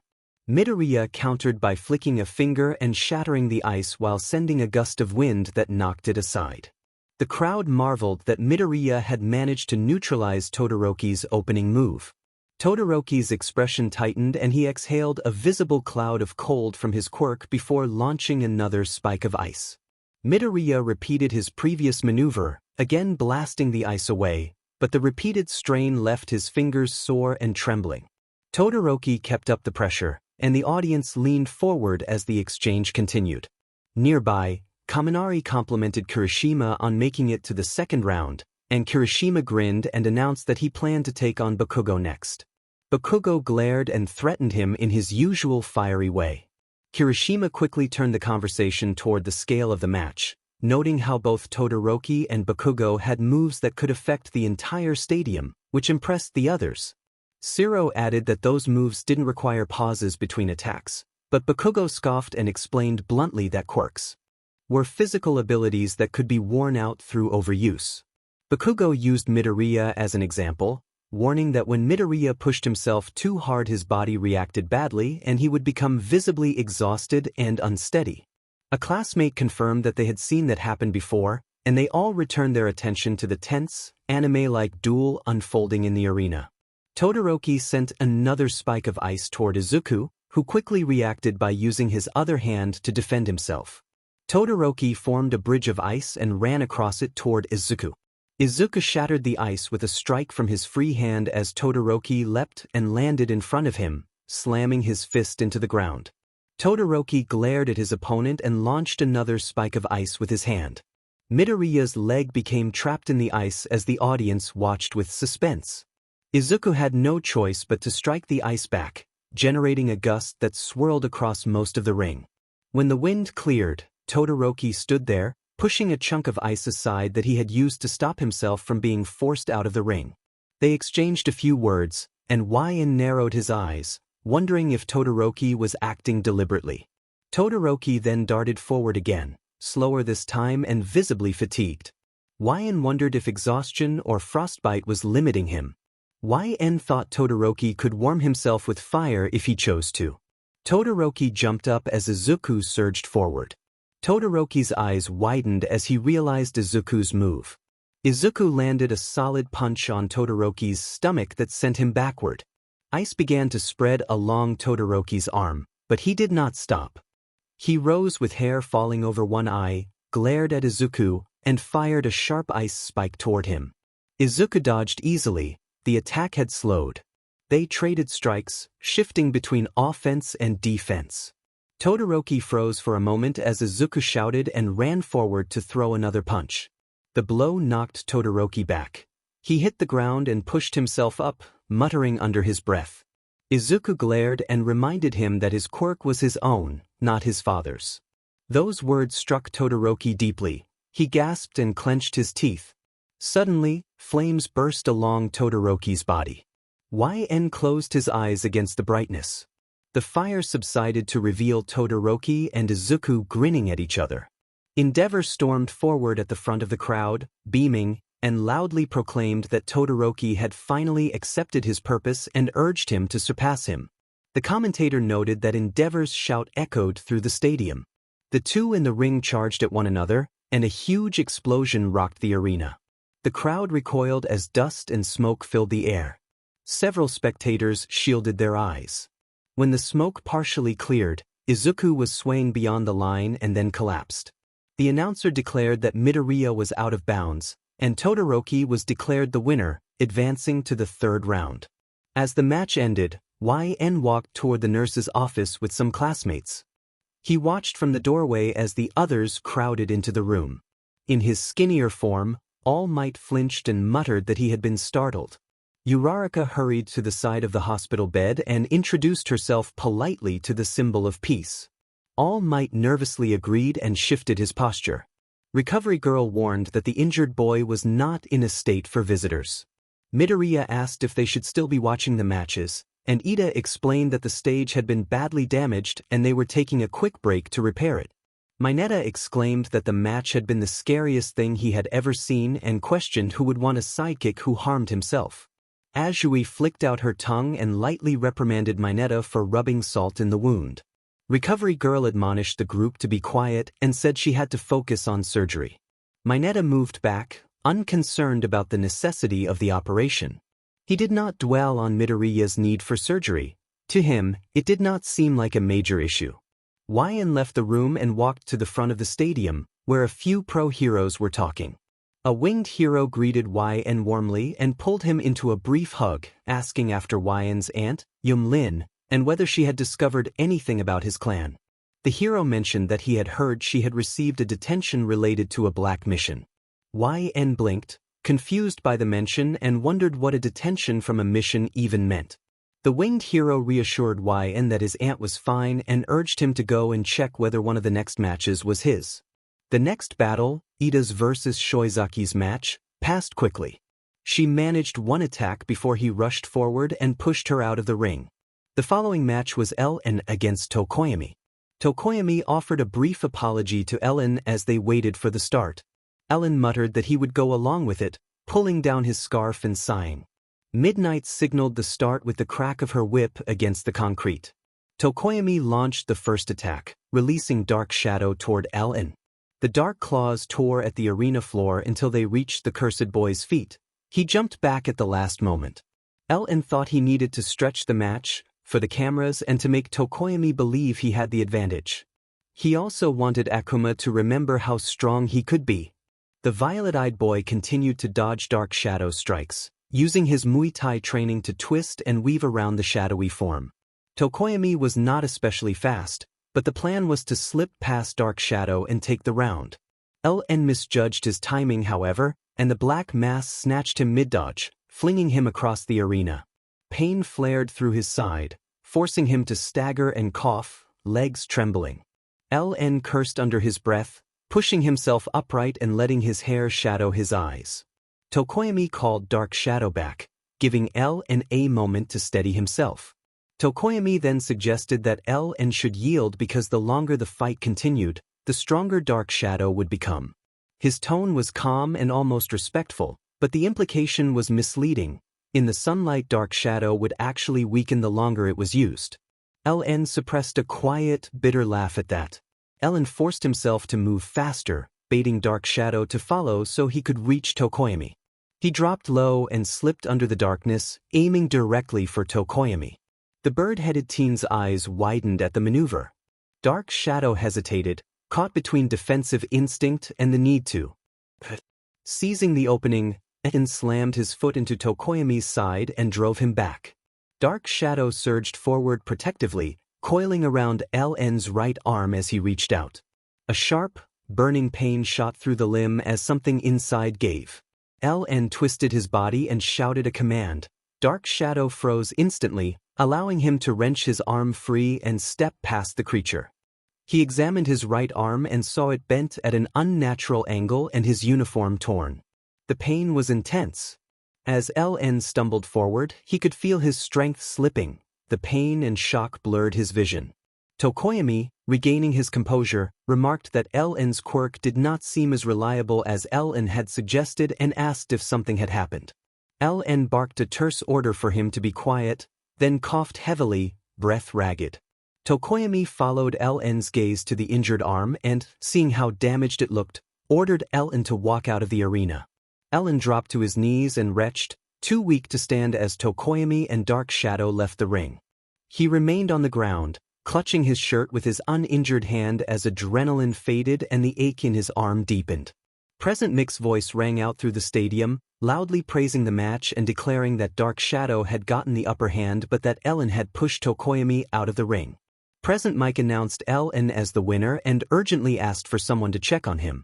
Ellen could not make out the faces of those who came for him as they lifted his dizzy, nearly blacking out body onto a stretcher. The next time YN woke, he lay in a hospital bed in the nurse's office, a room he recognized. As he began to sit up, Recovery Girl placed a warm hand on his shoulder and urged him to lie back down, explaining that he needed rest and that she had not been able to heal him completely because his body had very little energy. She said she was surprised he had not passed out during the match from his arm. She had set his arm in a cast and bandaged his chest, but warned that he could not just do whatever he wanted and risk undoing the treatment. Hitoshi stood next to the bed and told him to listen to Recovery Girl, adding that his arm had been badly injured and required rest. YN protested with a short, stubborn exclamation as he tried to sit up with the intention of returning to the stands. Recovery Girl refused and said he could not go back out in his condition. Although he had won the last match, he had to withdraw because of the extent of the damage his body had suffered, and nothing would change her mind. Recovery Girl approached with a small cup of water and asked how the pain was and whether it was getting worse.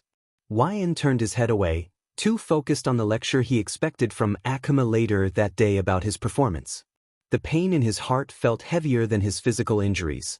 He wondered why he could not fight and thought it was unfair. The world seemed to slow after YN woke up in the nurse's office. He could hear the muffled roar of the stadium audience outside, their voices shaking the very building. Recovery Girl checked him over again, took his vitals, administered more pain medication, and examined the fingers of his injured left hand. After a few more minutes of a stern scolding, she allowed him to leave on the condition that he return immediately if his arm began to hurt again. The platinum-haired boy walked out of the office and down the hall, turned a corner, and leaned against the wall to stare at the cast on his left arm. Disqualified. It still felt unreal. If he had not shown off the way he did, he would still be in the festival. Hawks called to him from down the hall, snapping him out of the dark place his mind had been sinking into. Hawks leaned next to the teenager, hands shoved into gloved pockets to look casual. Beneath the facade, his tone held the urgency of the real Hawks rather than the public persona the commission demanded.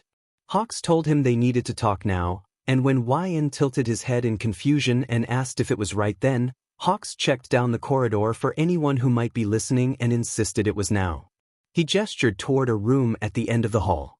Both of them slipped away from the festival, leaving the crowd to its excitement, and took a few turns through empty corridors until Hawks found a small, dark, cold room. The door clicked softly shut. Hawks produced a small, flat device that hummed faintly and tapped the screen. A holographic image of a woman appeared, and YN felt his stomach drop when he recognized his aunt. His Aunt Yum's sharp violet eyes bore into him through the projection, that expression that always meant he was in trouble. She sat on the couch opposite him, rubbing her temple as she spoke. She said he was lucky because Akuma was occupied with other matters and had sent her with the news. Her voice was brisk, she needed to be concise. Yum told him that the match had been a disaster and that Akuma was furious. She said she was disappointed, mostly because he had gotten hurt. Yum made it clear that he had been disqualified publicly and that the spectacle had embarrassed the clan. Hawks listened, resisting a laugh at the sternness of Yum's words.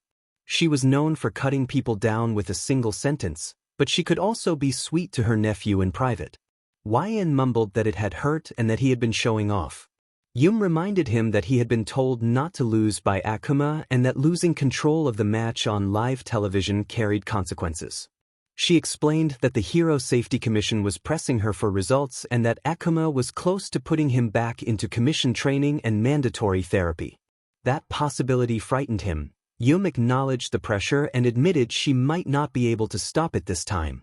She added that Akuma had tasked her with tracking down distant clan members and finding old clan documents in an effort to placate the commission. Hawks offered that, for what it was worth, the crowd had loved the performance. Yum snapped that public admiration did not matter when the clan's image and the heir's behavior were under scrutiny.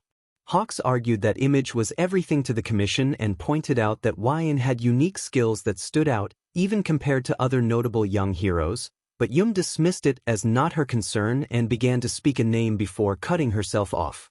Yum announced the consequences: removal from the remainder of the festival and restricted training until his arm healed. Said he had to return to lookout duty and urged Yum to say goodbye to YN. Yum objected to the nickname Hawks used for YN, but Hawks ended the call before she could finish. He told YN not to worry and to get some rest, then teased that the nickname would stick whether YN liked it or not. YN muttered that he did not like it, and Hawks replied that it was too bad. YN stood in the empty room with his arm in a cast, the noise of the festival still echoing distantly. He felt the weight of disappointment from his aunt and the looming threat of training and therapy at the commission. He also felt the unfamiliar, small consolation that some people had enjoyed what he had done. The moment was quiet and complicated, a pause before whatever came next. The pain had not arrived all at once. It crept up over the course of the festival and deepened on the train home until every jolt and turn made the boy wince. He kept himself quiet until his phone vibrated against his arm, making him press a gloved hand to his mouth. A small string of direct messages lit the screen from a contact named In Need Sleep asking if he was okay and urging him to answer. YN slid the phone into his pocket without replying. By the time he left campus, the sky had dimmed and the cold had worked into his bones. The walk felt longer than usual. Each step sent a flare of pain up his arm and into his shoulder. He breathed through it as he always did. The silence of his apartment felt heavier than the pain. YN murmured the cat's name, Salmon, as a way of announcing that he was home. Salmon chirped from the bedroom and trotted out, tail high, one eye a different color from the other. The ragdoll headbutted his shin before flopping dramatically onto the floor. YN crouched with a wince and apologized to her. He fed the cat and washed his hands one-handed, then let himself sit on the edge of the bed while the room spun a little until he blinked it away. The painkillers on the nightstand stared back at him. He told himself to stop, but he did not, taking more than prescribed without counting, desperate for the ache to quiet. He lay back with his arm carefully positioned, vision fuzzy, and turned his phone face down when it buzzed again. Another message thread from In Need Sleep pleaded for a response. A ping from Sharkboy checked if he was all right. He ignored them. The cat jumped up to knead his chest before curling into a warm, heavy loaf against his side. He breathed in the familiar scent of clean fur and home. The sports festival was finally over, but for many students nothing had changed. First years returned to their routines of classes and training. On campus that day, people noticed YN and murmured his name.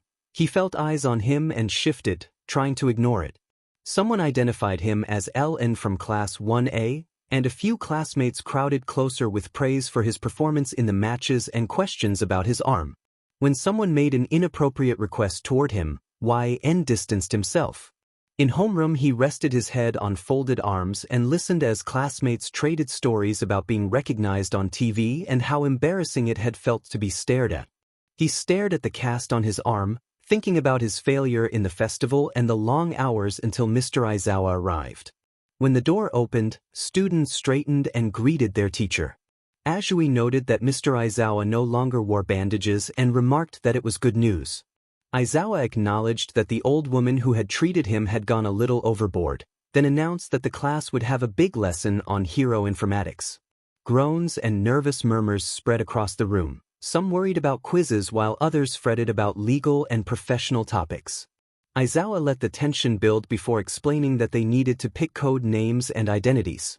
He reminded them about pro-hero draft picks and how offers could be extended early to first years as investments in potential, though such offers could be rescinded later. He then brought up a projection and clicked a button to show the totals for those who had received offers. Class: a number of offers. Todoroki Shoto, 4,123. Bakugo Katsuki, 3,556. LNYN, 3,459. Tokoyami Fumikage, 360.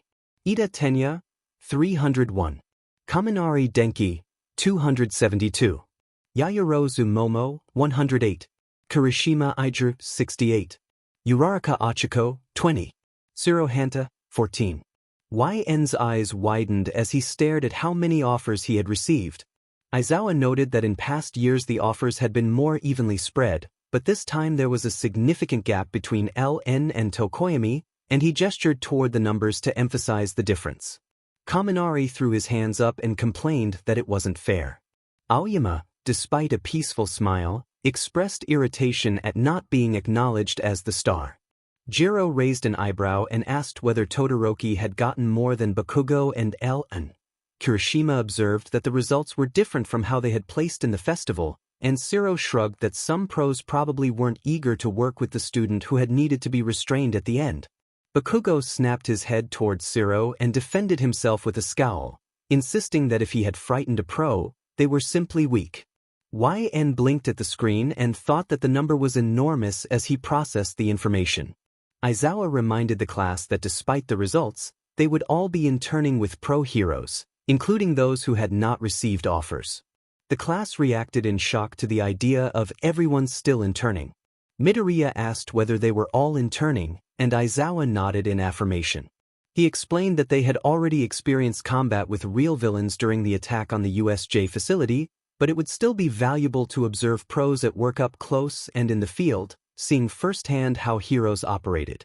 Aizawa then explained that hero names would be temporary but should be taken seriously, and he began to stress the importance of choosing a name carefully.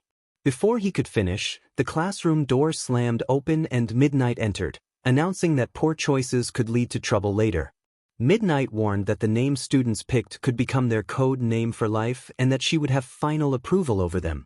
Aizawa agreed that the name a student gave themselves helped reinforce their image and showed what kind of hero they wanted to become, using All Might as an example. YN considered the weight of choosing a hero name. After a few minutes, Aizawa was asleep while a good number of students had written their names on their boards. Midnight looked around the classroom and asked which students were ready to share. Aoyama walked to the podium, stood behind it, and raised his whiteboard. He revealed that his hero name would be Cannot Stop Twinkling. A sparkly aura appeared around him. Midnight took the board, suggested removing the contraction and simplifying the phrase, and then presented the revised board to the class. Aoyama approved of the change. Mina bounded up next and presented her board with her chosen name, Alien Queen. Midnight reacted nervously, comparing the name to a notorious monster with acidic blood and saying she did not think it was appropriate. Mina muttered in disappointment and returned to her desk. Azui raised her hand and said she had a name she had liked since grade school. She walked to the podium and presented Rainy Season Hero, Froppy. Midnight praised the choice as approachable and a name everyone would love. Kirishima went up and announced his selection as the sturdy hero, Red Riot, explaining that he was honoring the chivalrous hero, Crimson Riot, whom he admired. Midnight noted that bearing an admired name meant having something to live up to, and Kirishima accepted the challenge. Jiro presented herself as the hearing hero, Earphone Jack, and Midnight commended the choice. Shoji introduced his hero name as Tentacle, a tentacle-inspired portmanteau that Midnight liked. Siro followed with the taping hero, Cellophane, and received approval. Ojiro presented martial arts hero, Tailman, which was unsurprising, and Sato introduced himself as the sweets hero, Sugarman, also approved. Mina returned with the name Pinky, and Midnight encouraged her to own it. Kaminari presented Stun Gun Hero, I Am Chargebolt, and the class reacted positively, noting the tingling energy of the name. Yayarozu stepped forward and said she hoped to live up to the name Everything Hero, Creati, and Midnight called it Creative. Todoroki gave his name simply as Shoto, which drew a few surprised reactions but was accepted. Tokoyami presented Jet Black Hero, Tsukuyami, and Midnight referenced the name's connection to the night. Another student held up a board reading the fresh-picked hero, Grape Juice, which the class found kitschy. Koda shyly offered Petting Hero, Anima, and received approving comments for the cuteness. Bakugo then presented a name that Midnight considered a little too violent. He reacted angrily to that criticism before the situation was calmed. Uraraka shared the name Uravity, which Midnight declared delightful. Midnight glanced at the clock and observed that the naming session was moving faster than expected. Only Bakugo, Ida, Midoriya, and YN remained to present. YN lifted his head, still sleepy. He had scribbled a few food items on his board: tuna mayo and mustard leaf, to signal that he had his name ready. The class stared in confusion at the sleepy student, and some began to wonder if he might be asleep. Midoriya and Bakugo exchanged a knowing sigh. They had known YN since childhood and recognized his odd habits. YN walked to the podium, turned his board toward the class, and revealed his name as the cursed command hero, Echo Hex. Midnight noted that the name suited his curse speech quirk, and the class approved. YN rubbed his eyes, returned to his desk, and promptly fell asleep again. Ida presented his board with his own name written plainly as Tenya. Midoriya walked to the front and put forward the name Deku. Kaminari and Kirishima expressed surprise and caution, reminding Midoriya that a hero name could be permanent. Midoriya reflected that he used to dislike the name but had come to appreciate it after someone showed him a different meaning. He now embraced Deku as his code name. After Midoriya's name was approved, Bakugo, having reconsidered, offered his revised hero name as Lord Explosion Murder. The class reacted, and the naming session continued under Midnight's watchful eye.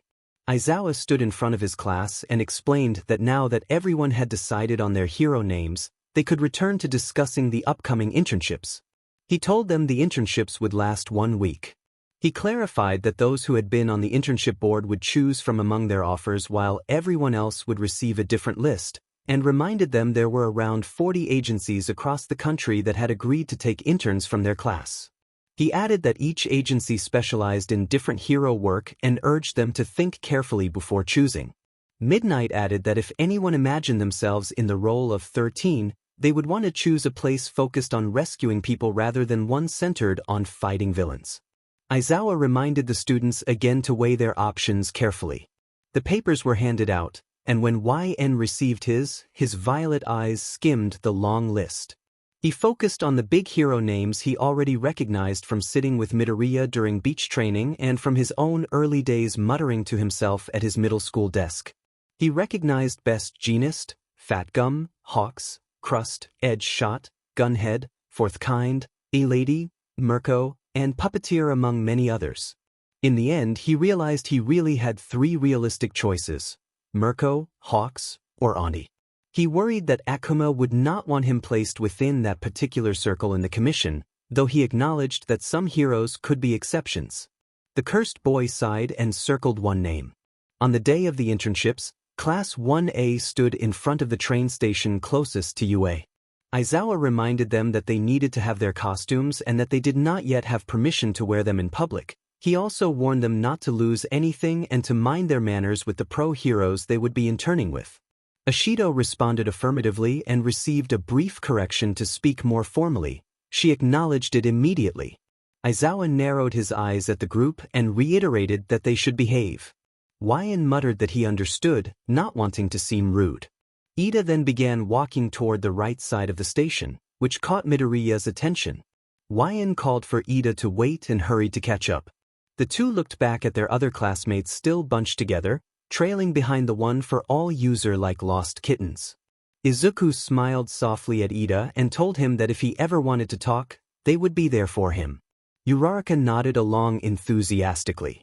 Izuku then asked if they were friends, and Ida paused before turning toward the 3 people behind him, mainly the brunette girl and the green-haired boy, and affirmed that they were. The tallest teen turned and took his leave. The cursed boy stayed silent for a moment before walking away with a small huff. The brunette girl tilted her head and asked where he was going, noting that she thought he had been going with Midoriya. LN answered by listing tuna mayonnaise, and dried bonito flakes, then added that he was not going with Midoriya because Midoriya was going with someone he could not be with. Uraraka looked confused, and another boy asked what he meant, but LN only shrugged and walked off. Hawks called LN and Tokoyami forward and explained that their training would focus on body work and rescuing civilians, with an emphasis on jumping between buildings since only one of them had bird-related quirks. Both teenagers stood in their hero costumes. Tokoyami's remained the same, while LN's had been redesigned. LN now wore a dark blue uniform with sharp purple accents along the seams, paired with high-waisted jorts secured by a dark blue belt. A cursed symbol framed in purple marked his left sleeve, his hero name appeared on the left legging, and a high collar with grayish-purple leg warmers completed the look. Hawks went over the rules and stressed the danger of what they would be doing, explaining that building-to-building jumps could be invaluable if someone with a bird-type quirk needed to move quickly without others around. He said he had approval from his boss and that he would send daily reports of both of their activities to their supervisor. They would start by jumping to the next building. The rooftops were close and similar in height, so he would not have them attempt any large jumps yet. Tokoyami peered over the ledge and questioned whether jumping buildings was appropriate for interns, but Hawks reassured him. LN crossed his arms, tapped his foot, and thought that this would be something new and fun. In the middle of an old bar, an older villain frowned and observed that they must be the ones who attacked UA and that they wanted to recruit him to rebuild their small group. Another villain scratched his neck and noted that it would be great because the older man had a lot of experience. A third man asked what the older villain's mission was. The light blue-haired villain replied that, for now, his aim was to kill All Might and that he enjoyed destroying anything that angered him. He produced a picture of Midoriya and made it clear that, to him, the game was over. The raven-haired villain's eyes narrowed, and he admitted to having been a fool to expect anything worthwhile from such talk.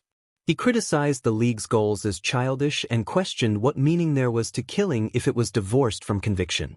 The raven-haired man's hands moved toward his blades, preparing to draw.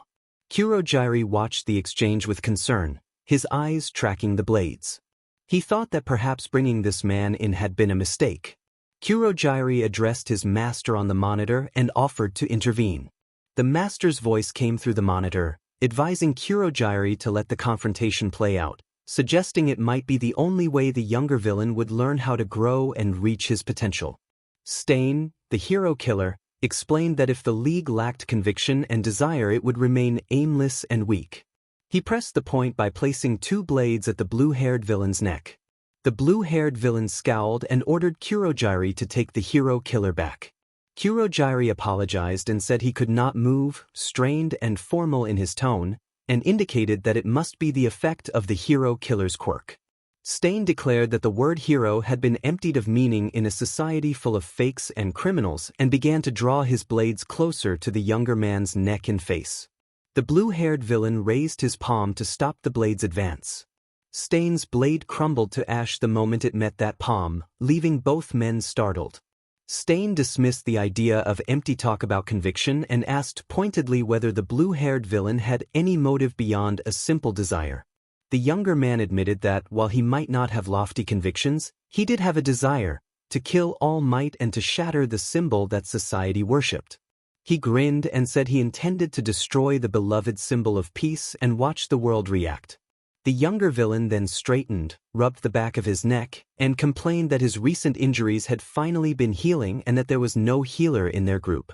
Stain observed that their goals were fundamentally opposed but acknowledged that the encounter had not been entirely in vain. People, he said, revealed their true colors under the threat of death, and in the blue-haired man he had seen the twisted sprout of a conviction that might yet grow. Stain sheathed his swords and added that if the younger man did not turn out well, he would deal with him later. The blue-haired villain scoffed at the suggestion that Stain could dispose of him and placed a hand on the shoulder that had been injured. Kurojiri urged reconsideration, arguing that the man would be a valuable asset if allowed to join. Stain dismissed the point as his business was finished and announced that he would return to Hosu to deal with several false heroes there. Hawks let out a loud, overly dramatic sigh and pushed up his blinders. He said there was a big alert and that they would be doing some building jumping to get to where most of the action was. He added that he would show the interns some rescue techniques, because being a hero was not just about fighting villains. The two teenagers paused, skidding to a halt after clearing a particularly large gap between buildings. Tokoyami broke the sudden silence and asked what was causing the alert. Hawks shrugged and admitted he did not really know. One of the taller students mumbled under his breath that Hawks was helpless. Hawks pretended not to hear and warned them to hurry, saying he would be reprimanded if they did not get there quickly. Smoke clawed at the once blue sky, thick and acrid.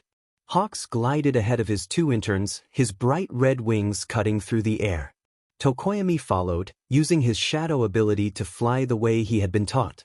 YN trailed them across rooftops, jumping and swinging from poles with his heart pounding at every landing. Fires had already devoured 2 buildings. Heroes scrambled to pull civilians from collapsing debris and flames as the smell of burning would mixed with the fear of the people. Hawks called back to the students not to lag, grinning despite the chaos and reminding them that if they wanted to survive their internships and become heroes, they had to keep up. One of the students grunted and barely caught the ledge of the next rooftop after a long jump. From his position he heard 2 people crying at the base of the building.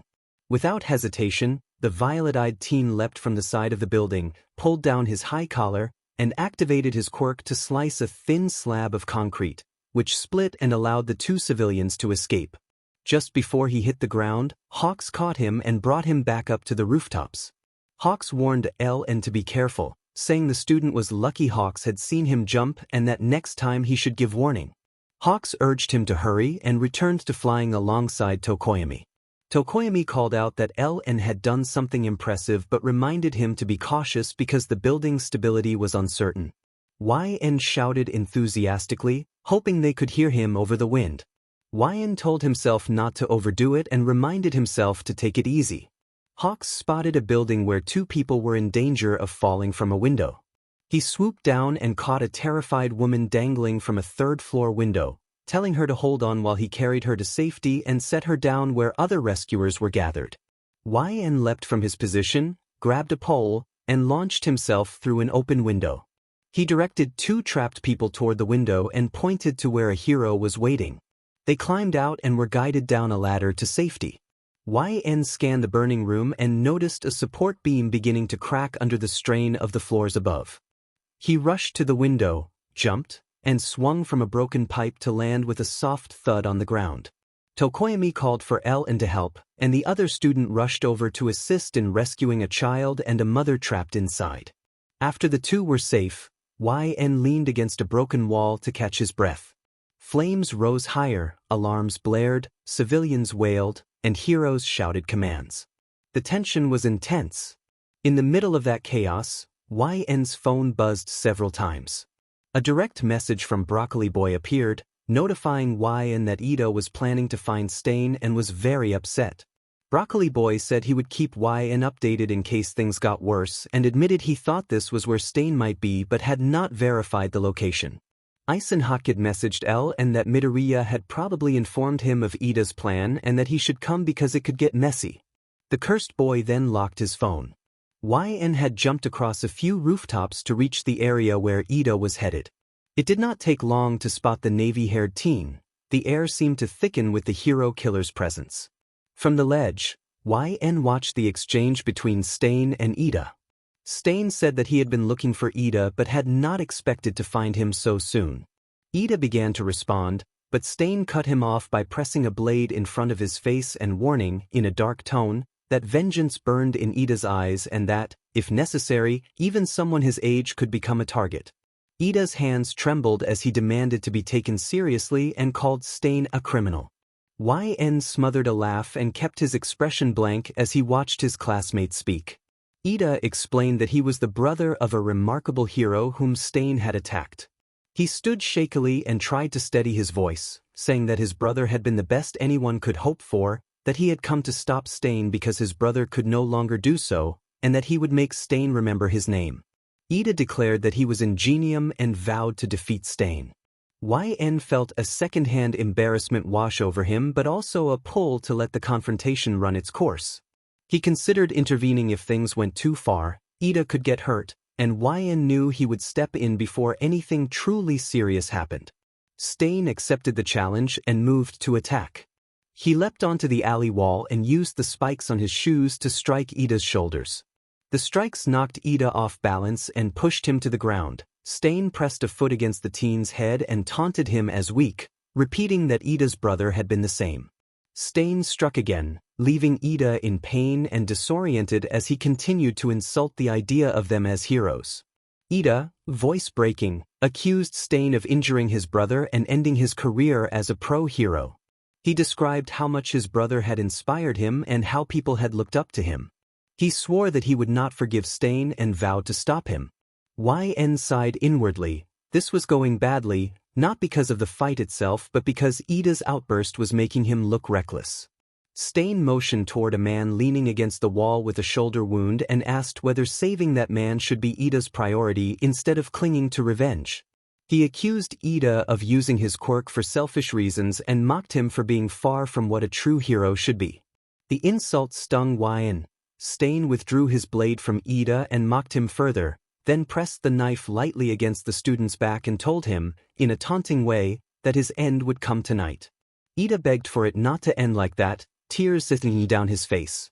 Yan watched helplessly as the villain's grip remained steady and the tension in the alley reached a breaking point. Yan rose from the rooftop, preparing to jump and use his quirk. Bright, green lightning flared in the alley as he gathered his power and launched himself toward the scene. He shouted the command to strike and moved to intervene. Midoriya landed a hard punch to Stain's nose, knocking the villain away from Ida while the other teen landed in front of the second villain. Ida asked who was there, his dark blue eyes landing on his classmates and on LN, who had quietly landed next to the green-haired boy shortly after. Midoriya reassured Ida with his trademark-wide smile that he would save him. Behind him, YN posed a peace sign and stuck out his tongue at Ida, explaining that he had been told to find him. YN had been sitting on a rooftop, watching his classmate give a speech to the hero killer. He thought it was a reckless idea to confront a man who could kill in minutes without a plan beyond anger about a ruined career. He pulled out his phone and messaged Midoriya that he had found Ida. That Ida was giving a big speech about killing Stain, and that he had not intervened yet because he did not know what Stain could do. He explained that the location Midoriya had been given was a bit off and clarified that he was in an alleyway on the right side of the building he was on, urging Midoriya to be quick because he feared Ida was about to do something dangerous. Midoriya replied that he was on his way and told YN to make sure Ida did not get killed. Back in the present, the platinum blonde nodded slightly as he checked that the villain was not moving. Ida asked Midoriya how he had found him. Midoriya explained that Ellen had sent his location, leading him there, and that Ellen must have found Ida first. Midoriya urged them to head back toward the street to get professional help. Ida admitted he could not move his body, and Midoriya concluded that the motionlessness must be the villain's quirk. YN frowned as he studied Stain. There was a dried dark mark at Stain's mouth that did not look fresh, which made YN wonder if blood had something to do with the quirk. He thought of asking Akuma for confirmation. He pulled out his phone, unlocked it, and messaged Akuma to ask if he knew the hero killer's quirk. Akuma replied with a reprimand about why YN was out with people instead of interning with Hawks and asked if the others were classmates. YN confirmed they were classmates and said he did not have much time. Akuma warned him not to share the information unless a pro-hero asked, and he explained that Stain's quirk was called Blood Curdle, advising YN not to let Stain ingest his blood. YN asked why. YN groaned softly, knowing that the adult on the other side of the messages had put away his phone already. LN walked up to Midoriya and tapped his shoulder, asking what was wrong. LN then showed Midoriya the messages from his handler.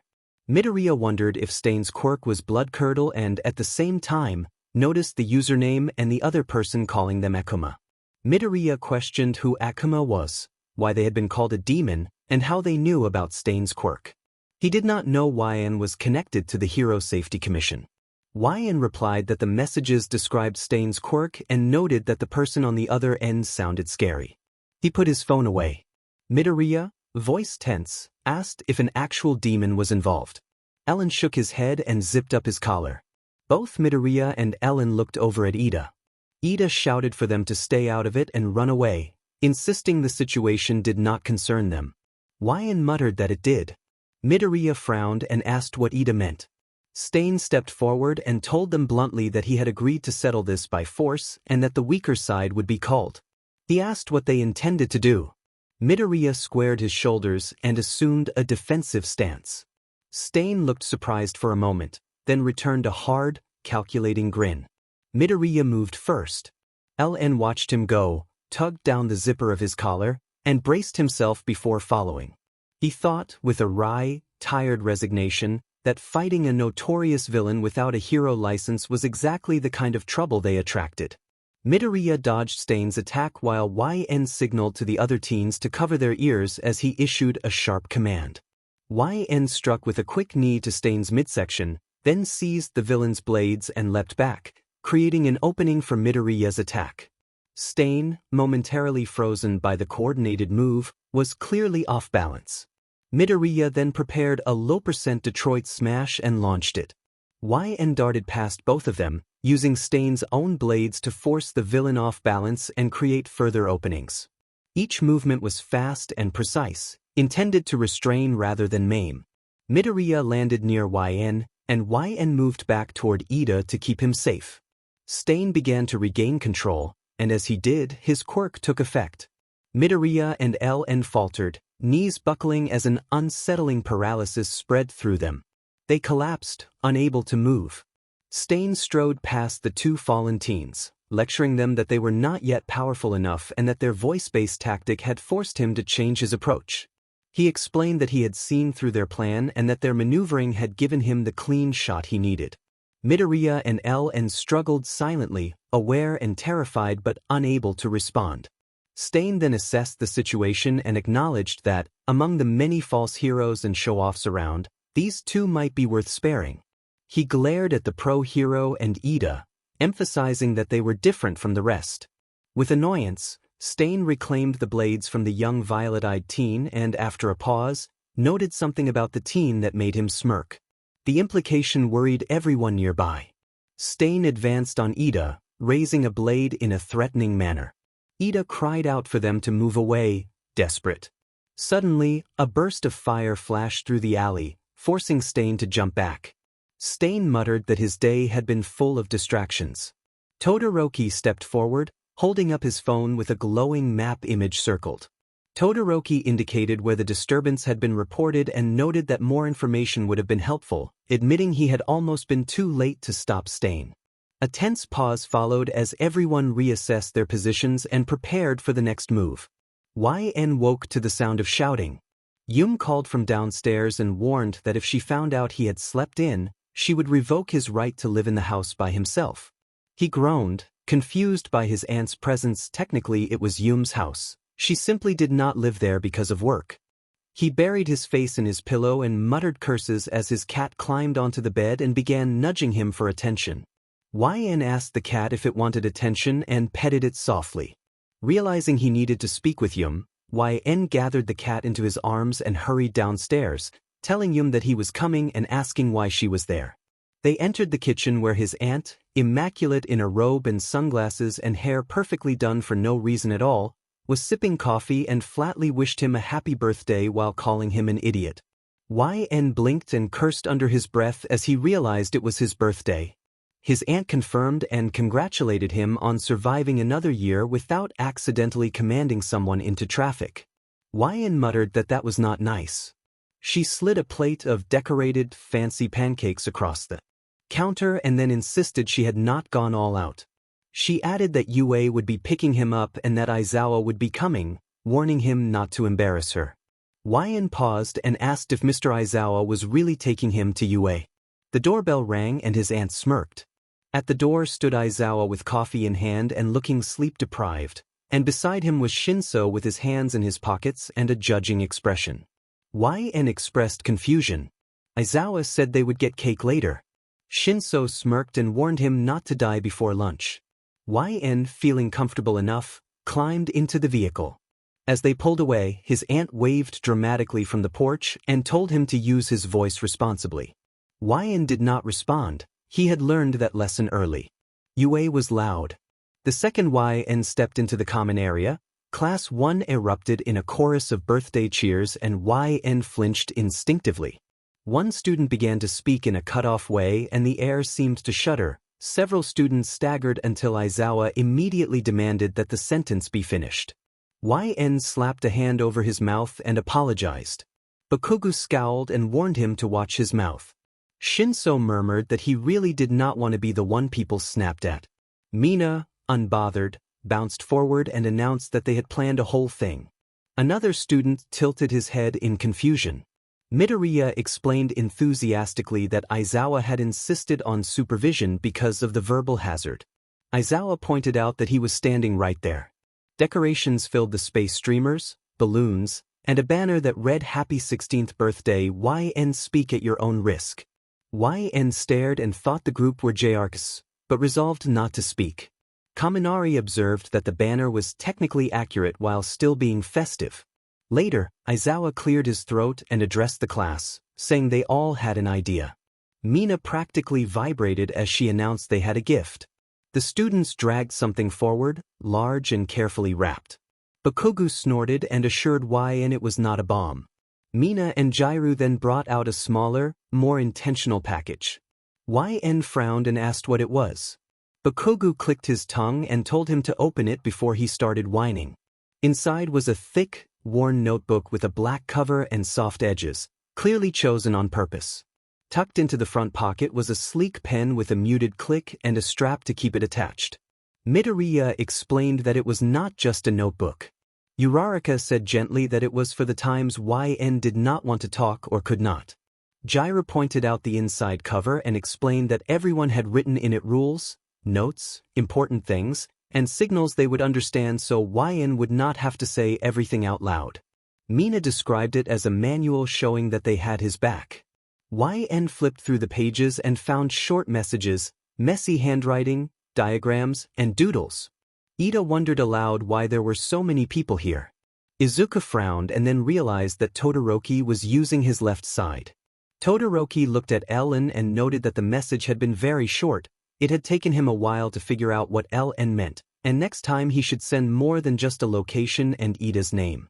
Todoroki added that LN was not the sort to send such a blank text without a reason. LN admitted that he had sent a short, food-related message to keep an eye on Ida.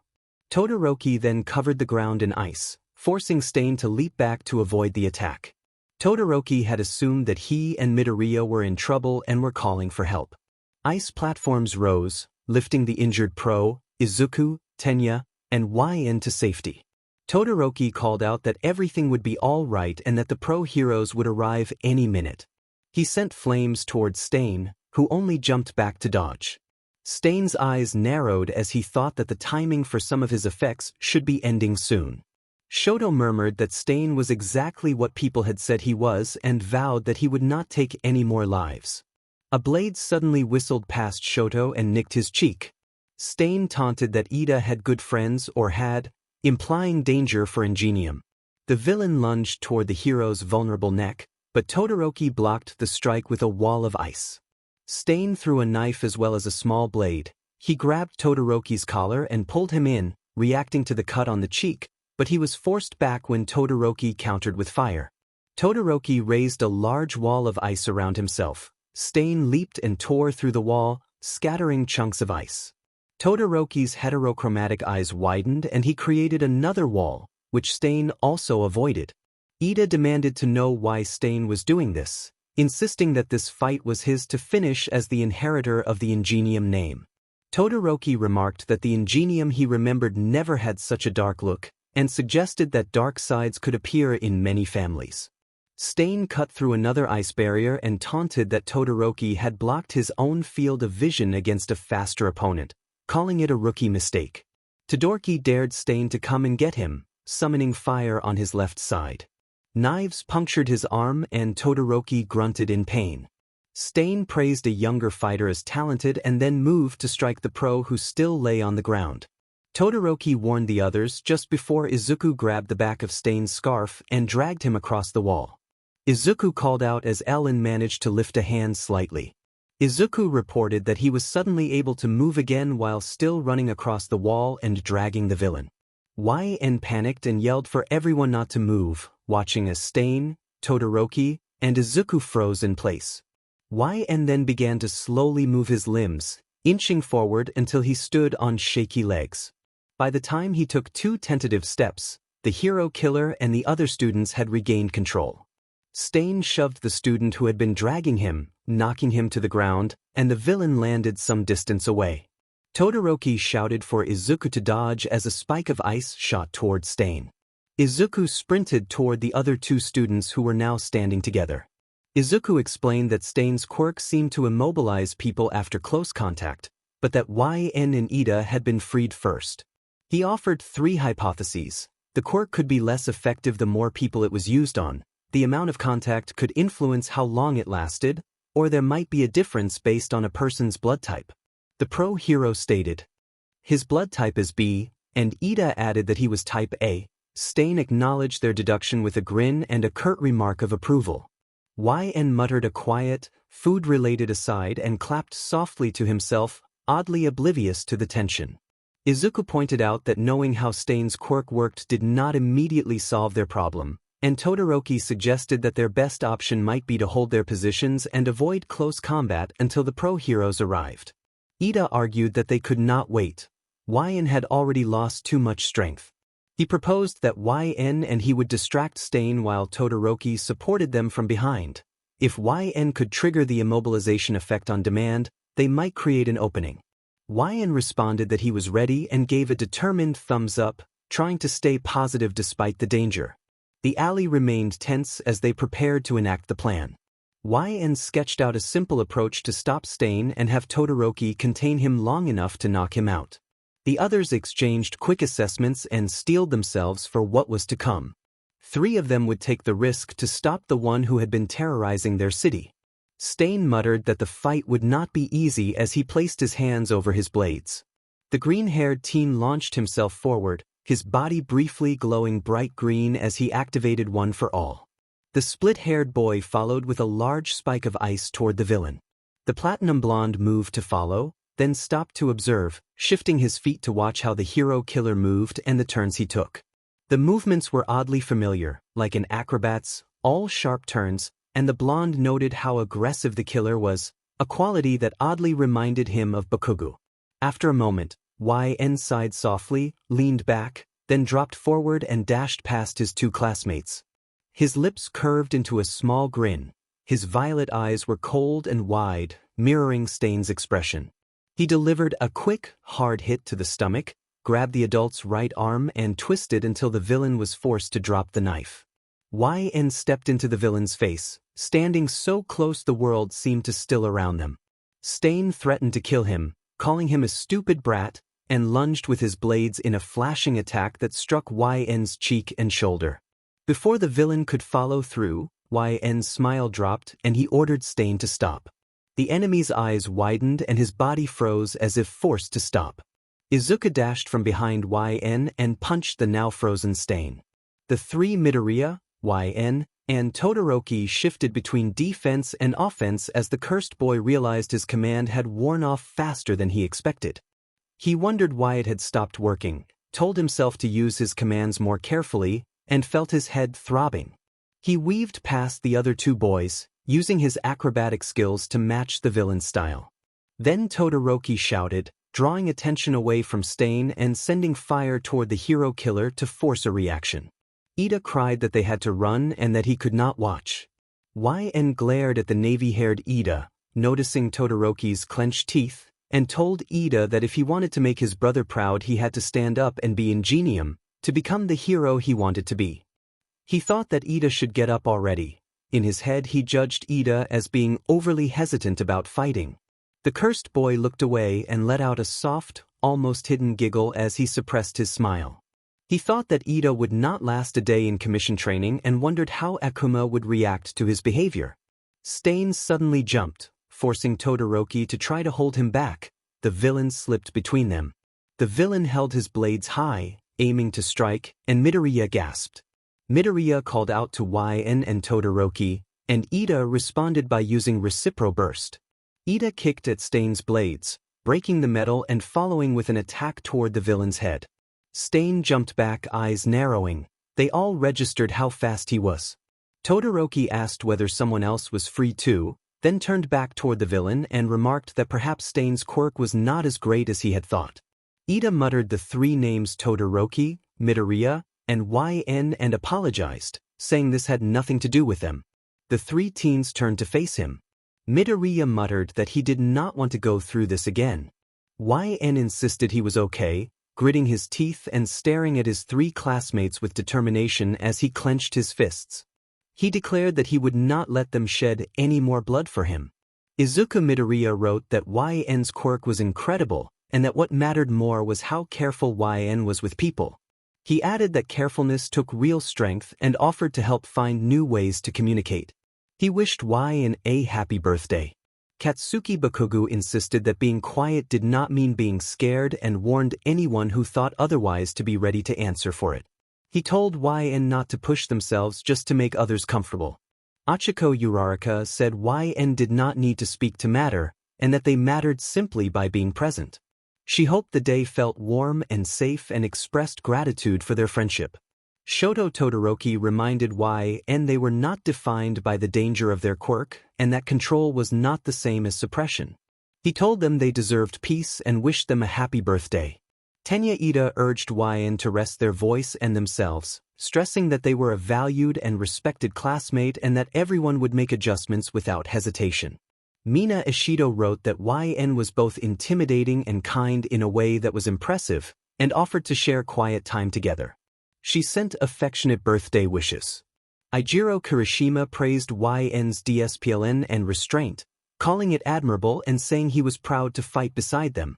Denki Kaminari suggested texting or playing games or simply being together without talking if YN preferred, and joked about not being accidentally commanded. Kyokajuru observed that silence could still have rhythm and that YN owed no one noise. She offered to listen to music together. Momo Yaoyorozu acknowledged the immense responsibility YN handled with grace and reminded them that asking for accommodation was wisdom, not weakness. She wished them a happy birthday. Fumikage Tokoyami noted that YN's voice and their restraint both held power and deserved respect, and encouraged them to seek balance. Tsu Azui said that if YN didn't speak, that would be okay and they would still be understood. Mizo Shoji promised that YN never had to explain themselves and that he would always listen, whether with words or without. Masahiro Ojiro called YN one of the most disciplined people he knew and told them not to doubt themselves. Yuga Aoyama complimented YN's quiet brilliance and wished them a sparkling birthday. Koji Koda, writing carefully, said he liked sitting near YN and that they felt calm, adding happy birthday. Hantas Siro offered to provide backup without words and explained his tape signal as a discreet way to help. Rikido Sato made sure the cake would be suitable for YN and reminded them to take care. Minoru Mineta promised to listen even if YN did not speak and sent birthday wishes, asking not to be commanded. Hitoshi Shinso added a later note in smaller handwriting, saying that silence was not emptiness and that YN was proof of that. He offered quiet understanding if it ever got heavy. YN's throat tightened hard when they finished reading. Aizawa held out something small, a plain, matte black ring. He explained that it was not a support item but a signal. If YN wore it, staff and students would know they were on no speech mode, with no questions and no pressure. He emphasized that it was for YN's safety and that YN was not a problem to manage but a person to accommodate. The room fell quiet. Mina cleared her throat and offered a simple happy birthday. YN slid the ring on. If it. Nothing shifted. Nothing obeyed. Just people staying.